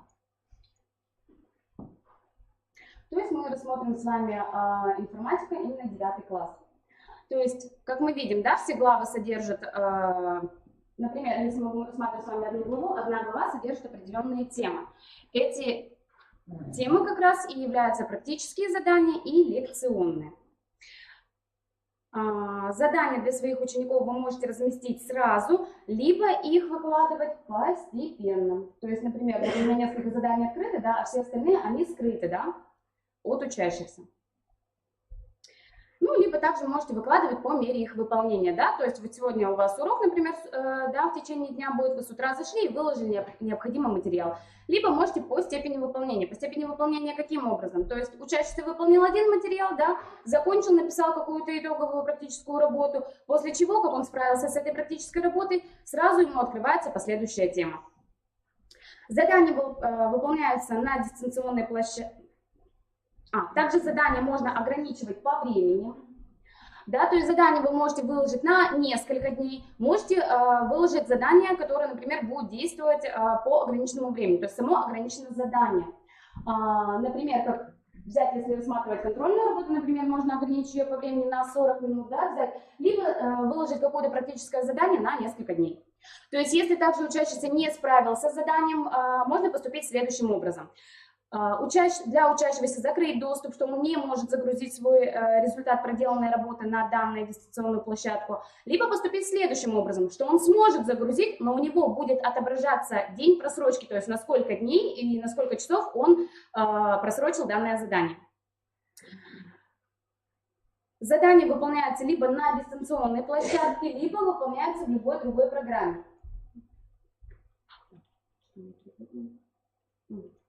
Задание выполняется либо на дистанционной площадке, либо в любой другой программе. Результатом выполнения будет, естественно, файл, который загружается непосредственно на данную дистанционную площадку.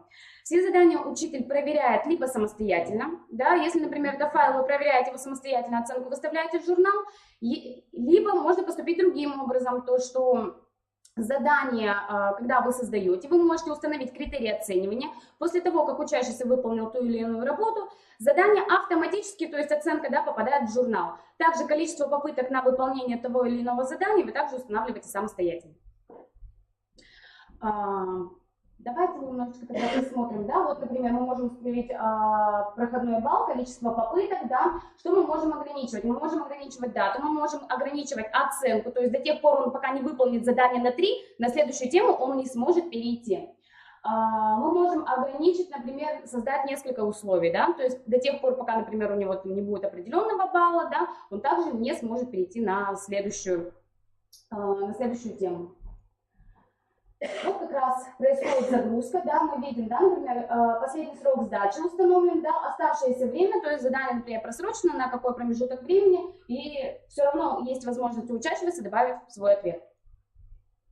Итак, ну, например, мы можем также задание заготавливать заранее, да, где мы устанавливаем критерии, например, задается какой-то вопрос, учащийся вводит свой ответ, после чего этот ответ либо правильный, либо неправильный, в зависимости от этого копятся баллы, набирается определенный балл и выставляется в электронный журнал, который также существует на площадке данного дистанционного курса.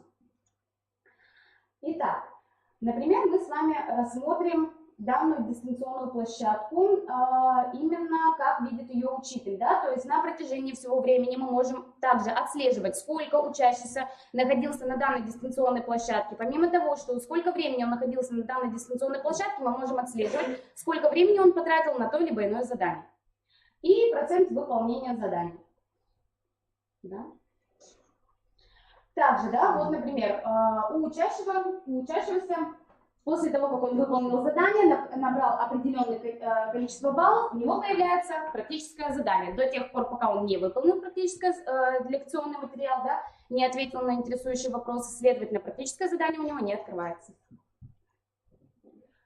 Итак, в данном случае мы видим, что на слайде, да, представлен именно глазами детей, да, как дети заходят на сайт, у них есть все курсы, сводка, то есть по курсам. На данный момент учащийся записан только на один курс, курс информатика. Давайте рассмотрим его поподробнее. Итак, то есть в данном курсе у нас непосредственно содержится лекция, то есть вот он выполняет у нас лекцию, да, лекционный материал у него доступен. В конце каждой лекции вы можете самостоятельно устанавливать конкретные вопросы, да, либо можете вовсе их не устанавливать, он сразу приходит к практическому заданию. Можете также прикреплять различные презентации, то есть, например, если ребенок пропустил урок, ничего в этом страшного нет, он в любой момент может зайти на данную дистанционную площадку и ознакомиться с материалом. После того, как, вот, например, у меня, да, он изучил лекционный материал, он отвечает на вопросы, после того, как ответил на вопросы, появилось практическое задание. И вот как раз журнал учета, да, работы данного учащегося на дистанционной площадке. И оценку за курс также можно выставить автоматически. Итак, вот, например, также есть контрольная работа, она ограничена по времени и пишется также учащимся количество попыток. То есть, чтобы он видел, он предупрежден, он знает, сколько времени ему отводится. Итак, также на протяжении всей работы учащегося на платформе вы можете его консультировать онлайн. То есть разработан мессенджер внутри площадки, либо вы можете внутри каждой темы создавать чат, на основе которого вы можете общаться не только с одним учащимся, а со всеми учащимися. Также вы можете выкладывать на данной дистанционной площадке именно ту литературу, те источники, которые вы рекомендуете учащимся при изучении данной темы. Но плюс ко всему вы можете создать свой словарь. На дистанционной площадке данный элемент называется глоссарий. Чаще всего к дистанционному обучению мы прибегаем только в крайних мерах, да, когда, например, у нас дети уходят на карантин, когда у нас актированные дни происходят, да, ну, либо школа закрыта на период экзамена.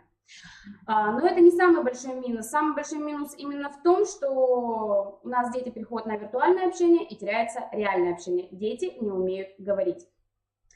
Все наработанные материалы, да, которые дети как раз выполняют в течение определенного времени, да, они все копятся на дистанционной площадке, именно задания не теряются, да, то есть в любой момент учащийся может зайти на дистанционную площадку и скачать свой материал. Также, да, удобнее всего, например, делать сброс, да, хранилища именно в начале учебного года, то есть до начала учебного года вы храните материал, да, потом сделать сброс, то есть вы очищаете хранилище, именно, то есть задания учащихся, они уходят, либо можете оставить. Все наработанные, как я сказала, материалы хранятся на дистанционной площадке. В дальнейшем, да, так как данный курс находится, к сожалению, только на этапе разработки, да, времени требует он неотъемлемо много, слишком большой объем работы предстоит сделать, да, чтобы создать данный дистанционный курс. Но, тем не менее, планируется, да, на следующий год запустить именно курсы подготовки ОГЭ по математике и по информатике, так как раз идет учет и внутри школы, да, получается, я вижу, как учащиеся справляются с данными заданиями, и как раз дома, то есть они не могут меня обмануть, я вижу, сколько времени они тратят на какое задание, где действительно они теряются, так как сами задания КИМ также можно загружать на данную дистанционную площадку.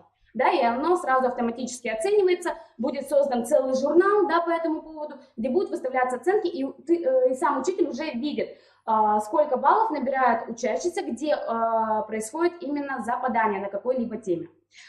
Ну, в принципе, у меня все.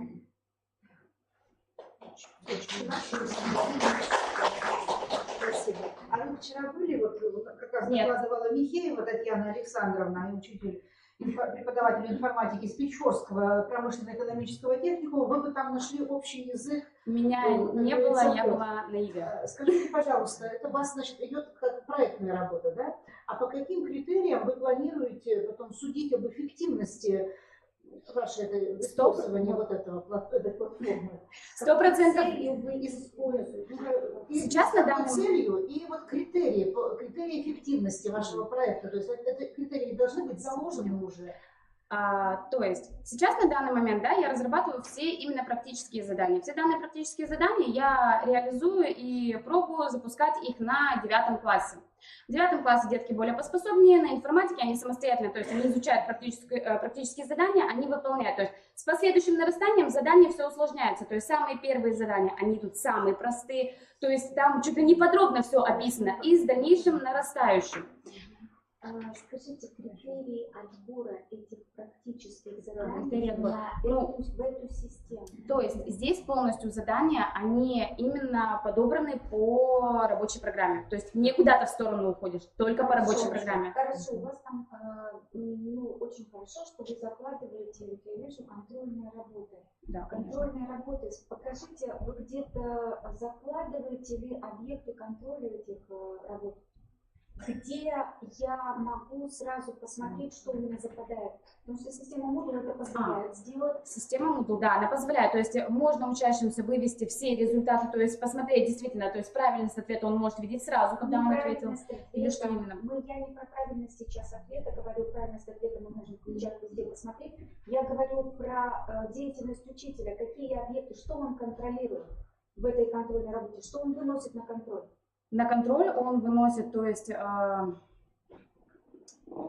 про объекты контроля, да, то есть их нужно связать обязательно, как раз вы говорили про подготовку к ОГЭ и ЕГЭ, там у нас есть и кодификатор элементов содержания, хотя бы с этим нужно связать, для того, чтобы вы посмотрели, какие у ребенка выявлены, то есть диагностические вот эти вещи нужно обязательно закладывать, а иначе, почему не случайно возник вопрос, а тогда с какой целью вы используете эту систему, потому что вы прекрасно сказали о тех недостатках, которые которые выше, да. И вот, вы знаете, вы сказали о недостатках, вы их подчеркнули, и логично вопрос, да, у нас возник, тогда зачем вы используете? Есть большой плюс, во-первых, как мы знаем, да, учащиеся очень часто теряют сами задания. Выкладывать в электронный журнал задания крайне тяжело, потому что также учащиеся не все имеют доступ к электронному журналу, и не у всех дома также есть интернет. Но, тем не менее, они могут воспользоваться каким образом? Кабинет информатики, он общедоступен. Учащийся в любой момент может прийти, даже если его учитель отсутствует, может прийти, сесть за компьютер и выполнять задания, зайти на данную дистанционную площадку.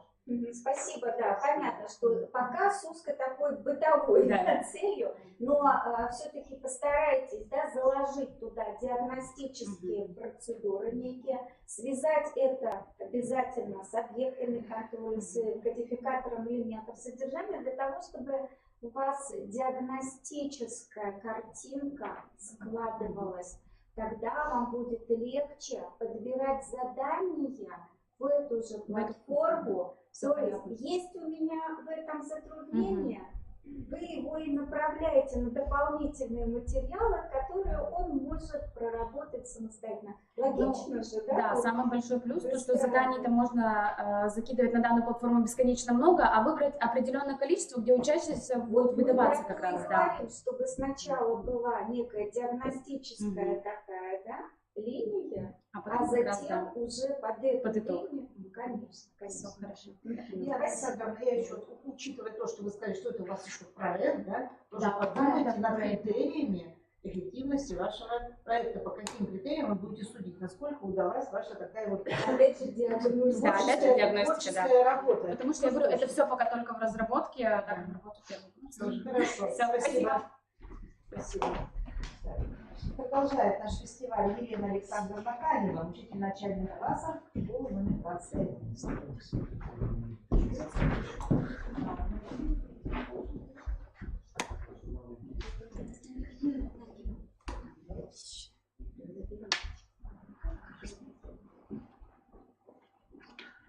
Добрый день, уважаемые члены жюри, участники, зрители и гости Республиканского фестиваля «Молодые молоды». Меня зовут Канева Елена Александровна, я являюсь учителем школы 21 города Сыктывкара. Стаж моей работы 2 года. Представляю вашему вниманию свою работу на тему организации дифференцированного подхода на уроках окружающего мира в начальных классах. Сегодня школа находится в поиске более эффективных подходов, средств и форм обучения и воспитания. Как нет на дереве 2 одинаковых листьев, так и нет 2 школьников, обладающих одинаковым набором способностей, умений и мышления. Каждому из нас хочется, чтобы каждый ученик был успешен. И нас, учителей, не могут не волновать вопросы, как сделать процесс обучения доступным, интересным для каждого ученика. Как дать любому ученику, и сильному, и слабому, почувствовать себя в ситуации успеха. Ответы на эти вопросы я вижу в реализации дифференцированного обучения. Итак, для начала давайте разберемся, что такое вообще дифференциация. Итак, в словаре иностранных слов дифференциация это рассматривается как разделение, расчленение, расслоение целого на части формы ступени. Аналогичное определение дается и в словаре русского языка, но при этом подчеркивается, что дифференциация, то есть расчленение, развлечение, происходит при рассмотрении и изучении какого-либо объекта. А что значит дифференцированный подход в обучении? Как вы понимаете, что значит дифференцированный подход в обучении? Вот разобрались, что такое дифференциация, а вот именно подход в обучении. Сложно, да, ответить?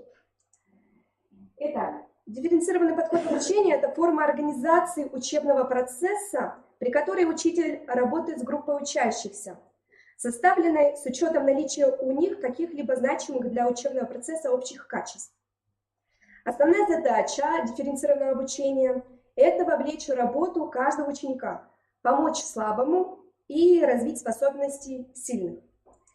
Как должен быть построен процесс дифференцированного обучения, чтобы учитель реально мог учесть особенности и возможности своих учеников?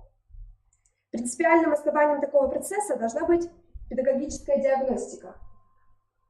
Педагогическая диагностика призвана, во-первых, оптимизировать процесс индивидуального обучения, во-вторых, обеспечить правильное определение результатов обучения, в-третьих, руководствуясь выработанными критериями, свести к минимуму ошибки при переводе учащихся из одной учебной группы в другую. Итак, по результатам педагогической диагностики в классе формируются 3 группы учащихся по уровню достижений. Первая группа – это ученики с высокими учебными способностями.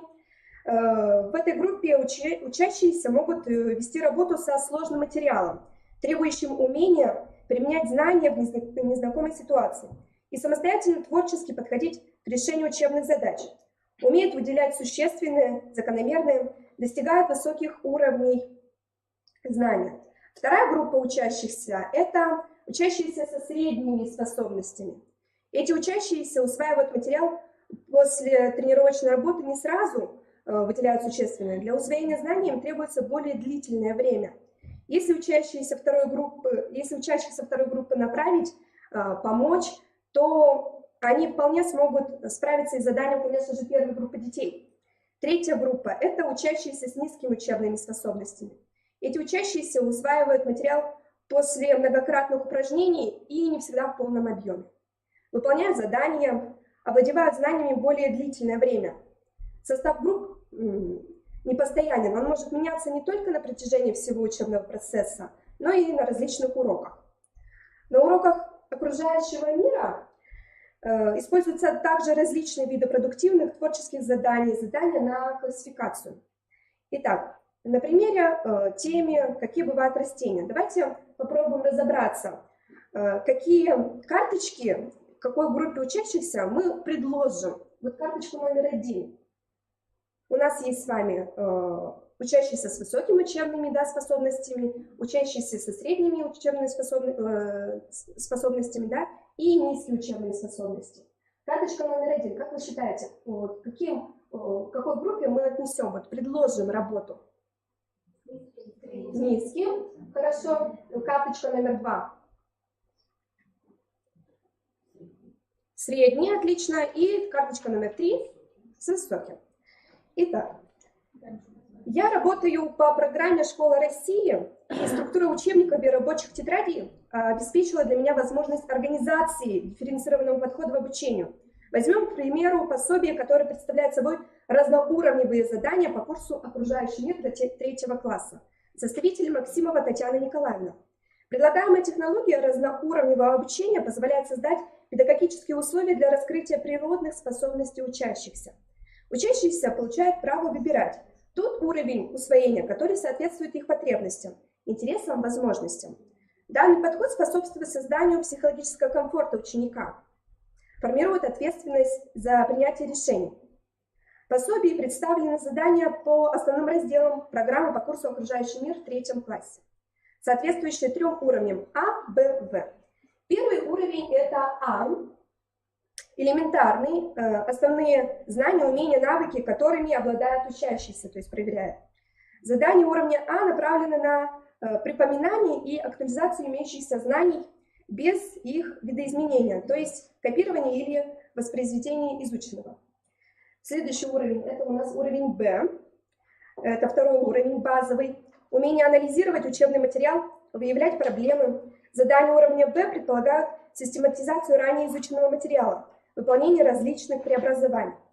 И 3-й уровень – это уровень В, повышенный, творческий. Умение рассматривать предложенный материал с разных точек зрения, проявление самостоятельности и подвижности мышления. К уровню В относятся задания познавательного типа, также творческие задания. Задания позволяют учителю точно установить качество усвоения учебного материала, а учащимся проверить себя, вспомнив изученное по теме. Итак, дифференцированный подход поможет учителю сформировать у учащихся элементарные представления об окружающем мире и сложные понятия, направить их на самостоятельное добывание знаний, научить быть креативными. Сильный ученик проявит себя сам, средний не потеряется, вырастет слабый, потянется. И свое выступление я бы хотела закончить словами Говарда Гарднера. Разных детей И учить надо по-разному, потому что каждый по-своему воспринимает информацию. Желаю вам успеха и творчества в работе. Спасибо.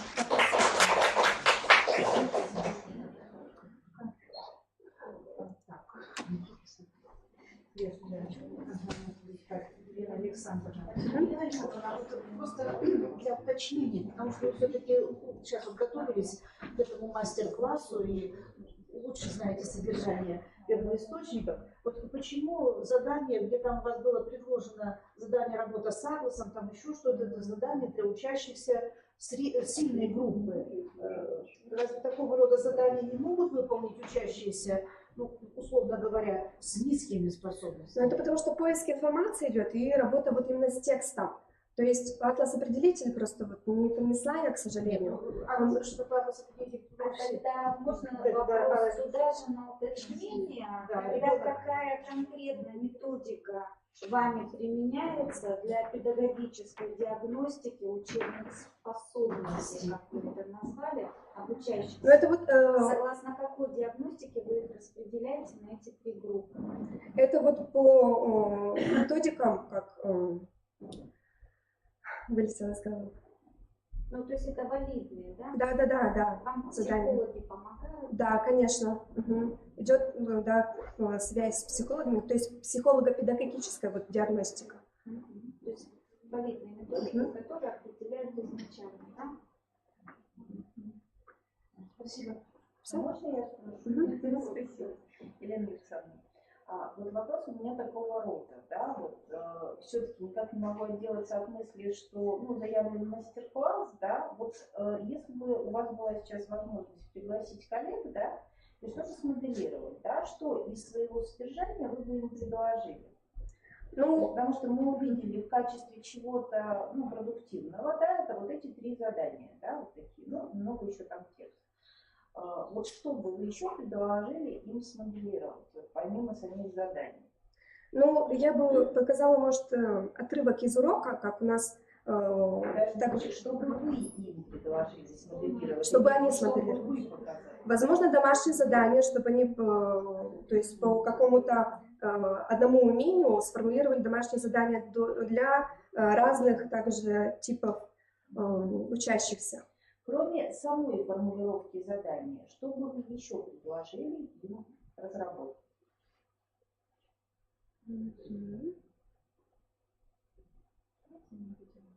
Ну, понимаете, да? Да. В данном случае я говорю, скорее всего, уже о контрольно-оценочной деятельности, да, как вашей, так и обучающейся. И вот когда вы просто, да, вот даются задания, подразумевается, да, что дети это делают, но тем не менее вот эта вот составляющая более целостно показывает дифференцированный подход. И, наверное, исключила предыдущие даже вопросы. Спасибо. И вот еще, Елена Александровна, все-таки, когда речь идет о дифференцированном обучении, то уж если мы берем обучать детей, например, в работе с атласом, да, то все должны научиться работать с атласом. А вот уже какой путь, да, для каждого ребенка вы выберете, да, как будете там учить, что такое теза, антитеза, это уже, вот это, в этом и будет состоять дифференциация. А то получается, что у нас один знает атлас, другой не будет знать атлас. Но они все работают с атласом, просто вот именно задание придумывают. Все, я поняла.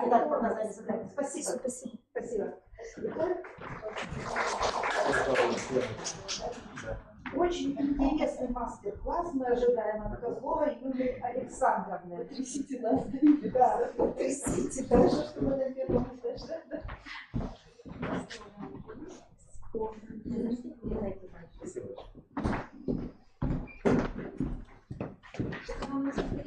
Да. Там все одинаковые. Можно забрать себе все. Один забрать, да, Я нам все оставила.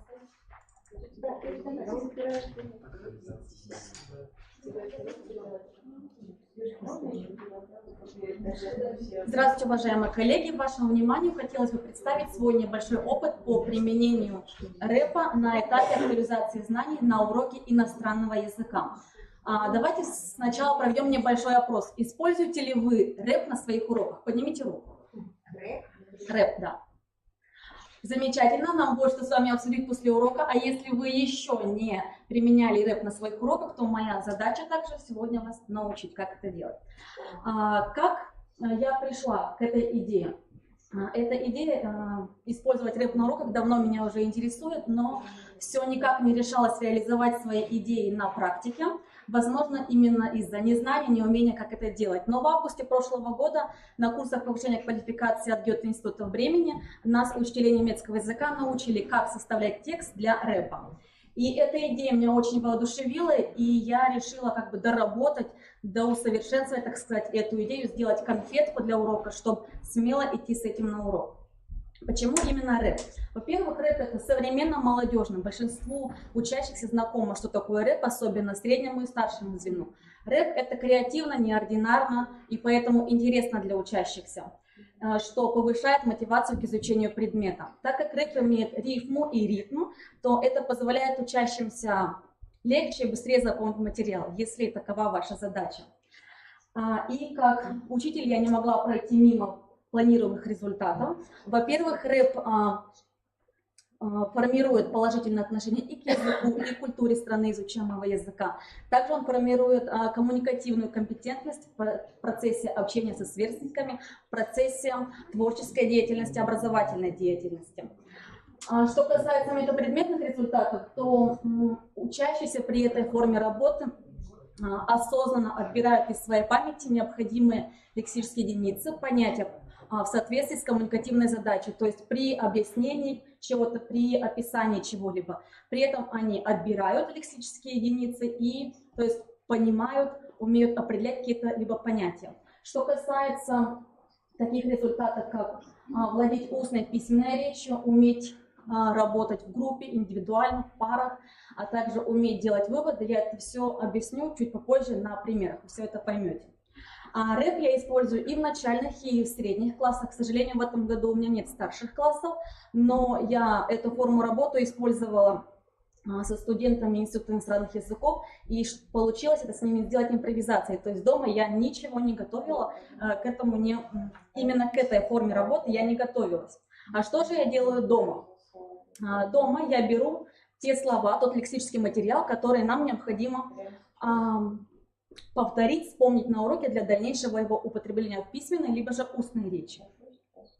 Я беру эти слова и рифмую их, составляю строфы. Не обязательно быть великим поэтом, чтобы попытаться рифмовать некоторые слова.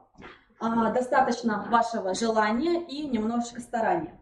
И полученный текст я оформляю либо в программе Smart Notebook, либо же в обычной презентации PowerPoint. Сейчас я хотела бы представить пример работы с 8 классом. Работа сделана в программе Smart. Учащиеся видят окончание 1, 3, 5, 7 строчек. Все зависит от того, сколько у вас строф. У меня здесь 2 строфы. Так как мы уже сказали, что рэп имеет рифму, то мы сначала подбираем рифму к данным окончаниям. И заметьте, эти окончания, вот они находятся здесь. Как я, так сказать, вытаскиваю необходимые лексические единицы с учащихся? Со средним звеном это либо с помощью наводящих вопросов, либо же с помощью синонимов, либо же я создаю какую-то ситуацию. То есть по контексту они понимают, ага, я должен сказать именно это слово. Точно таким же образом мы заполняем начало строк. И точно так же мы заполняем вторую строфу.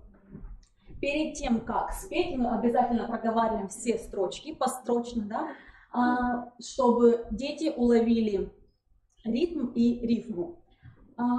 Что касается Smart, он нам позволяет передвигать все объекты на экране. Это могут делать учащиеся и старшие учащиеся, делать с превеликим удовольствием. А также Smart нам позволяет сразу на уроке писать пером, да, как вы знаете. Но, конечно, это займет чуть больше времени, поэтому я дома уже заранее пропечатываю слова, чтобы можно их было только перетаскивать. Если вы хотите, я могу продемонстрировать первую строфу. Я надеюсь, не очень громко колонки включены.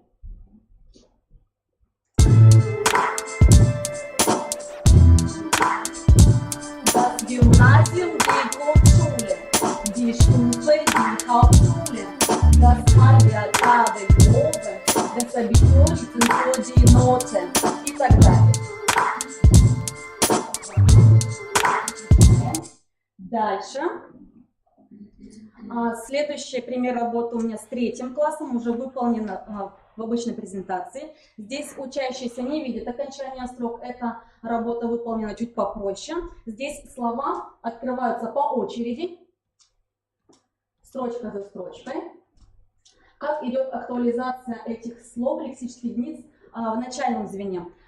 Либо с помощью перевода, я говорю слово на русском языке, а не на иностранном языке. Но чтобы на уроке иностранного языка не было много русского языка, я пишу слово на карточке, и они читают и произносят на иностранном языке. Также я это могу делать с помощью наглядности, картинной, либо предметной. Я могу сразу показать, спросить вас из das, что это, да, и они скажут, что это стол, и сразу выходит, допустим, слово стол. Также в начальных классах очень хорошо идет прием как антонимы, если это простые слова. Дальше также я могу использовать ситуацию, допустим, это какая-то загадка, если у нас тема животные, либо же описание чего-либо, допустим, времени года. Как вы заметили, у начальных классов строчки покороче, состоят только из двух слов, не считая артиклей у существительных. Это позволяет создать чувство замедленного ритма. Хочется также подметить, что для работы с рэпом не обязательно использовать мультимедиа. Можно это оформить также на обычной нашей любимой доске, написать мелом, но это будет занимать чуть побольше времени.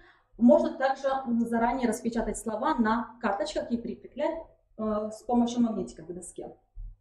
Что касается других предметов, где постоянно используется много понятий, терминов, это физика, биология, математика, русский язык, физкультура, если занятие проходит в помещении, то можно также на этапе актуализации знаний пропеть эти слова. Но я также думаю, это можно сделать и на этапе определения темы урока.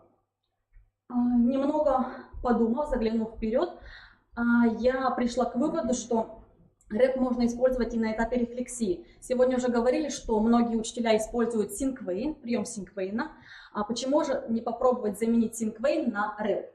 Когда мы во время рефлексии делаем какие-либо выводы, умозаключения, выводим какие-то закономерности, не стоит уже просто так перечислять слова, мы должны писать предложения. Естественно, это чуть посложнее, и не стоит давать одному учащемуся такое задание: напиши целую строфу. Конечно, он с этим будет справляться, но долго. Возможно, это дать на дом, такое задание творческое. Мы можем те разделить на группы. Одна группа пишет первую строчку, вторую строчку и так далее. И вы можете уже заранее также обозначить окончание строк. Возможно, именно эти последние слова в строчке будут ключевые. То есть дети уже будут ориентироваться по этим словам, о чем они будут писать в своей строчке.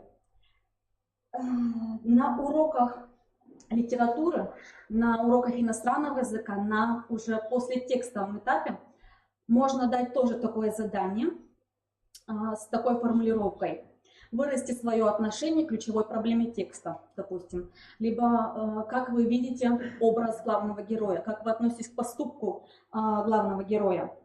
Сильно именно в эту идею я так не проникалась, потому что я больше работала над этапом актуализации, но, возможно, это у меня дальнейшие планы именно в этой работе. Да? Либо же, возможно, в следующем году кто-то из присутствующих выступит с этой темой использования рэпа на этапе рефлексии. К сожалению, у меня нет видеоматериала, как это действительно прокачивает учащихся, как они качают головой, как они делают рукой, прибавляют «е» в конце строчек. Я хочу предоставить вам возможность почувствовать все это на себе. Давайте прокачаем ваш багаж знаний иностранных языков. Я уверена, что вы все учили в школах разные иностранные языки. Я никого не хочу обидеть. Рэп будет и на немецком, английском, французском, и плюс наш родной коми-язык. Первая строчка для немцев. Есть ли у нас немцы в аудитории? Очень хорошо. Остальные все сегодня узнают. Хочу добавить, что это будет проходить так же, как в начальных классах. Представим, что вы учащихся вторых классов, вы только-только взяли лексические единицы для составления диалога знакомства. Да? Итак, как же нам сказать «здравствуйте», «добрый день» на немецком языке? Guten Tag. Поиграем в эхо. Guten Tag. Это колонка? Guten Tag. Sehr gut. Как же спросить, как дела? Wie geht's? Ja, richtig. Alle zusammen, все вместе. Wie geht's? Очень хорошо. Следующая строчка для англичан. Да и немцы, и французы ответят, как сказать «привет» на английском. Hello, здравствуйте. Hi, привет. All together. Hi. Мгм. Как же вы ответите на вопрос how are you, если у вас все в порядке? I'm fine. Super. All together. I'm fine. И что вы там прибавили еще благодарность? Thanks. Yes. Thanks. All together. Thanks. Третья строчка для французов. Да, все ответят, как сказать здравствуйте на французском. Bonjour. Мгм. Все вместе. Bonjour. И все знают, как сказать из песни Боярского спасибо большое. Merci beaucoup. Merci beaucoup. Мгм. Все вместе. Merci beaucoup. И последняя строчка на нашем родном коми-языке, как сказать привет на коми-языке. Виджаолан, здравствуйте, а привет? Чолен, я. Да, забыли. Чолен. Немецкий язык в голове. И республика Коми, земля Коми. На коми-языке. Комиму. Сбультаджи. Комиму. Теперь проговорим все строчки. Строчка за строчкой. Попытайтесь повторить в таком же ритме, как это делаю я. Окей? Guten Tag. Wie geht's? Guten Tag, wie geht's? Hi, I'm fine. Thanks. Hi, I'm fine, thanks. Bonjour, merci beaucoup. Bonjour, merci beaucoup. Чолен комиму. Чолен комиму. А теперь мы споем это. Вначале мы немного пропустим мелодию, чтобы вы уловили еще раз ритм. А я потом с вами вместе начну. Мелодия точно такая же. Можете покачаться. Eins, zwei, drei. Guten Tag, wie geht's? Hi, I'm fine, thanks. Bonjour, merci beaucoup. Чолен комиму. И мы это сделали.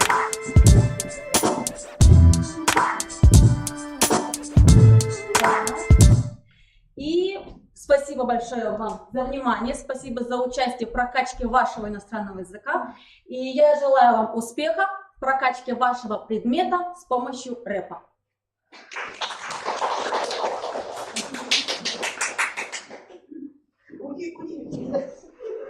Хочется сказать, удивительно, Юлия Александровна. Да, спасибо, Юлия Александровна, за прокачку нашего иностранного языка. А скажите, пожалуйста, что позволяет, да, вот такая форма актуализировать, может быть, да, у ребенка? Что позволяет она учителю, каких результатов добиваться? Вот для чего ее все-таки более эффективно использовать на уроках? Во-первых, распознавать и употреблять в речи те лексические единицы, которые нам нужны в дальнейшем для употребления в письменной либо устной речи. Также это учит ребенка творческой деятельности. Также здесь он и связан с музыкой на немецком языке. И мы тут также формируем ритм у ребенка, рифму, да, учим писать рифмован, так сказать, да, стихотворение. А скажите, пожалуйста, это вот универсальная музыка, да, другой нету рэповой музыки? Конечно же, в интернете есть много музыки, просто эта музыка мне очень дорога. Хорошо, спасибо. У вас нет. Благодарим за мастер-класс. Так, следующий участник Микелевиченни Ольга Александровна, учитель русского языка и литературы из Воркутинского политехнического техникума. Вот, к сожалению, она никак не смогла приехать к нам, но она посылает свой видеоролик и презентационные материалы, которые сейчас вам раздает Анастасия Вячеславовна. Да, вот. Так, включите, давайте я там дорастаю тогда, включайте видеоролик. А ты научишься как?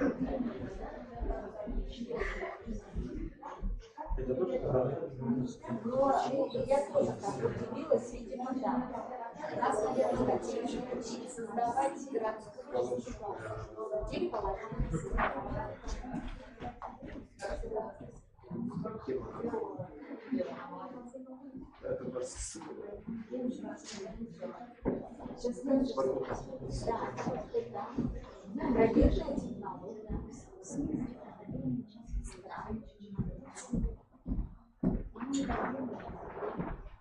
Пожалуйста, просматривайте материалы представленные и можете высказать тоже свое мнение о данном проекте. Что у нас тут такое выдано? Ну, давайте пока включают нам материалы, которые вам выданы. Материалы, которые нам выданы, они тоже как раз являются приложением к данному видеоролику.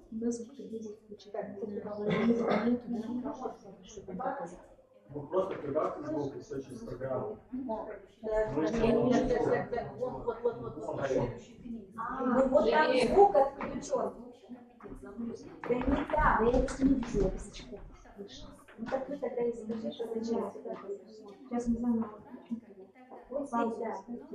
ВУЗ диктует обязательную связь очной и неочной деятельности. Проблема в том, как отследить сформированность общих компетенций. Добрый день, уважаемые коллеги.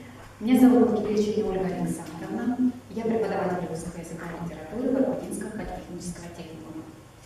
В своей работе я чаще использую проектную технологию, так как считаю, что любое мероприятие – это проект, который способствует формированию общих компетенций, как в очной, так и в научной деятельности. Как отследить сформированность общих компетенций в предметной области, сегодня знают все. Это ВОЗ, промежуточная итоговая аттестация, учебно-производственная практика и так далее. Но ФГОС диктует обязательную связь урочной и неурочной деятельности. Проблема в том, как отследить сформированность общих компетенций через неурочную деятельность. Представляю вашему вниманию свой опыт работы на примере городского литературного фестиваля «Есениада», посвященного творчеству Сергея Александровича Есенина. С положением вы можете ознакомиться. Несколько слов о том, что из себя представляет этот проект «Есениада». В прошлом году у нас с коллегой зародилась идея провести мероприятие, посвященное творчеству Сергея Александровича Есенина. Так появился фестиваль, первый студенческий «Есениада» 2017, целью которого стало содействие формированию духовной культуры личности обучающегося через освоение и исполнение лучших образцов классического и современного искусства через прочтение и изучение поэтического творчества Сергея Александровича Есенина. Фестиваль оставил положительный опыт и положительные отклики. Поэтому в следующем учебном году у нас появился фестиваль «Есениада 2018», который получил статус городского фестиваля. Если в первом фестивале «Есениада 2017» участвовали только студенты нашего техникума, то уже в фестивале «Есениада 2018» приняли участие обучающиеся различных учебных заведений города, и техникумов, и школ. Работа велась поэтапно. На первом этапе подготовительном было разработано и утверждено положение о городском литературном фестивале «Есениада 2018», где обозначены конкурсы, проводимые в рамках фестиваля. Конкурс чтецов, конкурс творческих письменных работ, конкурс презентаций, видеороликов, конкурс изобразительного творчества. Подготовительный этап по времени занял примерно месяц. На этом этапе моя деятельность как педагога заключалась в следующем. Это подготовка плана фестиваля некоторых мероприятий, делегирование полномочий, определение сроков выполнения подготовительной работы, консультирование и помощь в подборе литературы и контроль над тем, чтобы студенты в подготовке к фестивалю не выходили по тематике за рамки фестиваля. Студенты и участники фестиваля на этом этапе изучали творчество Сергея Александровича Есенина, выбирали стихотворения, учили наизусть, отрабатывали выразительное чтение, подготавливали презентации, писали эссе, сочинения и делали рисунки. Вот здесь как раз представлены одни из лучших работ, которые участвовали в конкурсе изобразительного творчества. Тем самым на этом этапе у студентов формировались следующие общие компетенции. Это ОК-2, ОК-3 и ОК-4. Следующий этап, основной, который длился неделю. Начался фестиваль с торжественного открытия и конкурса чтецов «Гори, звезда моя, не падай», где приняли участие около 40 учащихся различных учебных заведений города. Также на этом этапе проводился интеллектуальный конкурс знатоков творчества Сергея Есенина «Своя игра». В режиме неформальной обстановки провели стихотчанию, всю душу выплеснув слова, где участники общались, читали любимые стихи, пили чай. Еще одно мероприятие в рамках фестиваля «Лекция за рамками учебника. Исповедь хулигана», где участники слушали о малоизвестных фактах жизни Сергея Есенина и смотрели редкие кадры хроники, запечатлевшие поэта. Завершился фестиваль торжественным закрытием и награждением победителей и конкурсантов. Со сцены снова звучали стихи поэта, песни, романсы. Был представлен интерактивный театрально-поэтический номер, подготовленный студентами, воссоздавшим знаменитую поэтическую дуэль Сергея Есенина и Владимира Маяковского, которая проходила в Политехническом музее. Все участники фестиваля были награждены дипломами победителей и сертификатами участников. Моя работа на данном этапе заключалась в наблюдении, координировании, стимулировании деятельности участников, проведении интеллектуального конкурса «Своя игра» и подготовка программного материала. Те участники проекта, участники фестиваля принимали участие в выбранных конкурсах и мероприятиях.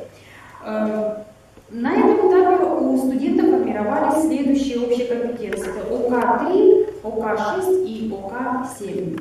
На заключительном аналитическом этапе данного проекта была проведена лид-тусовка, где вначале участники проекта поделились своими впечатлениями, проанализировали, что получилось, над чем еще нужно поработать, какие мероприятия в рамках фестиваля еще можно добавить.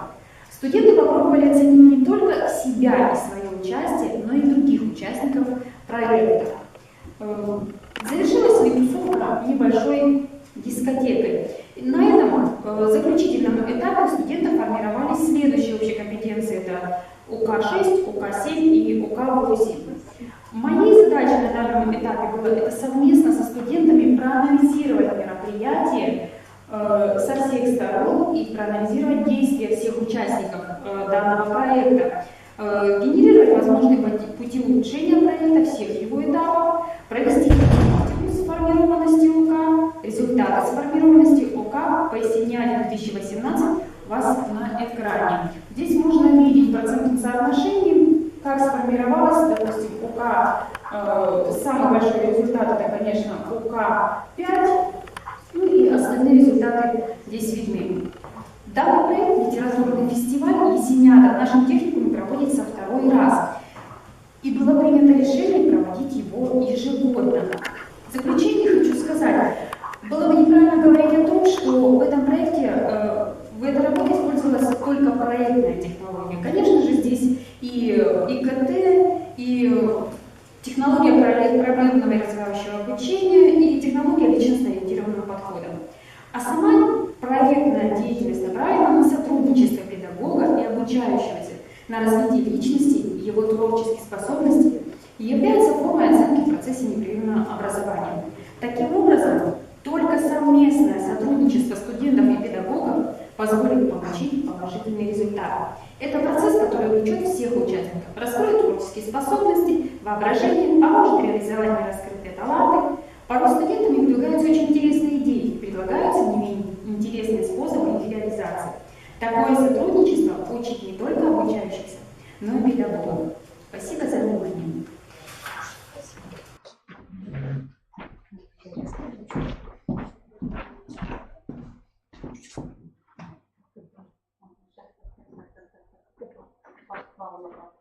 Добрый день, уважаемые коллеги.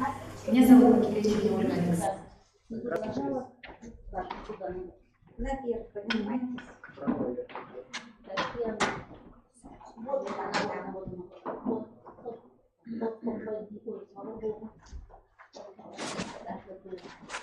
Уже попала.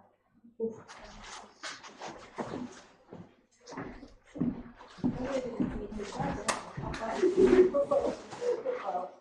А что же является ключом к ключевому развитию ребенка, расскажет Александра Геннадьевна. Логопед. Школа номер 21 города Ухты.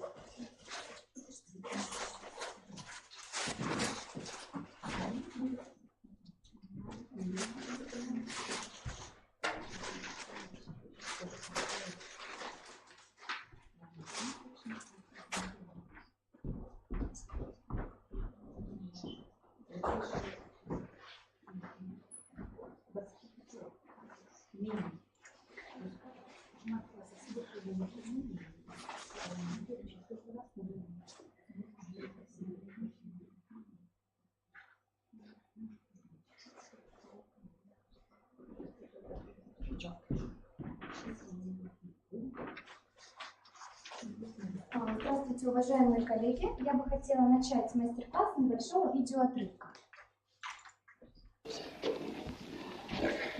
Ма, вот вам итог.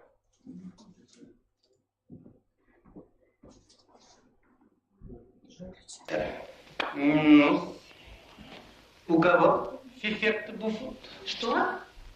Фиферт ечи. Я логопед. Исправляю фиферты фикции. Какую фикцию?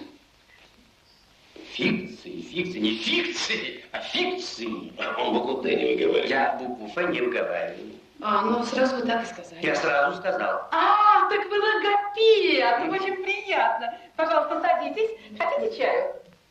Хочу. С удовольствием. Пожалуйста. Кто у нас буфет? Какой буфет?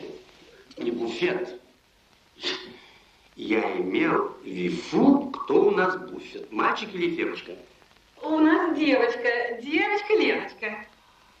Фемочка, Леночка, Еленочка, какое хорошее имя. Леночка, скажи, Фемочка. Девочка. Так, скажи, Фуфочка. Дудочка. Так, скажи, я Машка. Я Машка. Скажи, рыба. Селедка. Что вы скажете? Как вы думаете, о чем мы будем говорить в рамках данного мастер-класса? Ну, о том, что дети не всегда понимают нас, что мы хотим, то есть вот последние, да, слова. Либо повтори, вот селедка, да, вот недопонимание. Мне кажется, наоборот, она очень хорошо понимала, и чтобы не допустить некую ошибку, она выдала свой вариант. Еще у кого-то есть какие-то варианты? Как выйти из проблемы? Спасибо большое.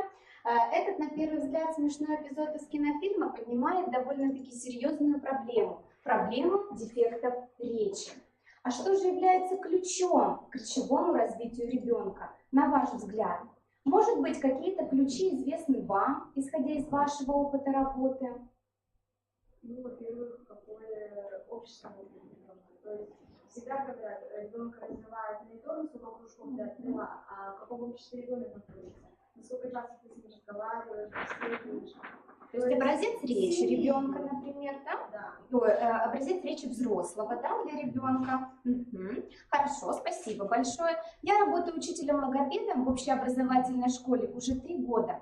И на протяжении этого времени я находилась в поисках вот таких вот ключей для решения данной проблемы. И на сегодняшний день наиболее эффективной для меня является методика Фрэнка Бильгоу. Будучи учителем в школе, он заметил, что дети, которые выполняли упражнения на переменах на координацию движений и на равновесие, были более успешны в учебе. И этот простой факт лег в основу для разработки его методики как средство повышения успеваемости детей в школе.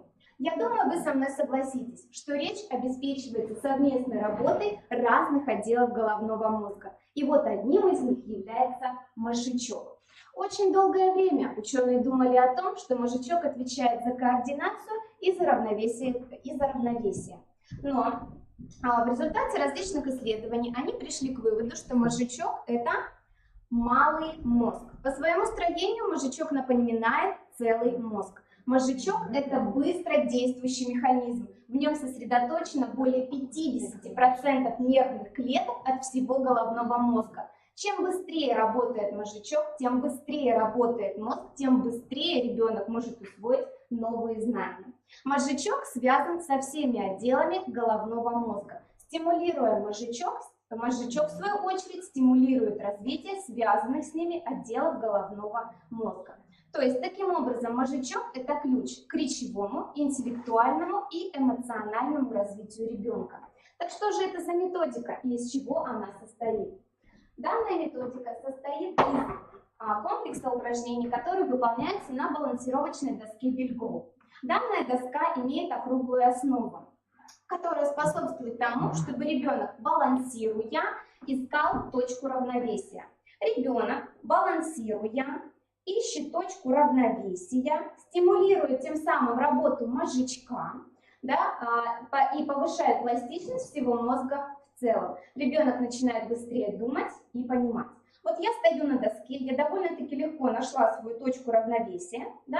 Значит, мой мозжечок работает хорошо. И если я вижу, что у ребенка, да, то же самое, он легко, довольно-таки легко заходит на доску, легко стоит на доске, то я ему предлагаю учебную задачу.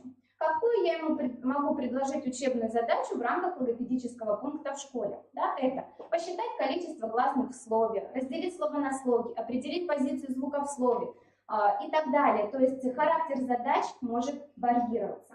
Но если я вижу, что ребенок и с этим справляется довольно-таки легко, я могу усложнить ему, поменяв угол наклона. Да, тут есть градусы, я выставляю, и, соответственно, ребенок встает на доску, да, стоять на ней и искать точку равновесия уже становится сложнее, и мне, да, то есть это требует от него тоже времени, но вот мне удается найти этот баланс, да, я его фиксирую, и таким образом, да, я хочу отметить, что при усложнении двигательного навыка мы должны усложнить характер задачи, которые мы даем ребенку, для того, чтобы произошла синхронизация между двигательным навыком, да, и мыслью, если можно так сказать. Характер задач варьируется, они зависят от тех трудностей, которые были выявлены у детей. На данную методику мы можем наложить любое содержание. Разнообразить выполнение упражнений также помогает дополнительное оборудование. И я хочу обратиться к вам, коллеги, да, для того, чтобы вы в мою копилочку придумали еще какие-либо упражнения в данной методике. И я приглашаю несколько желающих, 3-4 человека, для того, чтобы пофантазировать, поучаствовать, простимулировать свой мозжечок. Коллеги, простимулируйте мозжечок. Да, то есть обувь, конечно, должна быть удобна. Да, придется так снять. То есть, смотрите, нет, сначала, да, у вас есть оборудование. То есть я сначала не надо снять? Не надо, да. Мне бы, наверное, еще хотелось, чтобы кто-то присоединился. Да. Давайте вот он будет делать, а я потом... Вот, смотрите, у вас есть оборудование, да, дополнительное, и наше основное оборудование – это балансировочная доска. Вам необходимо придумать различного рода задания, которые вы можете использовать, плюс подумать, на каком этапе урока вы в рамках своего предмета могли бы использовать это, да, и на каком содержании, применительно к вашей образовательной области. Да, я вам даю 2-3 минутки, подойдите, не стесняйтесь, я в вас верю, вы люди все творческие, подумайте, посмотрите, что здесь есть, какие предметы, не бойтесь, берите их в руки. Придумать задания, то есть разнообразить, использовать это оборудование, плюс доску, потом на каком... Вот, да, правильно мыслите. Да, и потом показать. Вы пока думаете, да, вы можете посовещаться, подумать. Коллеги, я пока хочу обратиться к вам, пока наша фокус-группа фантазирует, вы можете попробовать, да, мы можем изменить угол наклона, да, вы уже делаете. Пока наша фокус-группа работает, я хочу обратить внимание вас, да, но даже если нет у вас такого оборудования, чем мы можем заменить стимуляцию мозжечка? Есть какие-то идеи?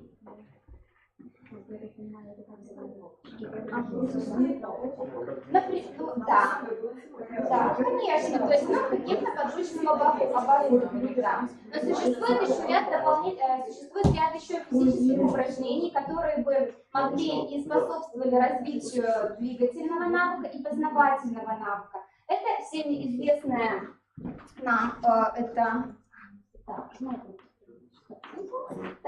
зеркальное рисование. То есть рисование двумя руками одновременно. Да, мы можем попробовать вместе со мной для того, чтобы подвигаться, проснуться. Двумя руками одновременно мы можем рисовать цифры, буквы, но именно зеркально. Да?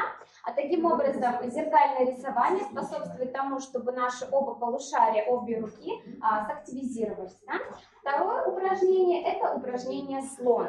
Мы вытягиваем руку вперед. Данное упражнение направлено на концентрацию внимания. Кладем голову на плечо. Мы рисуем горизонтальную восьмерку, начиная вверх, против часовой стрелки. Плюс, естественно, да, мы выполняем это и ведущей рукой, и не ведущей рукой. Не ведущей рукой выполнить сложнее. 4-5 раз каждой рукой. Но параллельно детям я даю решить еще какую-либо задачу. То есть, да, так как я учитель-логопед, очень много направлено на проговаривание, да, и мы с детьми проговариваем, выполняя данное упражнение. Ну и любимое моими детьми упражнение ухо-нос. Левой рукой взяться за кончик носа, правой рукой за левое ухо, хлопок, смена. Плюс мы проговариваем это при скороговорке. Например, регулировщик регулирует уличное движение, регулировщик регулирует уличное движение, регулировщик регулирует уличное движение. То есть речевая задача плюс движение. Да? Ну и стоит отметить, что таких упражнений довольно-таки большое количество, и выполнять их нужно в системе. А теперь вернемся к нашей группе, и что же у вас получилось?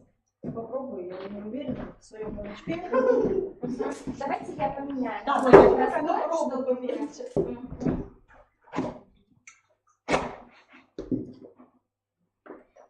И будет задача в том, чтобы устоять и продуть, именно дадут 10 пузыречков. Сначала мне нужно найти точку. Положить все вес, и 10 раз двинуть.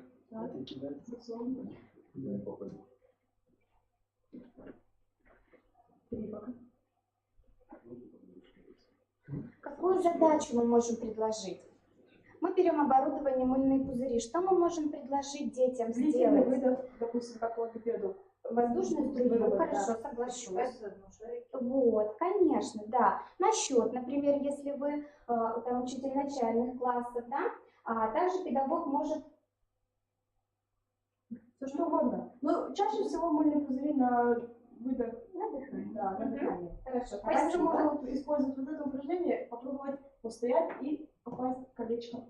То есть, да, я хочу обратить ваше внимание, что необходимо придумать какую-либо задачу. То есть ребенок, он не просто должен бросать кольцо и попасть в нее. Конечно, допустим, даже если я автоматизирую, закрепляю, да, или я закрепляю звуки в речи, так как я работаю уже логопедом в школе, да, и, ну, что я могу предложить даже, я, да, сходу придумаю сама, придумай слова, в которых звук «р» стоит в начале слова, да, и ребенок придумывает и кидает, там, ракета,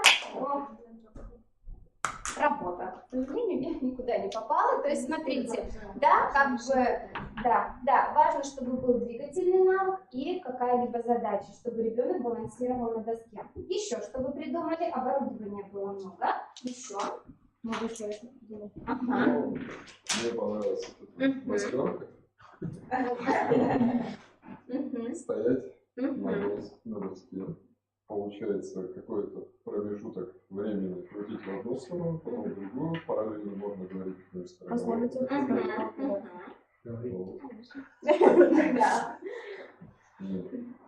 Допустим, я придумываю, когда так же есть что-нибудь с физкультурой. Повторять, например, какие-то действия, да? Например, какую-то развивающую упражнение. На я думаю, что в физкультуре же тоже есть А какой-то я категориальный последовательность действий, Да. например, выполнение какого-то упражнения. То есть мне кажется, что вот это лучше. То есть есть же какой-то категориальный аппарат, и даже, допустим, да, в рамках физкультуры какие-то понятия. Именно просто сказать, не продемонстрировать. Нет, что высший пилотаж. Вот я просто всегда демонстрирую обычно. Как? Нет, я тебя. А тут имеется в виду, что учебные задачи могут быть разные. То есть их Равняйся мир на равнительной среде. По порядку рассчитайся.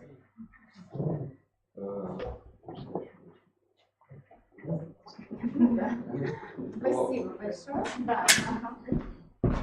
Данное упражнение еще направлено на глазодвигательное. Ну да. Ага. Уже видно.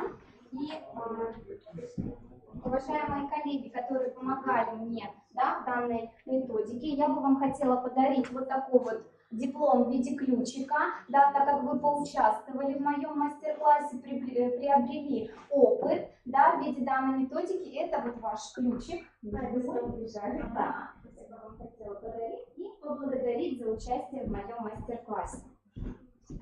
И таким образом, чтобы и на сегодняшний день мы постоянно говорим о том, что детей с проблемами в обучении растет. И это требует от нас, и эта проблема не теряет своей актуальности, и это требует от нас постоянного поиска новых методик, которые бы привели к повышению результатов обучения таких детей. И вот в данном случае вы видите работу учащегося, который посещал и посещает до сих пор мой логопед. То есть вы видите, это работа до, и это работа после в результате системного использования данной методики. И чтобы наше тело было красивым, здоровым, сильным, мы должны делать для него зарядку. И чтобы наш мозг был также здоровым, мы должны для мозга делать зарядку.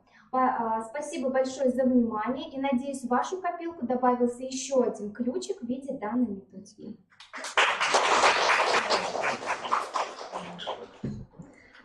Спасибо, Александра Геннадьевна. Так как я являюсь представителем Центра сопровождения специального инклюзивного образования, я приглашаю вас в этом году принять участие в конкурсе проектов, педагогических проектов, посвященных обучению детей с ограниченными возможностями здоровья. Пожалуйста, ждем вашу работу. Спасибо большое. Ждем ваших приглашений также по использованию вашей методики применению к другим предметам. Спасибо большое за мастер-класс. Так, и приглашается Марина Владимировна. Извините, пожалуйста, можно? Я вот приготовила еще информационные, пожалуйста, информационные бюллетени, да, то есть ознакомиться с данной методикой. Да, есть ваши данные? Вы звонили там, ну хорошо у вас, но тогда на примере школы. Пошли на это личное приглашение. Подскажите, куда нажать, чтобы только на весь экран? А вот посмотрите там, где. Расскажите, куда нет. Нет. Слайд-шоу, он же будет сам перелистывать. Сам перелистывать.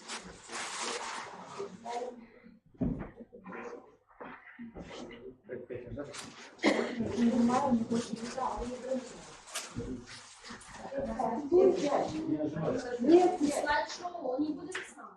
Слайд-шоу не будет сам? Нет. Вот смотрите. А вот он.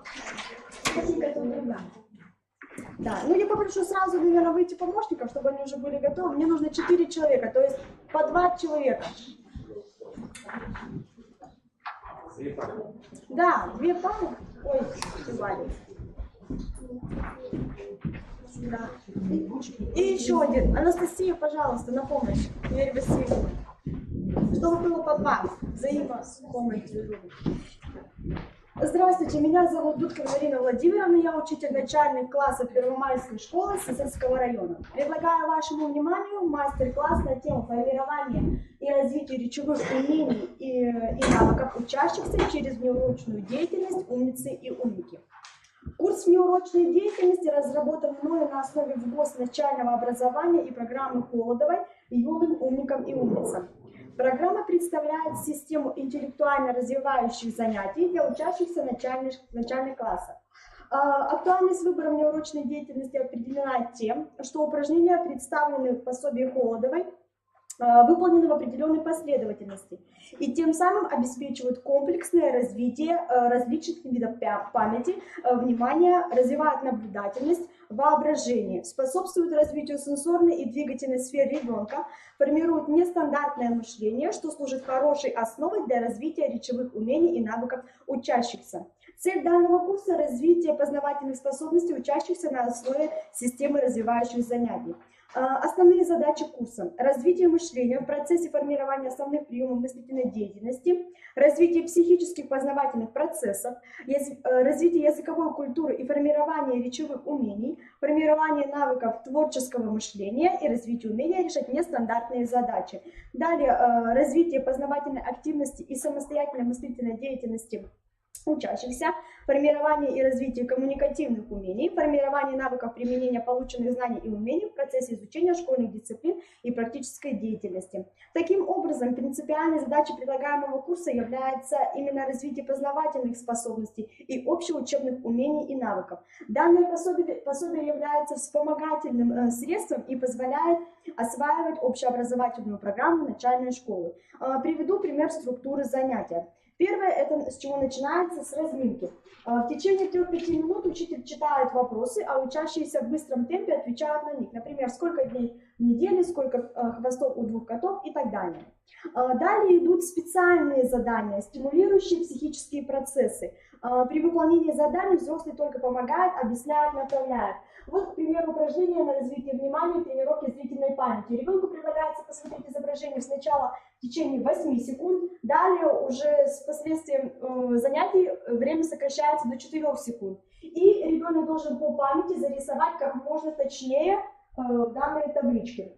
Или же такое задание, как ребусы. Ребусы способствуют развитию мышления, тренируют сообразительность, развивают речь детей через разгаданные слова. Или же упражнение, направленное на развитие внимания зрительной тренировки. Не водя рукой по линиям, а лишь следя глазами, определить, какие цифры соответствуют буквам, записать расшифрованное слово. Или же упражнение решение анаграмм, направленное на развитие скорости мышления и логики. Ребенку предлагается решить анаграмму, исключив лишнее слово, объяснить, почему это лишнее. Или же упражнение, направленное на развитие быстроты реакции. Итак, внимательно и вместе с тем, как можно быстрее подпиши возле цифры буквы, пользуясь шифром. Следующее. После выполнения специальных упражнений для снятия глазного напряжения ребенок в течение 10 минут выполняет логические и творческо-поисковые задания. Например, упражнения, направленные на развитие мыслительных операций логического мышления. Расставь гласные так, чтобы получились слова. Или же заполни пустые клеточки антонимами, состоящие из такого же количества букв.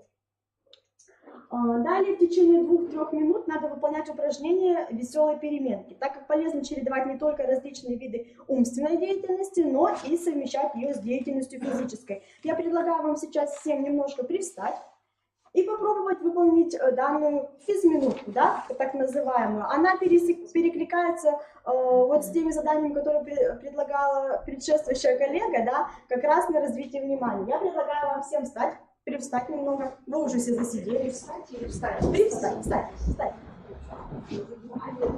Итак, обратите внимание, ваша задача сейчас. Наложите левую руку на голову и погладьте себя от затылка к колбу. Погладьте.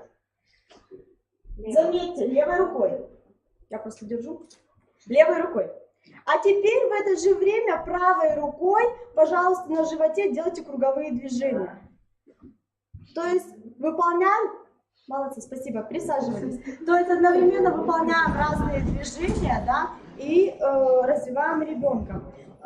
И в заключении обязательно следует решать нестандартные задачи. При выполнении заданий взрослый только помогает, объясняет, направляет. Упражнения направлены на развитие логического мышления, математической и речевой культуры. Например, среди данных букв найти 10 названий ягод или плодов.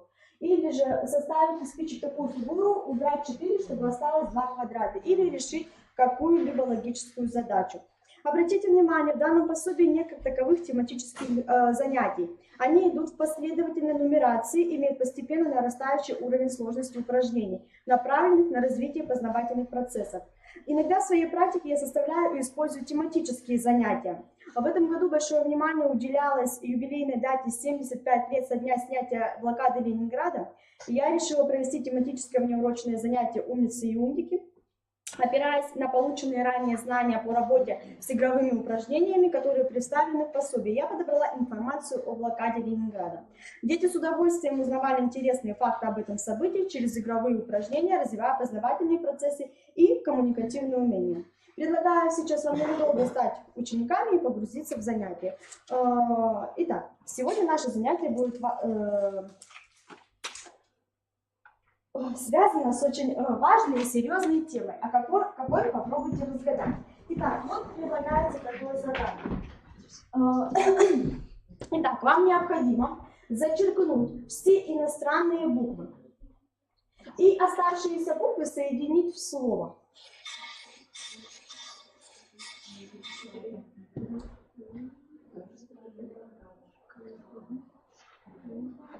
Итак, что у вас получилось?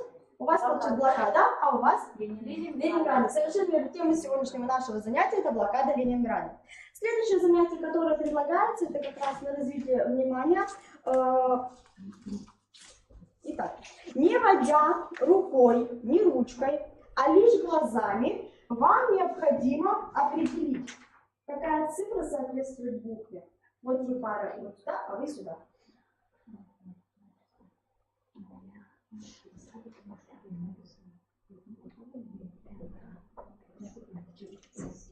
Так, какой у вас вопрос? Невский, а у вас? Пятачок. Скажите, пожалуйста, а что вы знаете об этом месте, Невский Пятачок? И как оно связано вообще с блокадой Ленинграда? Вот, дети также в недоумении были, информация новая, неизвестная. Далее мы знакомим детей с новой информацией об этом месте. Дети самостоятельно зачитывают текст и составляют вопросы для соседней группы на понимание прочитанного текста. Следующее задание – это как раз на концентрацию внимания. Вам предлагается расшифровать слово. И подумайте и скажите, как же оно связано с блокадой Ленинграда.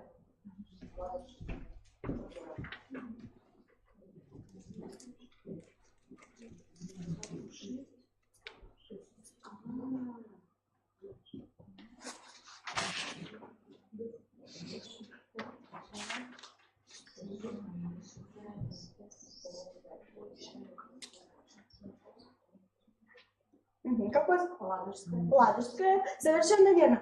Что вы знаете об этом понятии, как оно связано с блокадой? Дорога жизни, да? Но дети, кто-то на слуху, кто-то слышал, кто-то нет. Далее мы опять знакомим их с этим понятием, что Ладожское, кажется, это название озера, и это считается дорогой жизни. И мы дальше опять ведем беседу с детьми. А почему? А как вы считаете? И дети свои предположения высказывают. Следующее задание – это как раз решение анаграммы. Я предлагаю группам также решить анаграммы и исключить лишнее слово и объяснить почему. Мы помним, что тема у нас связана с блокадой Ленинграда.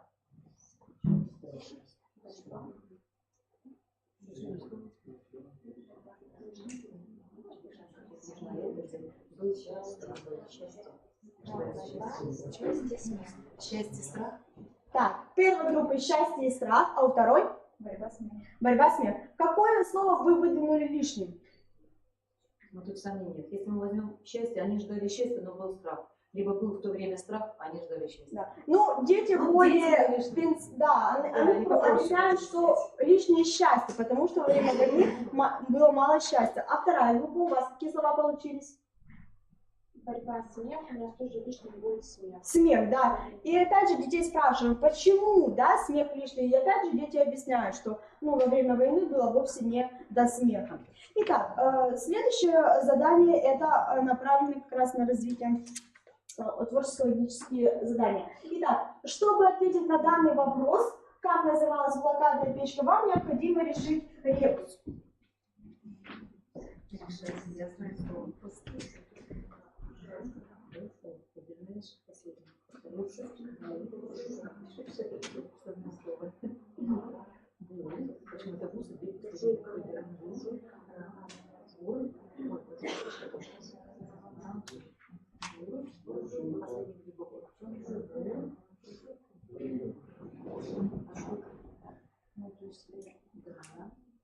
Вот у нас как раз пример, да, ребенок, вот коллега, да, не сталкивалась с ребусами, да, для нее сложно решать, да. Вот почему мы используем с детьми внеурочную деятельность. На внеурочной деятельности мы разбираем вот такие как раз задания, да, объясняем, как это делается, а на основных предметах можем применять эти упражнения. Итак, как группа вторая, у вас получилось слово? Буржуйка, совершенно верно. И далее мы опять знакомим детей с понятием буржуйка. А из чего она сделана, для чего она была нужна, а если она в современной жизни, обидели ли вы, и так далее. Опять ведется беседа. То есть не просто так разгаданное слово остается где-то там на полочке. Ведется беседа.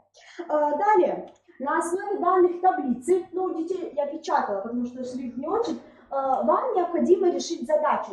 Итак, в декабре 1941 года во время блокады Ленинграда норма выдачи хлеба была такова. Рабочие 250, служащие 125, иждивенцы 125, дети 125.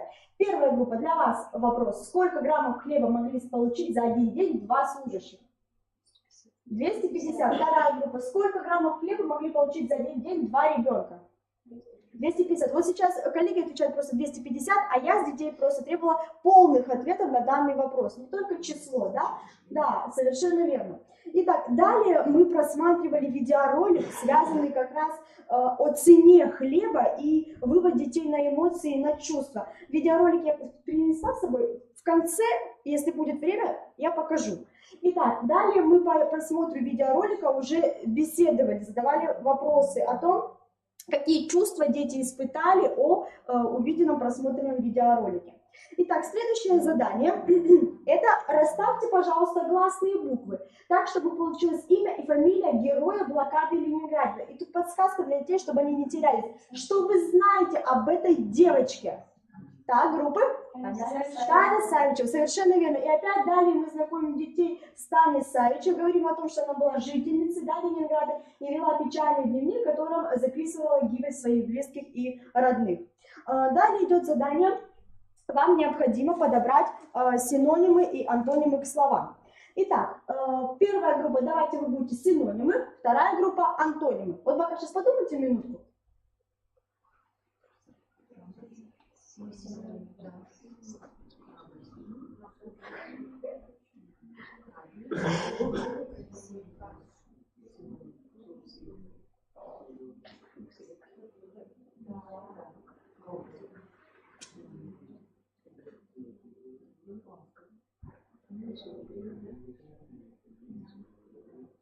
Хорошо. Если вы будете сомневаться, я вам подскажу. Итак, я буду называть слово, вы синоним, вы антоним. Итак, храбрый, отважный, трусливый, можно сказать, совершенно верно. Сильный, синоним, выносливый, слабый, совершенно верно. Добрый, ласковый, злой, совершенно верно. Преданный, верный, антоним. Вот тут дети тоже затруднились. А как сказать? Как вот это сказать? Ну и тут были педагоги постарше, которые наблюдали за этим занятием, подсказали детям, да, возможно, неверный, да, можно так сказать, верный, другие неверные. Совершенно верно. Далее детям предлагались эти же слова, которые они подобрали, да, на карточках. Я заранее уже напечатала, некоторые совпадали, ну практически все, да, и дети составляли портрет героя блокады Ленинграда. То есть какими качествами он должен был обладать, чтобы его действительно назвали героем блокады Ленинграда. И последнее задание, как было сказано, это нестандартная задача. Итак, подумайте, пожалуйста, и решите задачу. У Вани на 2 куска хлеба меньше, чем у Димы. Сколько кусков хлеба должен взять Ваня, чтобы у него стало на 6 кусков больше, чем у Димы?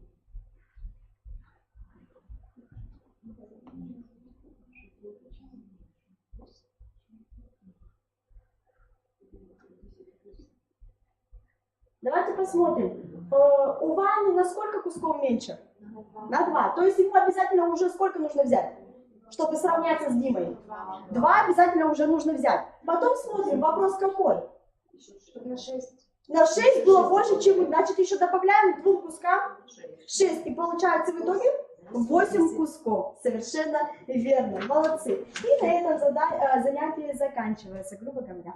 Вот так, используя специальные задания из курса внеурочной деятельности «Умницы и умницы», «Умники и умницы», можно составить тематическое занятие, развивая речевые и коммуникативные навыки учащихся. Также некоторые задания можно использовать на уроках при получении новых знаний, отработке ранее полученных знаний, при устном счете, при изучении словарных слов по русскому языку, а также проводить классные часы, внеклассные мероприятия, опираясь на методические разработки Холодовой юным умницам и умникам. Спасибо за внимание. Если есть время, 3 минуты просмотреть видеоролик, кого-то заинтересовал. Могу включить? Можете включить? Включить?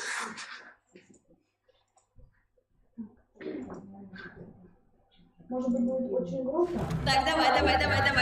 Аккуратнее, не второй пол. Да я так стараюсь. Тяжелый очень. Это Санкт-Петербург, наше время. Там было вначале написано, как темно.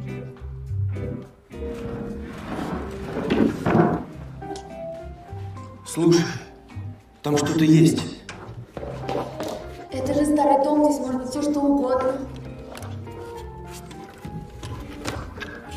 Шкатулка. Неужели клад? Кто бы стал прятать пустую шкатулку? Сверток. Разворачивай скорее. Хлебная корочка. И все? Никаких сокровищ? Похоже, что так. Так, а что за газета? Посмотри. Ленинградская правда, 11 февраля 42 года. Блокадная. И вот тут, как они очутились во время блокады.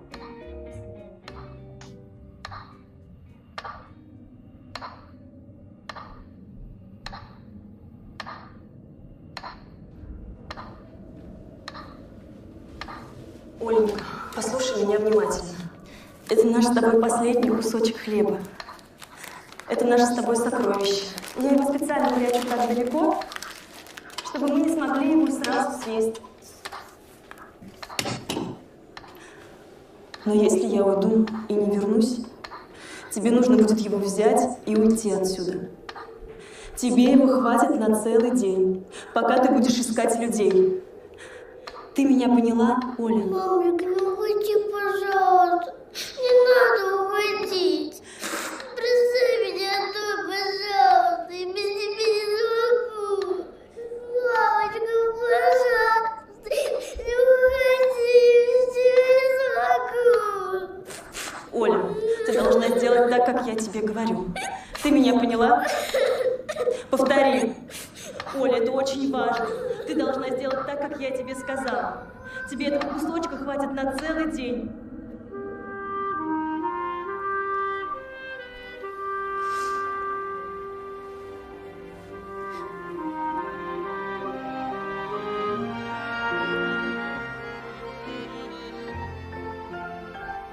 На целый день.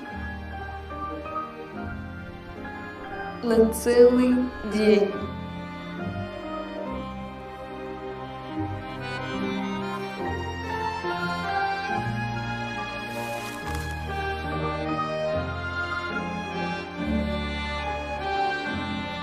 Вот он, сокровище.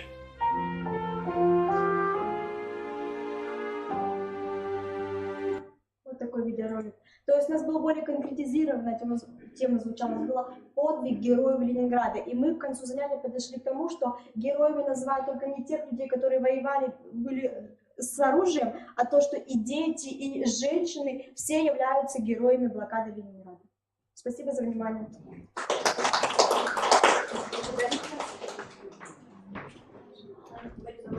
Спасибо.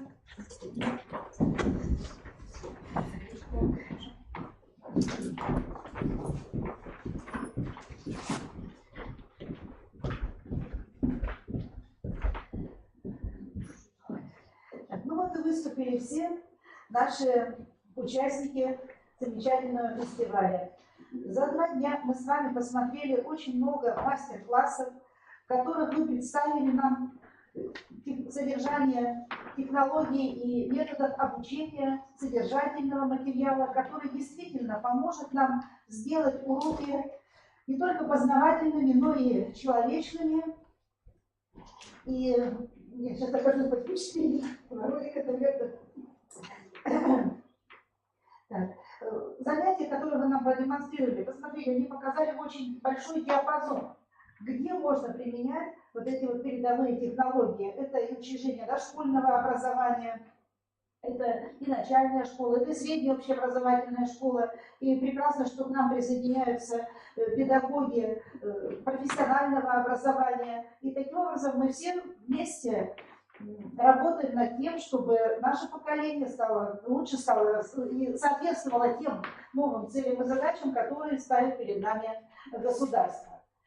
Ну а сейчас пришло время начать голосование. И, Александра Вячеславовна, вы толковее меня расскажете, как нам нужно поступить, чтобы выставить баллы участникам фестиваля. Пожалуйста, куда зайти, что нажать.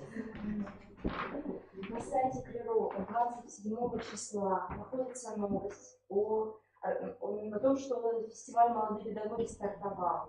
Заходите в раздел новостей, находите новость, можно процитировать. Так, заходите в новости, в тексте новости есть ссылка. Да.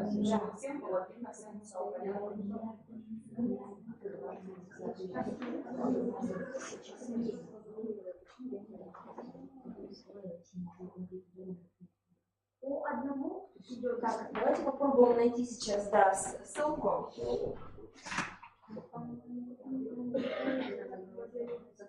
За 3 наставников, за 3 молодых. За 3 молодых, за 3 наставников.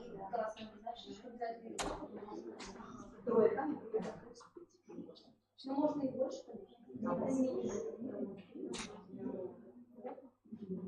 Так, вот заходите на сайт в разделе «Новости» от 27 числа. Подождите, Анастасия Вячеславовна, не торопитесь, покажите, где у нас этот раздел «Новости».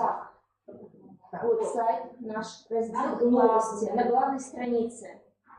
Внизу новости. Смотрите здесь от 27 числа. Вот, Сыктывкарский стартовал республиканский фестиваль «Молодые молодым». Проходите по ссылке, и в тексте новости есть короткая ссылка для голосования. Проходите по ней. Голосование открыто на момент совещания жюри. Нужно будет проголосовать минимум за 3 участников. Жюри молодых педагогов 3. Где открыть, куда не пойдем.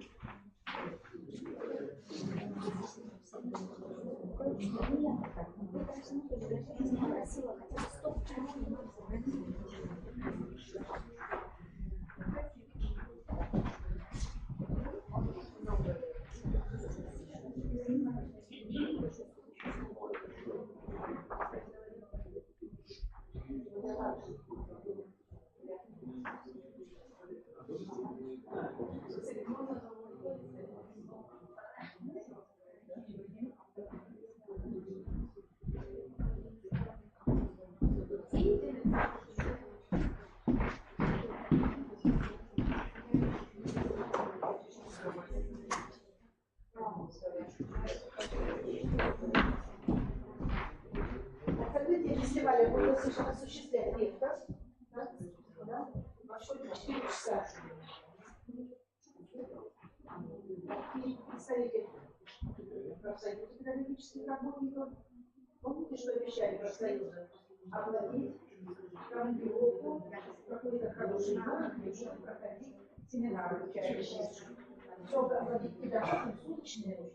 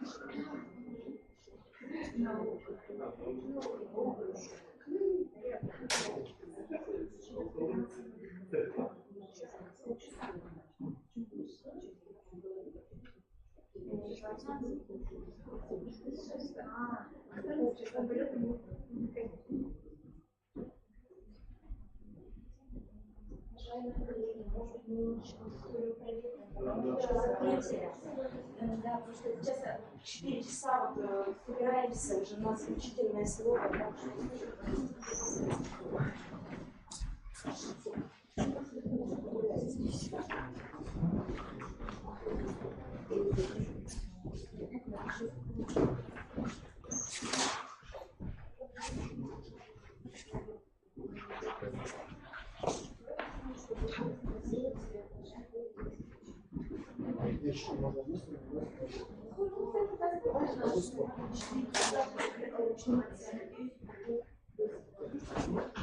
Я надеюсь, что мы выступим.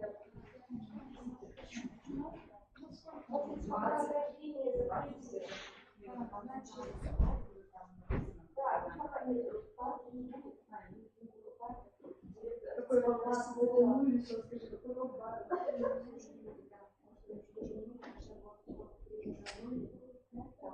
Вас не продует, я просто понимаю, что кто-то сквозил хорошо, потому что очень уже будет официальное слово от ректора института, приглашенное будет выступающим человек и объявление результатов.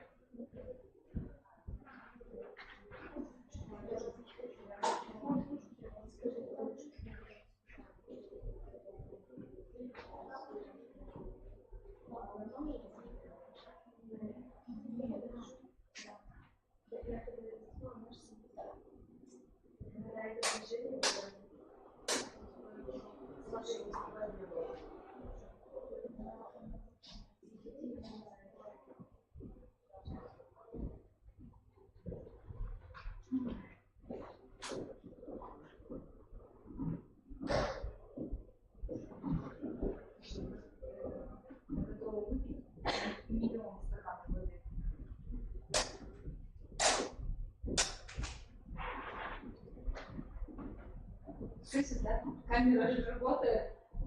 Пойдем. Да, сейчас я хочу...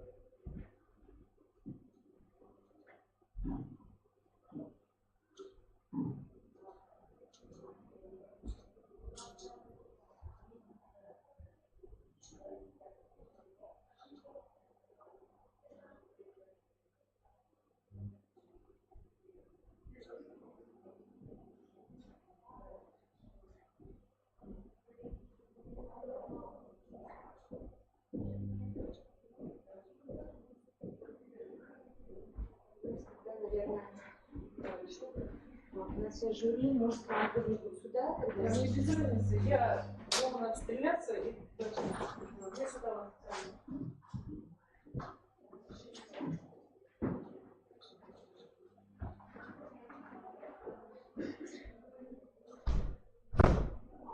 Они здесь сидят с автором жюри. Владимировна себя, да? Она была в соседнем кабинете совещания в 204-м была. Я зашла, ты уже что ли? Ну, они выходят вроде оттуда. Сейчас я могу посмотреть какую-то статистику, сколько было. Сейчас я вам покажу.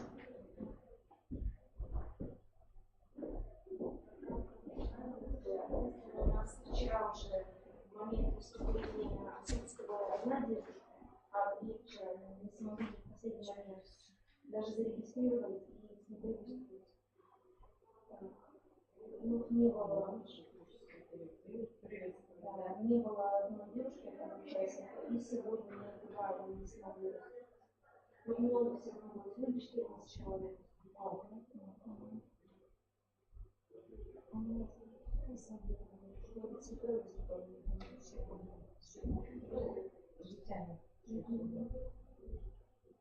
Ну, у меня тоже вчера уехала девушка, когда у меня ребенок очень быстро, она была регистрировалась, и уехала. И после обеда пришла, когда начну. У нас были детские сады, было 6 детских садов, 5 ГТУ и 20 школ. И школы, ну, школы больше всего, это обычно.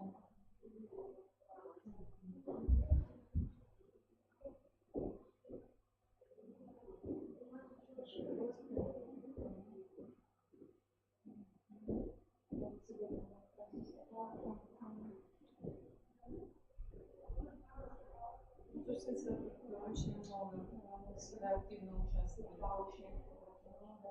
Ну и ехать недалеко, где-то совсем.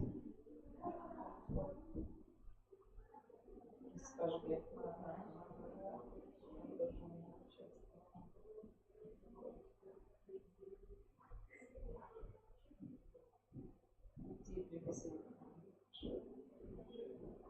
Технический Бакутинский тоже много. Спасибо. Возьму? Да, я вам все. И ничего не надо, спасибо.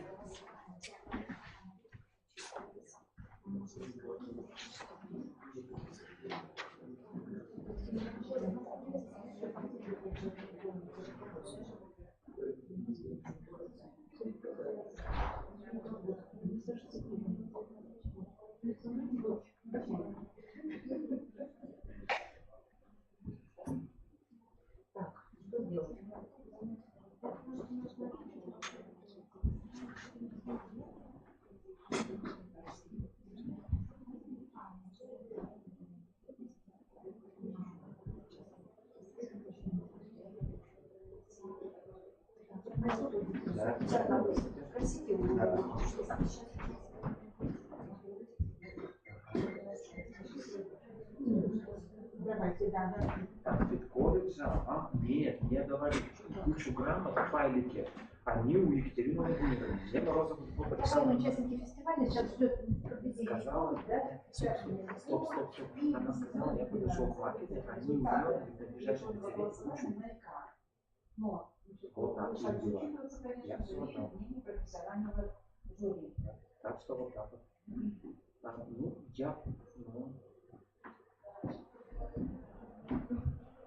Нет, они маркетинг изучают. Зайдите, если она лично нужна, вам зайдите к маркетингу, она понравится. Все хорошо. Все хорошо.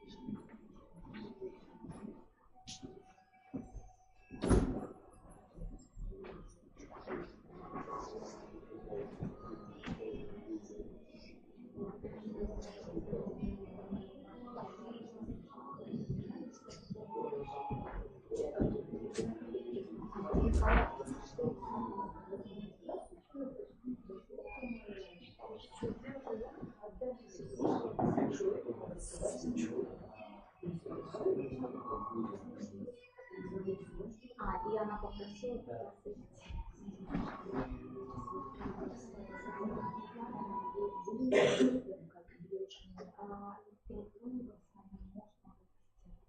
Да, вы скажите Галину Владимировну, мы ждем, когда нам принесут наградные листы и пригласите Галину Владимировну. Да,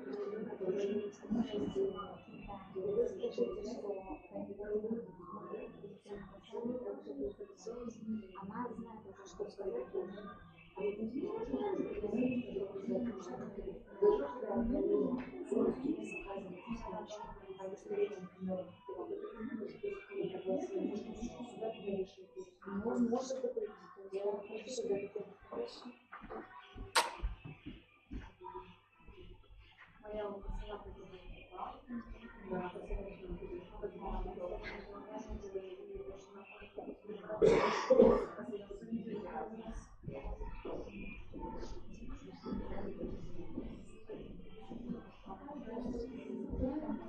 Если ты бы развлекли.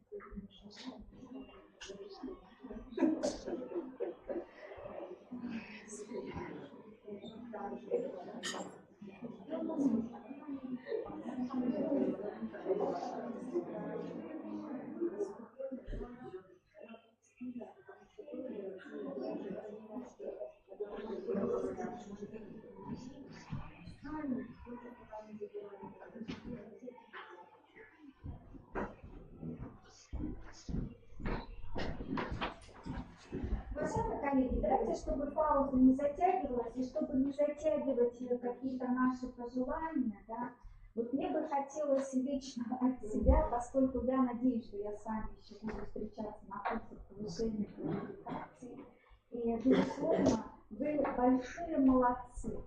То, что вы представили, то, что вы вышли, то, что вы не боитесь представлять то, чему вы научились. То, что вы систематизировали, достойно всяческих похвал, поощрения, продвижения. На этом не останавливаюсь. Но вот несколько моментов, на которые мне бы хотелось заострить ваше внимание и обратиться к вам с такой просьбой. Все-таки, когда заявлена какая-то форма представления, да, своего опыта, нужно выдерживать эту форму. И форма мастер-класса, она прежде всего не подразумевает доклад о своих достижениях, не просто продемонстрировать и показать свой опыт, а научить аудиторию какому-то способу, методу, приему. То есть то, что каждый педагог, вне зависимости от преподаваемого предмета, может использовать в своей педагогической практике. Это суть мастер-класса. Поэтому, коллеги, вы только еще очень многие на первом, да, вот таком этапе этого вашего продвижения. И хотелось бы в следующем году ваши мастер-классы увидеть такими, какими они должны быть, и какими они будут интересны не только тем коллегам, которые работают в вашей предметной области, но и другим учителям, предметникам, а также другим педагогам. Вы же видите, у нас какая разная была аудитория. Это и педагоги дошкольного образования, и педагоги СПО. То есть мы все должны были что-то для себя взять. Коллеги, еще одно пожелание – это готовность участвовать в диалоге. Мы сюда пришли для того, чтобы получить также обратную связь. Правда? То есть вы будьте готовы воспринимать продуктивную критику, пожелания. Готовьтесь отвечать на вопросы не только жюри, но и аудитории. То есть для этого нужно быть хорошо подготовленным к своей теме.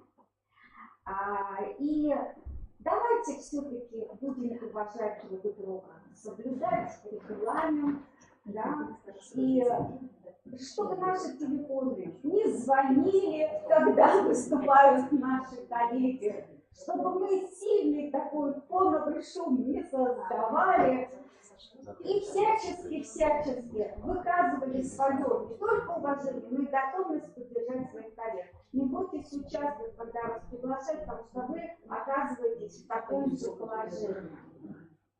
И некоторые презентации, как вы уже заметили, не совсем было легко воспринимать. Да? То есть подумайте еще и о форме представления, да, своего опыта.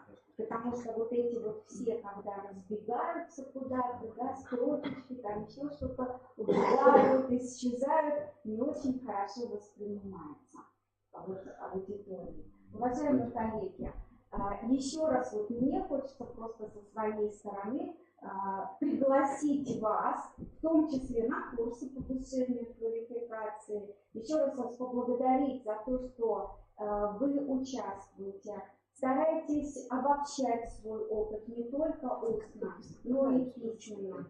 У очень многих из вас уже система есть готовая, которые хотелось бы поддержать, поработать с ними и применить их в своей практике. Я надеюсь, что, коллеги, это здесь рейтинг, который выстроен, да, потом мы скажем, что с этим и как делать. Это вот то, что вы успели проголосовать, не все здесь присутствуют, я так и вижу, да, участники и так далее. Поэтому, уважаемые коллеги, мы сейчас, надеюсь, дождемся, как у нас там с нашим уже идем, да? Идем, хорошо. И сейчас вот мы представим, да, свои результаты и объявим, наконец-то, еще немножечко потерпите победителей этого года. И, пожалуйста, не отчаивайтесь те, которые не попали, всего 3 места, к сожалению, их всего 3. Да? Все остальные находятся на 4-м месте. Коллеги, все остальные находятся на 4-м месте. Все здорово было, все замечательно. Учитесь, двигайтесь.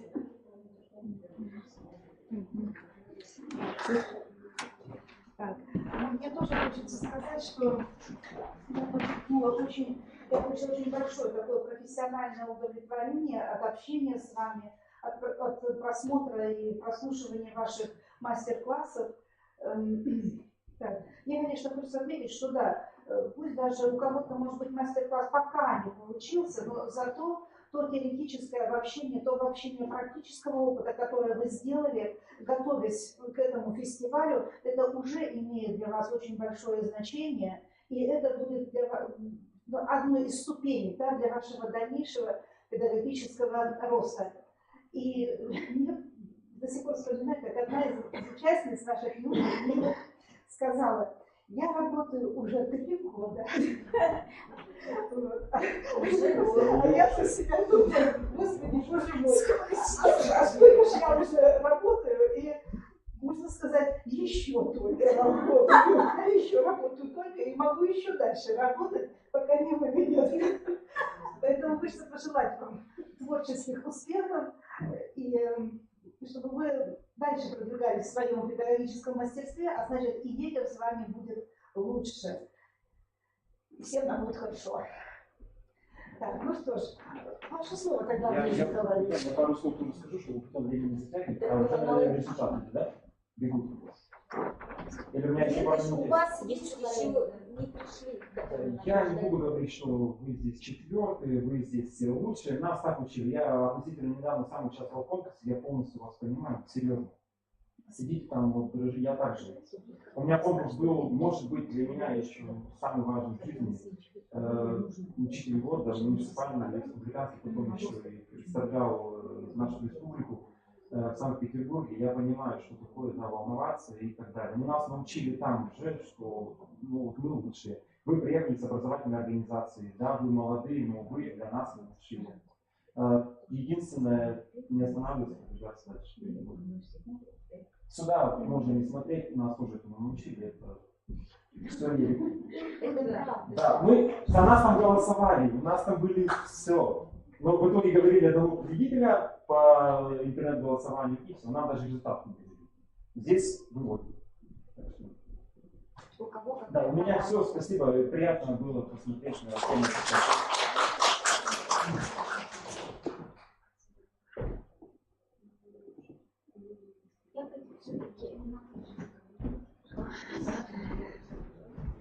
Можно еще добавить? Я забыл сказать про фокус-группу. Вот девушка, вот молодец. Вот на первом ряду слева от меня сидит. Вот фокус-группа, позвали, она бежит. Вот пример. Да, вы представляете, ну, поставьте, да, и к вам никто не идет на самом деле. Не есть гуд. Давайте, мы же все в одном котле варимся, да, мы помогаем друг другу. Ну и в дальнейшем это на будущее.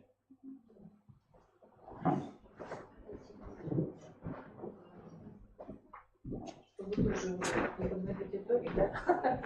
Я представлю, кто могла быть на открытии.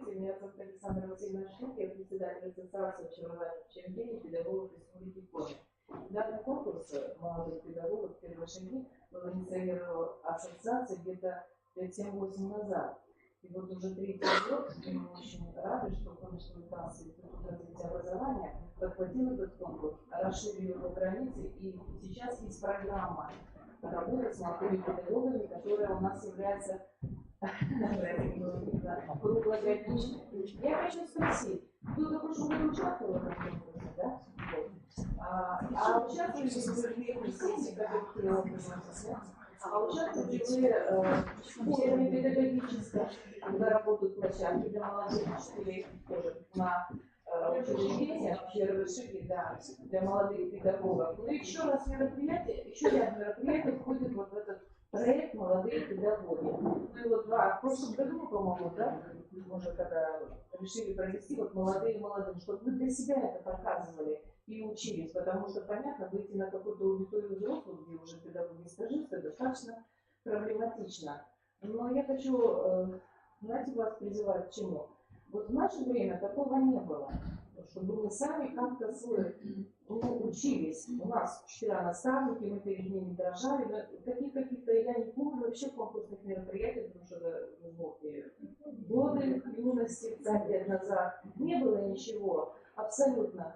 Но я еще экскурс в историю такой по комсомольской линии, просто мне как-то предложили, я тогда создали совет молодых учителей. Мы сами проявляли инициативу, нами никто не руководил. Мы просто сами собирались на базе учреждений, показывали какие-то открытые уроки, давали, в кафешку ходили, там спортом занимались. То есть мы общались. Вот это общение молодым, мне кажется, очень не хватает. Мы который год пытаемся организовать, чтобы было общение неформальное и вывести, например, вас, да, провести вот такие мероприятия в 2 дня и вывести куда-то, чтобы провести для вас там интересное мероприятие с дискотеками, с чем-то еще. Вот как вы поддержите такое или нет начинание? Потому что мы не можем набрать людей, понимаете, как нужно, если вывозить, то какая-то уже группа такая. Но мне кажется, общаться ведь вам в школах, допустим, отдаленных районах, молодых учителей, там, они как бы разобщены достаточно. В городах это побольше, но там такой ритм жизни, что как-то не хватает. И я думаю, все равно надо с Ивановым об этом говорить. Если вы не расскажете, мы все-таки наконец хотим это сделать для вас.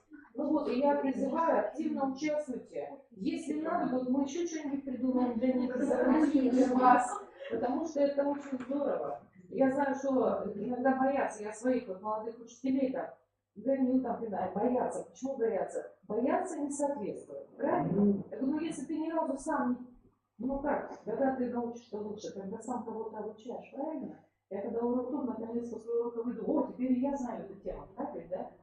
Когда объяснишь что-то нормально детям. Поэтому главное не бояться преодолеть. Причем приезжайте каждый год. И еще вот я тоже соглашусь, в прошлом году я так поняла об этом, обязательно все-таки смотрите внимательно, что такое мастер-класс. Пока не получается. Но, кстати, хочу сказать, это получается и учителей сложно. На учителю года, когда есть мастер-класс, тоже не всегда понимают, что это такое. Технология мастер-класса – это не технология презентации собственного опыта.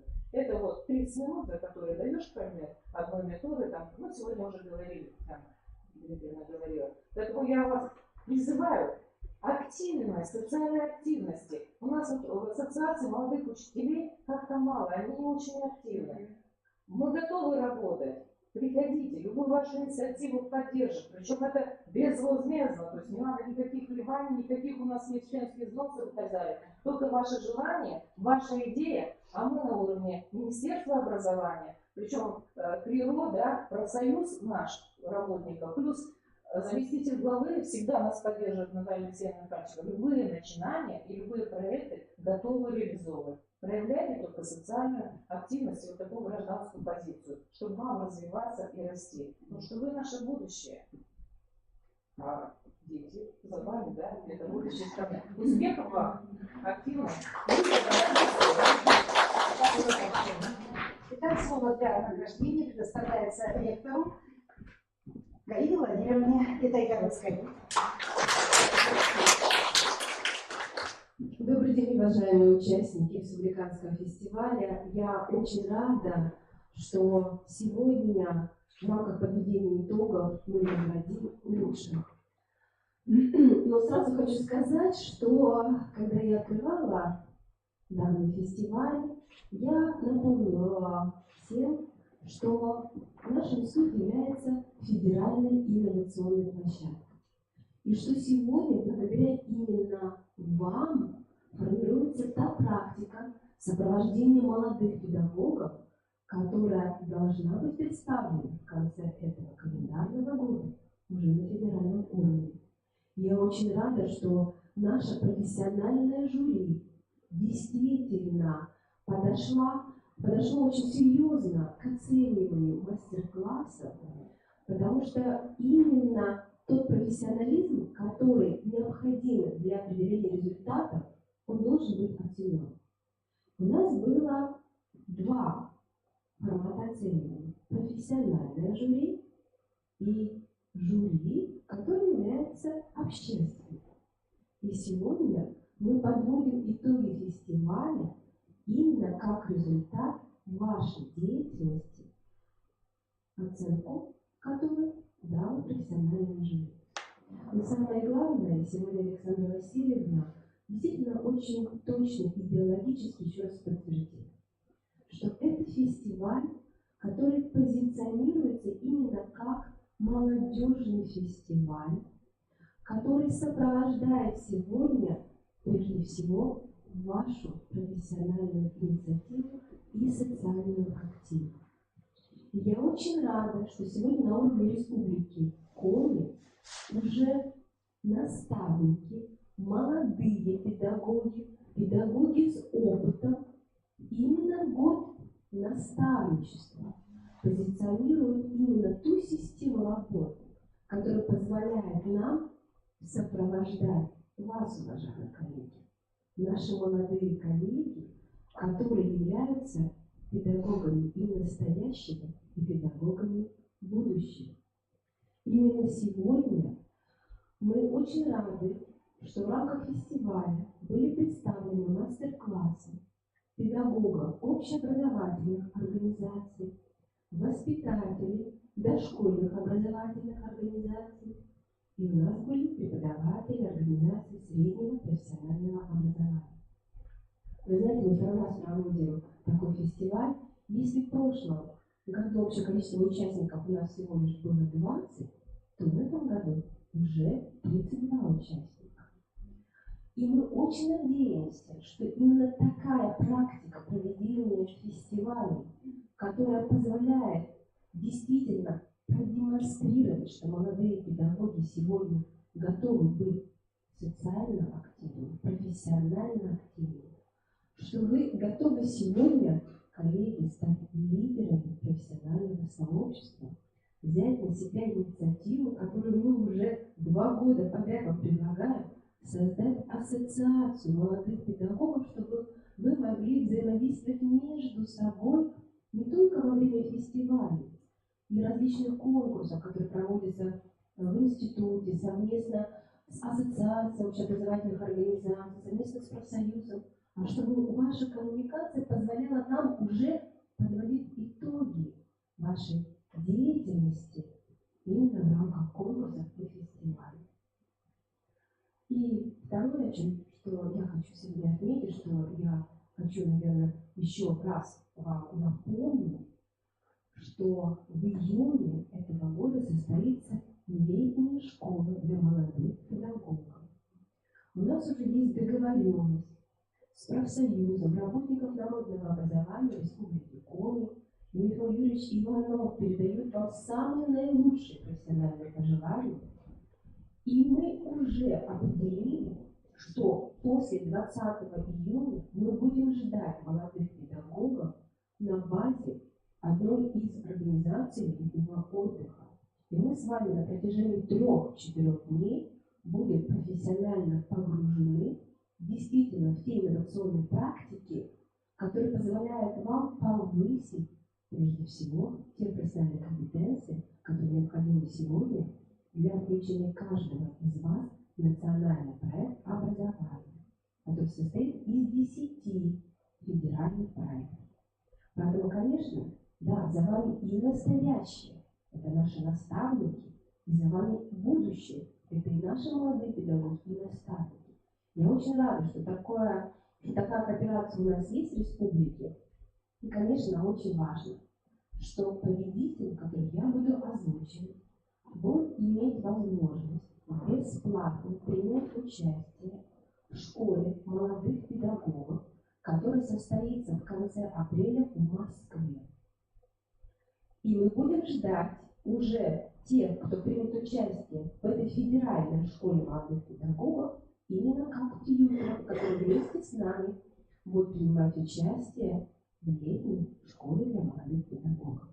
Мы пригласим на летнюю школу и федеральных экспертов, и, конечно, вас, уважаемые наши наставники. И в завершение, наверное, я приступлю к официальной части. У нас есть коллеги-победители первой, второй и третьей степени. И я уже сказала, что сегодня это именно профессиональная оценка. Она очень важна, уважаемые коллеги. Но у нас будут на основе нашего общественного обсуждения выявлены еще и те, кто получит, как мы говорим, приз профессиональных зрительских симпатий. Потому что в основном те, кто голосовали за вас, в основном, это были участники нашего проекта «Видеозал», которые могли видеть вас именно в записи онлайн, а кто-то мог смотреть офлайн. Было очень много. И вы тоже, уважаемые коллеги, можете включиться в просмотр этих записей. А теперь, наверное, самое важное. Мы вручаем дипломы. Я начну с наставников, уважаемые коллеги. Я начну с наставников. Итак, уважаемые коллеги, в номинации «Мастер-класс педагога-наставника» дипломом третьей степени награждается учитель математики средней общеобразовательной школы номер 20, город Ухта, Игнатьева Светлана Михайловна.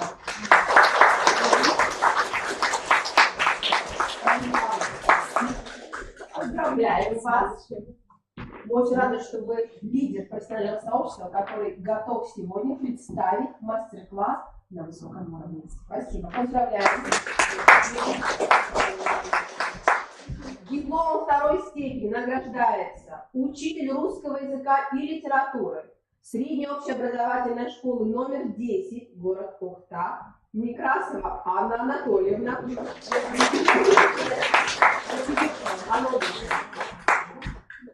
Команда сегодня представлена. Спасибо. Спасибо. Это здорово. Дипломом первой степени в номинации «Мастер-класс педагога-наставника» награждается учитель начальных классов средней общеобразовательной школы поселок Первомайский, Сысольский район, Смирнова Елена Ивановна.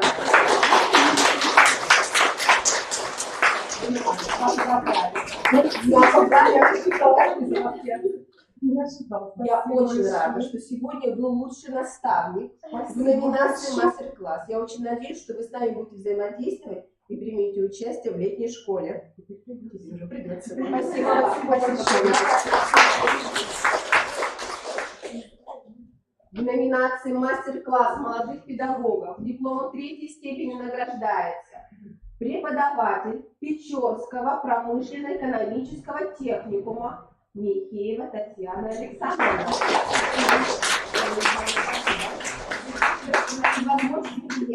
Что вы представили Печор. Это очень важно. У нас впервые преподаватель СКО является номинантом на диплом, и вы стали победителем. Спасибо, успехов.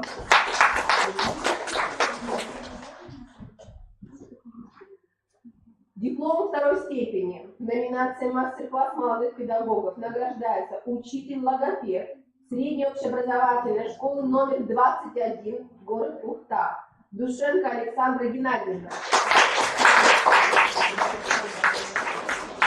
Поздравляю вас, очень рада, что вы сегодня участвуете в фестивале, что вы уже демонстрируете как молодой педагог, который закончил бакалавриат, специалитет еще закончили. институт, потому что помню фамилию и вас помню, поэтому желаю успеха, надеюсь, вы будете активным участником всех наших мероприятий. Спасибо. И дипломом первой степени в номинации «Мастер-класс молодых педагогов» награждается учитель начальных классов Вильгарской средней общеобразовательной школы номер 1 Сыктывкарский район.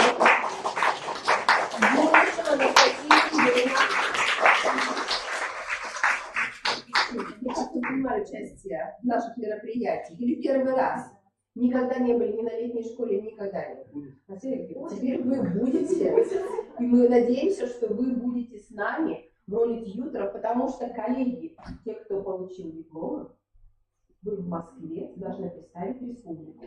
На школе молодых педагогов. Все работы, которые будут вместе с вами подготовлены, они будут представлены на этой школе. И самое главное, что вы себя позиционируете в дальнейшем именно как тьюторы, как сопровождающие молодых педагогов. И мы надеемся, что ассоциация молодых педагогов все-таки в нашей республике, говоря победителем, она станет реальностью. Спасибо. Поздравляю. Спасибо. Уважаемые коллеги, да, мы наградили победителей, но я осознанно еще раз хочу сказать, что каждый участник, он является победителем, потому что решение принять участие в фестивале – это решение, которое достойно профессиональной оценки. Я очень рада, что у нас постоянно увеличивается количество участников, что у нас наставники сегодня действительно заявляют о своем опыте. Наставники, которые сопровождают молодых педагогов таким образом, что наших коллег не надо удерживать в школе, что они сегодня любят свои организации, любят детей, любят тех, кто сегодня находится в коллективе, и именно эта любовь к профессии, она передается им благодаря вам. Поэтому спасибо наставникам, вам низкий поклон за то, что вы делаете. И я желаю профессионального вдохновения молодым педагогам. Я еще раз внимание обращаю на то, что именно от вашего позиционирования сегодня статуса педагога зависит очень много. Формируется мнение педагогов благодаря именно каждому из нас. Поэтому я очень надеюсь, что мы будем такими же активными, с такой же гражданской, понятной всем профессиональной позицией. Я буду надеяться, что во всех наших событиях, которые будут проходить в рамках инновационной площадки молодых педагогов, мы будем не только встречаться, а мы будем действительно рождать те практики, которые мы готовы будем представить и на уровне республики, и на уровне Российской Федерации. Я желаю нам всем профессионального вдохновения. Спасибо всем вам. Мы завершаем это прекрасное мероприятие. Я очень надеюсь, что мы с вами встретимся в июне со всеми участниками. И, коллеги, кто получил диплом, у нас есть ваши контакты, мы вас будем сопровождать на школу молодых педагогов. Спасибо. Да, и, конечно, да, конечно,